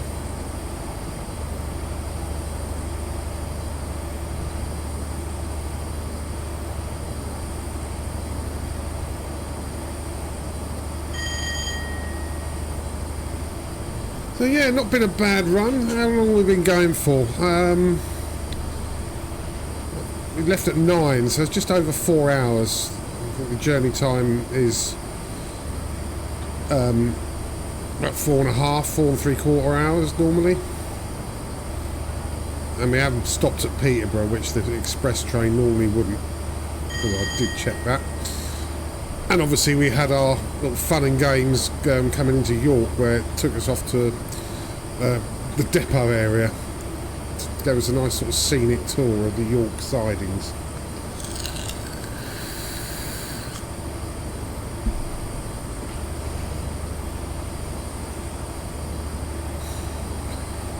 And I just know somebody will be watching that and say, yeah, well, you know why that happened, don't you? It's because you did this and did that. Which, you know, they're probably 100% correct.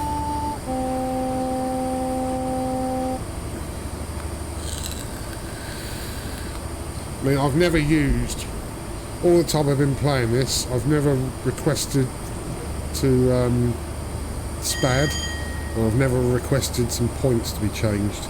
I've never had to do it.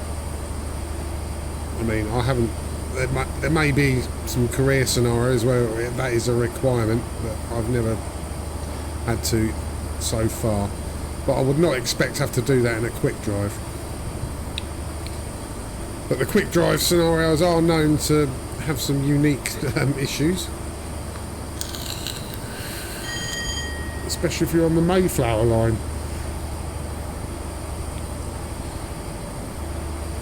Huntingdon.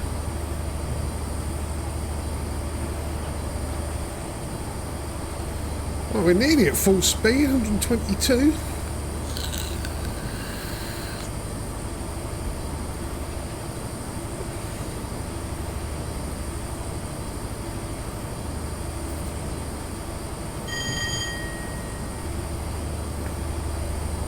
So we should be going down towards Bedfordshire. So we'll go fairly near Sandy, Bedford.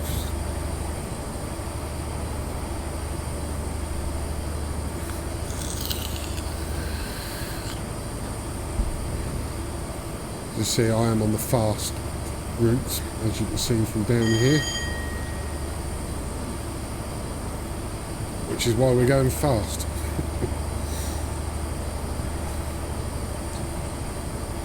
So yeah, our ETA is 1:52. That would have been just shy of 5 hours, which ain't too bad. It would have been a bit less. I think we wasted 15 minutes in York.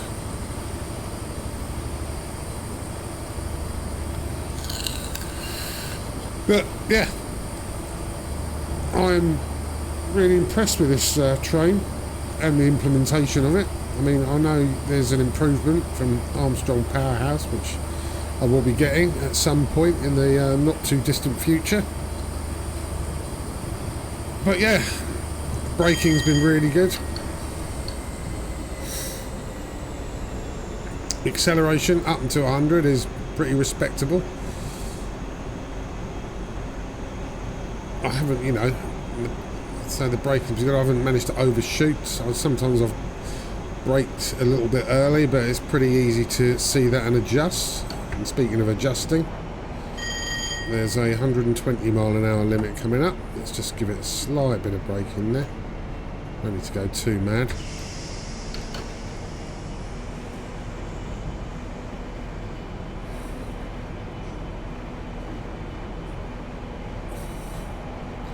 Yeah, another 5 mile an hour makes all the difference between life and death at this speed.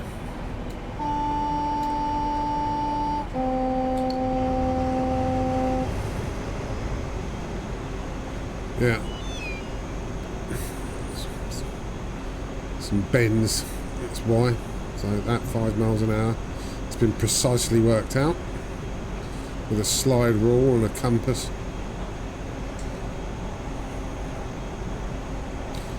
But yeah, we'll be back up to 125 in about a mile and a third.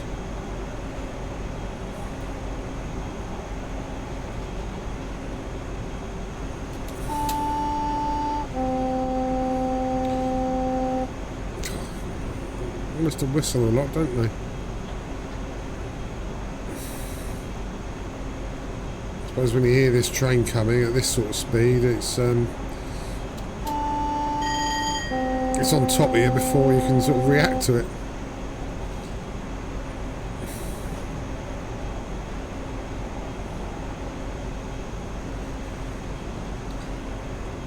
Right, we're just entering back into the 125 mile an hour zone, and there it is as we go through the St Neots fast reverse section of track. And oh, we are actually going to be going through the station there, St Neots. Never heard of it. So I'm a not very well travelled, uncultured bum.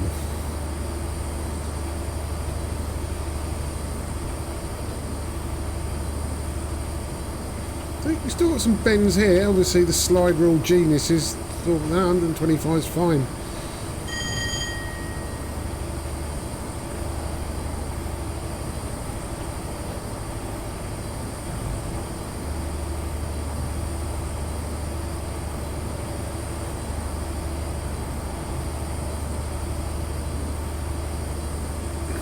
Okay, let's have a little look at this.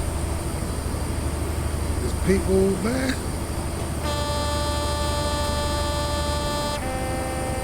St Neots. Again, a little bit of a blink and you miss it station. It services some buildings here. Unlike some of the stations we've been through, just nothing there. Just sort of very sort of insipid landscape.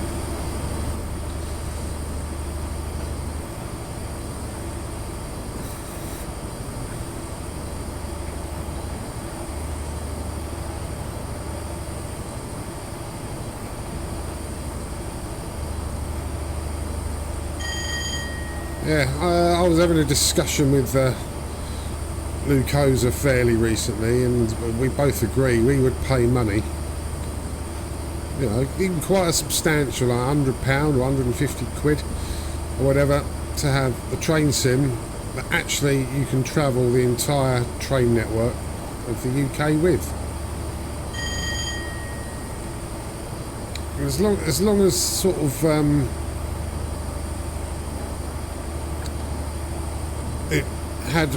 it knew all the station characteristics, and it could actually use a similar technology to flight sim, where it can use Google or Bing Maps or whatever map it uses to actually generate, I think it's geometry or something like that. It can generate all the landscape.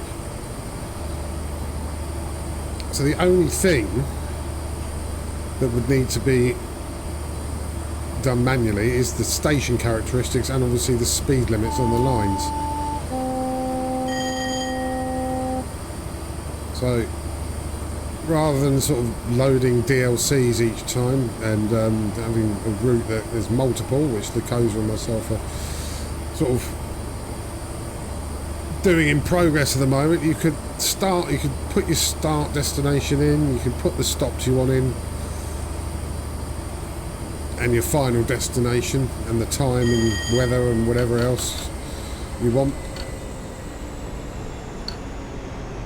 And yeah, it would work. It would just work. And you go anywhere you want that a real train would go.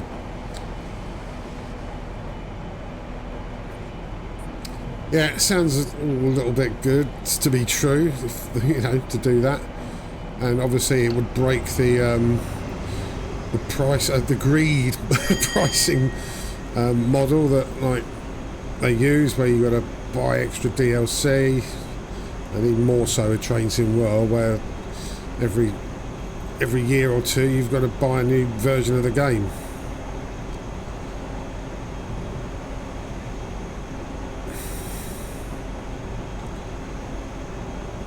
So you could spend hundreds on different DLCs. You can get a fair chunk of the country there available, but it doesn't all quite join up together, does it?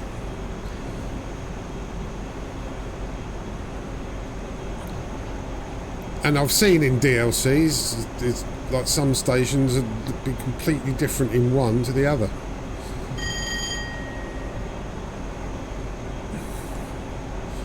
Or you can have multiple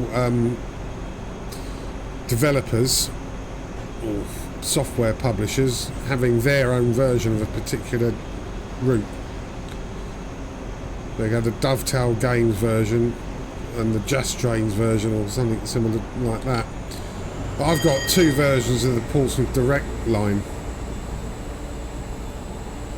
One of them only goes as far as Woking, so yeah, they are completely different.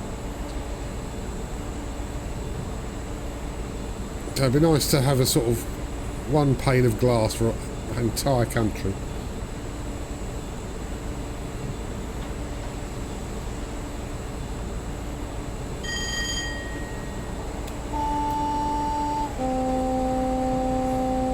And multiple software companies could contribute to it, as long as it was project managed and they all had their bit to do. I think it could work. Right, okay, here we are, Biggleswade. Been there many a time. So I had a friend who lived in near Sandy, and he had his own shop in Biggleswade. That was often where the big Sainsbury's was that they used to go shopping at. There's Biggleswade. Let's give him a double blast there. Oop.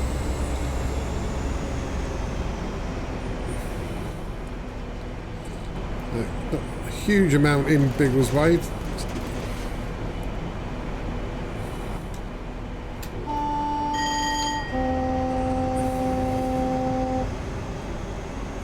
So we should start approaching like Hitchin, Stevenage, Hatfield, that sort of place now. Those sort of places.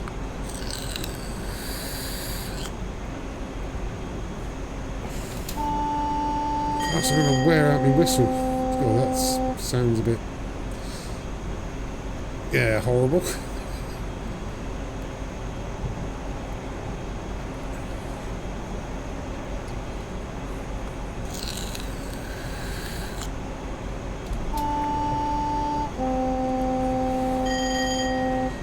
Okay, so no speed limit reductions. I think we're on a slight...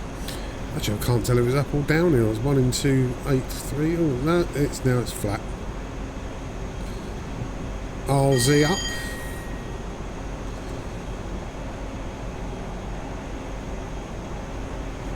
You would have thought those this is up and down and would refer to north and going north to south, south to north, but obviously we're going down the country.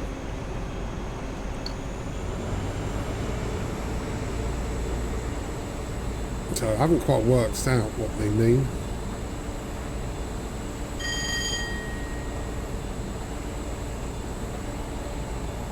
Yeah, I think we're going slightly uphill. Which is why at 60% we're not making much headway. That's, I presume that station we've just avoided is Arlesey itself.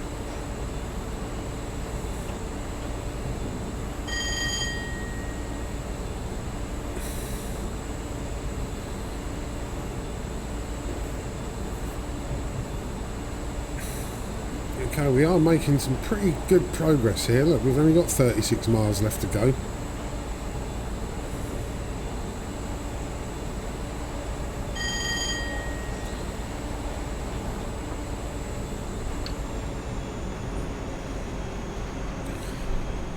Right, look, we've got a wide section of track here. Should we see if we can get a trackside view? Of course we can't.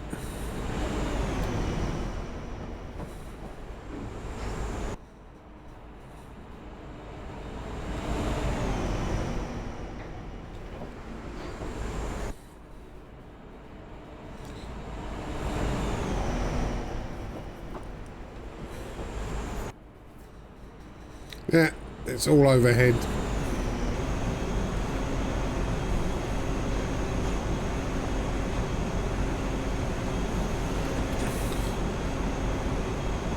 Yeah, I say the scenery is not too dissimilar to the previous leg we did from York to Peterborough, and yeah, this is not that different from real life. There's not a huge amount to see once you've seen some fields and trees and the odd house or farm building, then yeah, that's pretty much it. Obviously you do get your industrial areas, and the closer to London we get and the major towns and cities that we do see them, but yeah, mostly it's big stretches of country.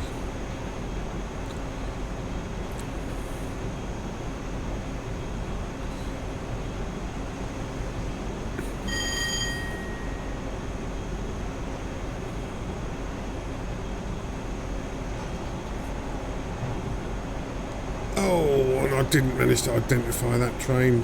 Can't. What station is this? Oh, it's too fast to tell. I've never heard of the previous one, Arlesey.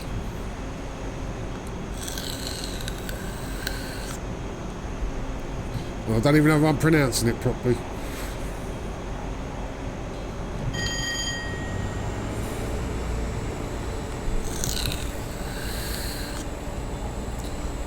So I'm pretty sure we're going to go via Stratford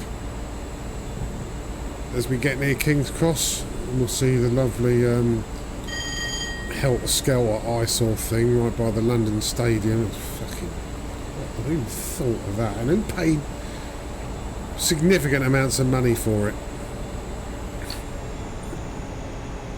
As John Lydon says, just blow it up, blow it up. It's awful.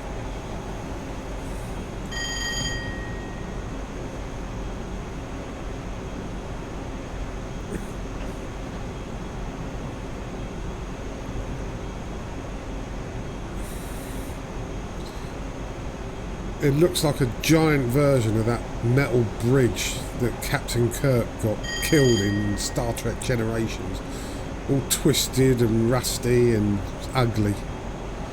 Right. Stevenage is coming up. A fairly major station on this route. I've worked places in London where people have commuted in from Stevenage.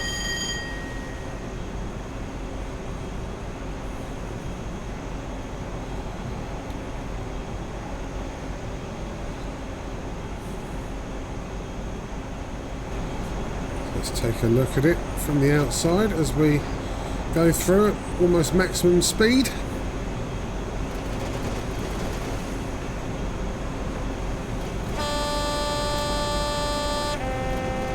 Yeah, that's Stevenage. Oh, move my mouse. In the area, it's quite a built-up area. Oh. Let's try and pick up the couple of miles an hour that we've lost.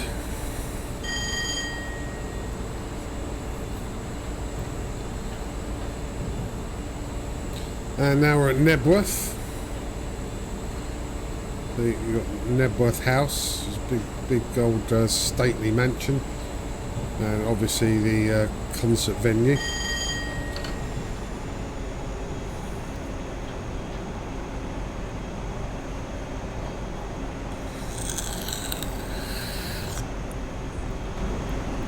Can we see any of those things? I don't know if that's the stately manor up there.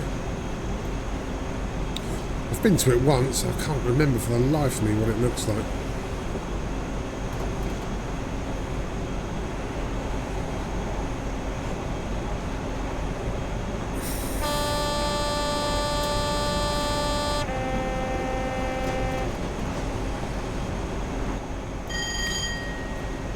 Ooh, there we go. So yeah, Nebworth.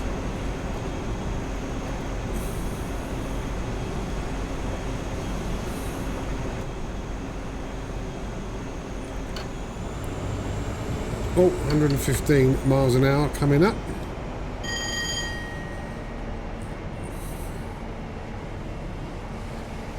Warmer green area. So I'll have to do a little bit of braking here.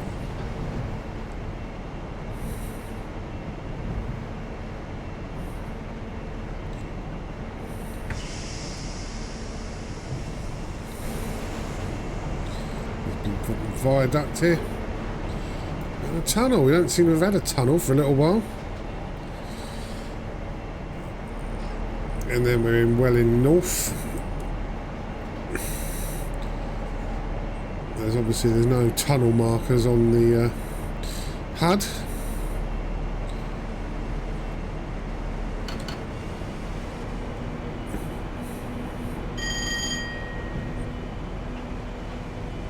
Here's a question. Have we ever had a station inside a tunnel on the UK rail network?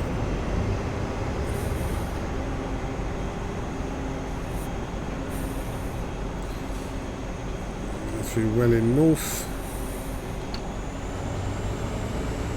And another viaduct. There's quite a big old one here.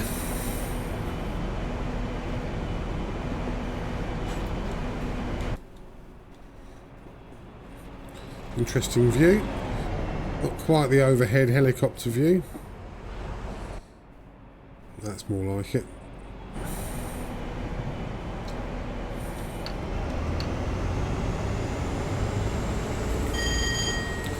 Right, I think we've done all the 125 mile an hour parts of this entire journey. Because now as we sort of start heading into London, Welwyn Garden City Station.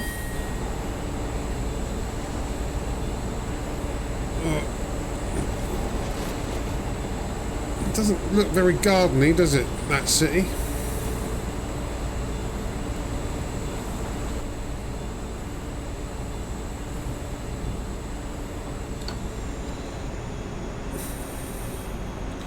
Well, in London there's two buildings, skyscrapers, one in Nine Elms and one in the city. They're both called the Sky Garden. They're great big metallic and glass structures with a little bit of, you know, a few plants on the roof.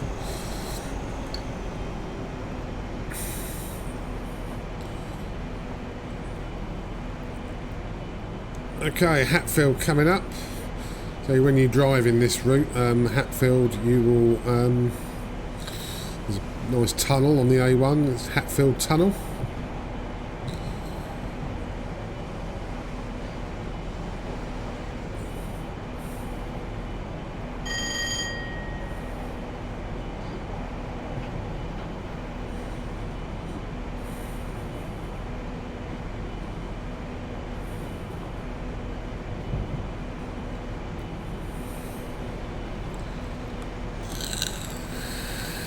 Hatfield Station.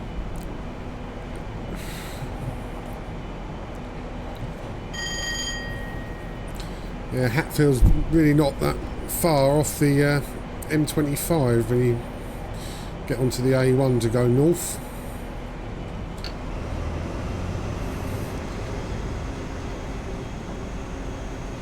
Okay, Welham Green is coming up.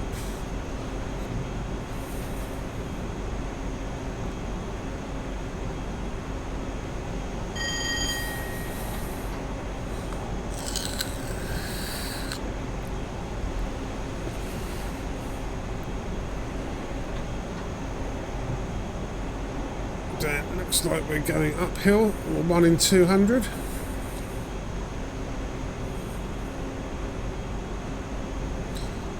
Brookman's Park.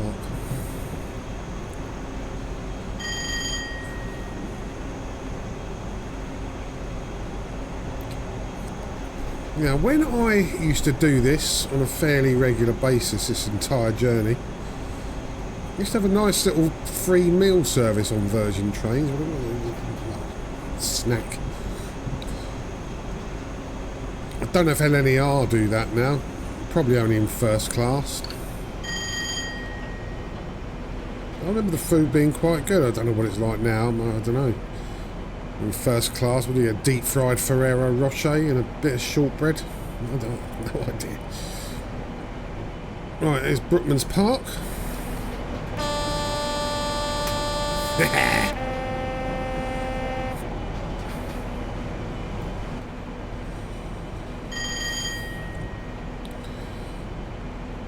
Okay, Potter's Bar. They're all fairly close together now.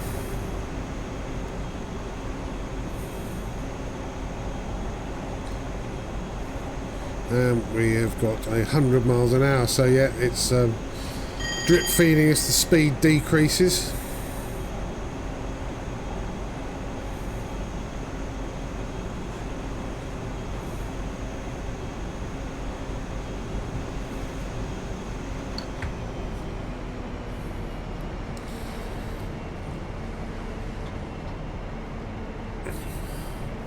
Potter's Bar. Standard sort of busy town train station.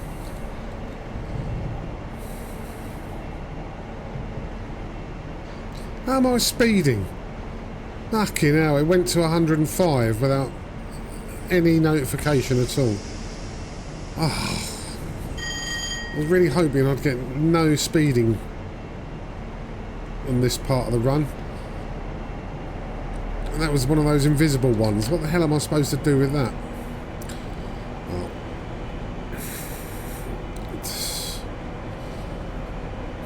So you really have to know it very well, and I've done it a few times to know when all these invisible speed limits are. I don't even remember it being a sign for it on the track. Not that I was looking really, but that's trouble. Rely too much on the HUD.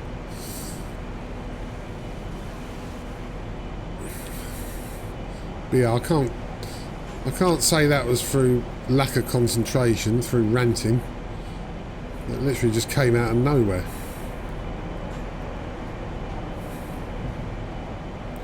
Hadley Wood.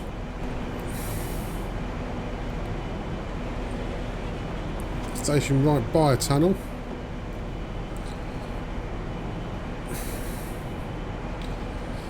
New Barnet, now we're starting to get some sort of London-y names coming up.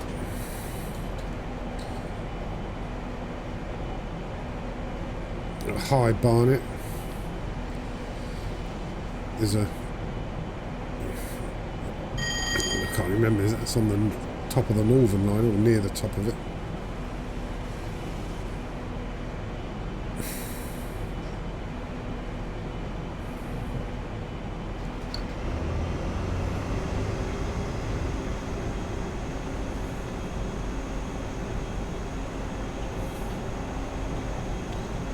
Right, New Barnet.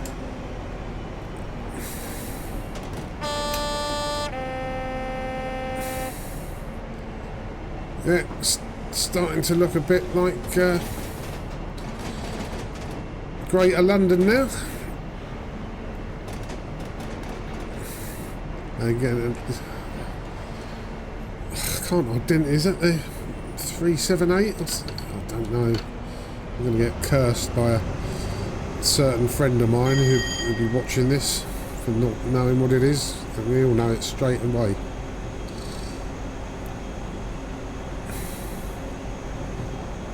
I really should. I mean, yeah, I really don't play this game enough to remember all the trains. Right, New Southgate.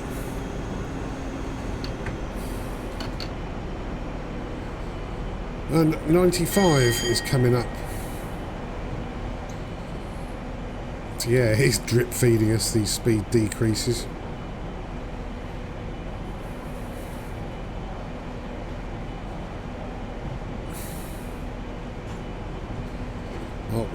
We'll coast through this part as we head through New Southgate.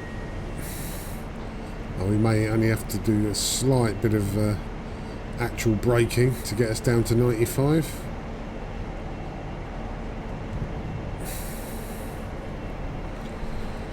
There we go. What a small little insignificant station that. Although yeah, it's got 3 platforms. Look, we didn't have to brake at all. Right, what's that? We've got the Alley Pally coming up.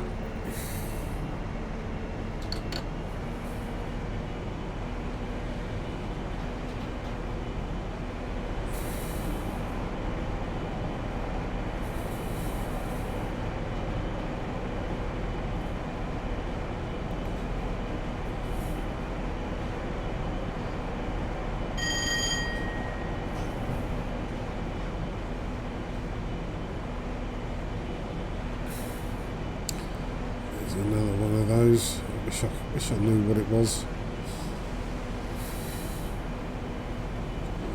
And then we go, that's Alley Pally.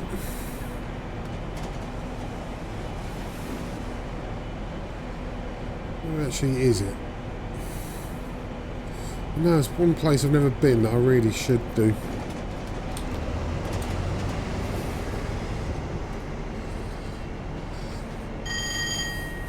Wood Green and Hornsey. So obviously we're completely avoiding those. That's that train that I know it's an electric, but what? I think we've seen quite a lot of them.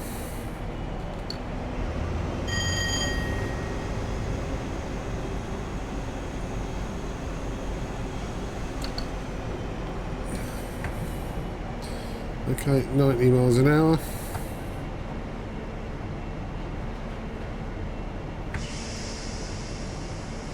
And Finsbury Park is coming up.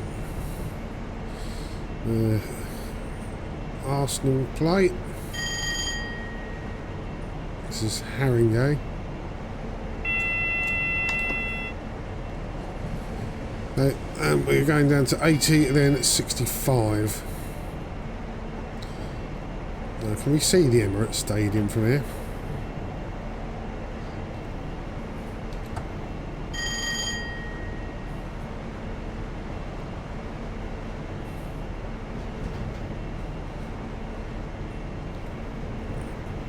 Have a quick look.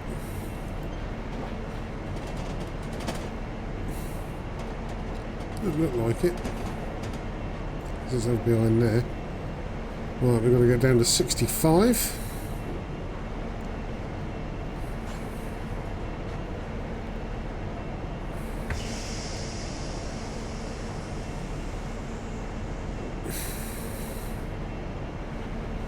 That's probably it. It's got to be it there, isn't it? I thought it was rounder than that, more bowl shaped at the top. Right, 60 miles an hour coming up.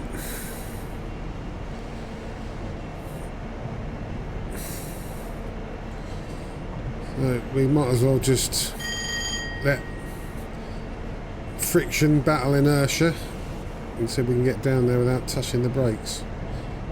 So that's saying 40 on that side, so we are down to 45. I think we're going to have to brake here.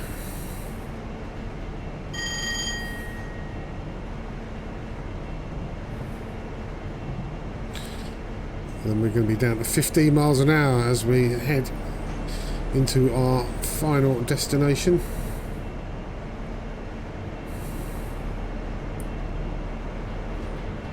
So I might as well just brake down to 15.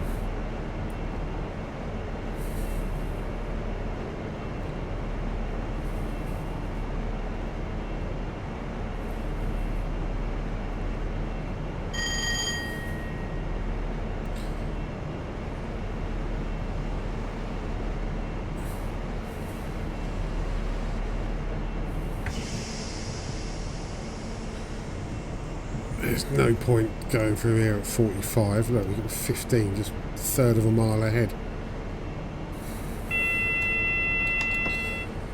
As the AWS insists on reminding us. Right, is this the single yellow aspect? Yeah, platform 1.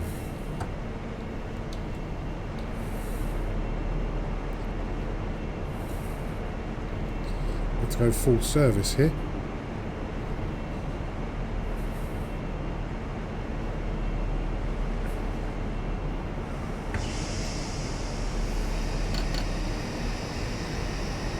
Oh, there's one of us. Oh. We're downhill here.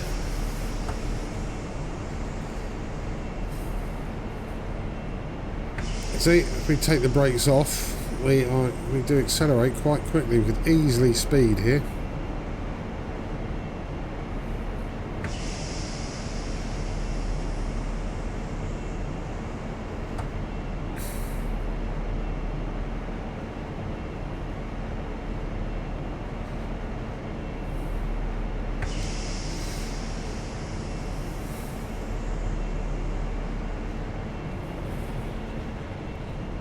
Yeah. We're not even on a gradient. Look, it says 0 there, so I don't know what is causing that.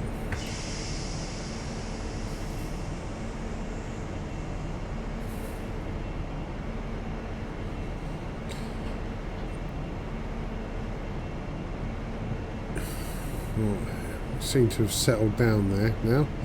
Right, and here we are. We are just now pulling in to the final destination on our journey. So we've left Scotland and the rain far behind us.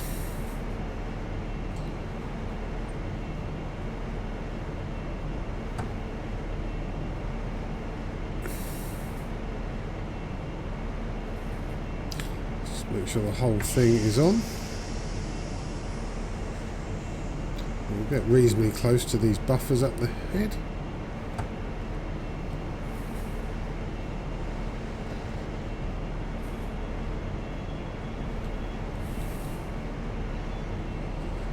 There we go. And we're here. Everybody off. All change, all change. And there we have it. It's the end of the route. This was Edinburgh Waverley across the whole of the East Coast Main Line down to King's Cross via Newcastle, York and Peterborough.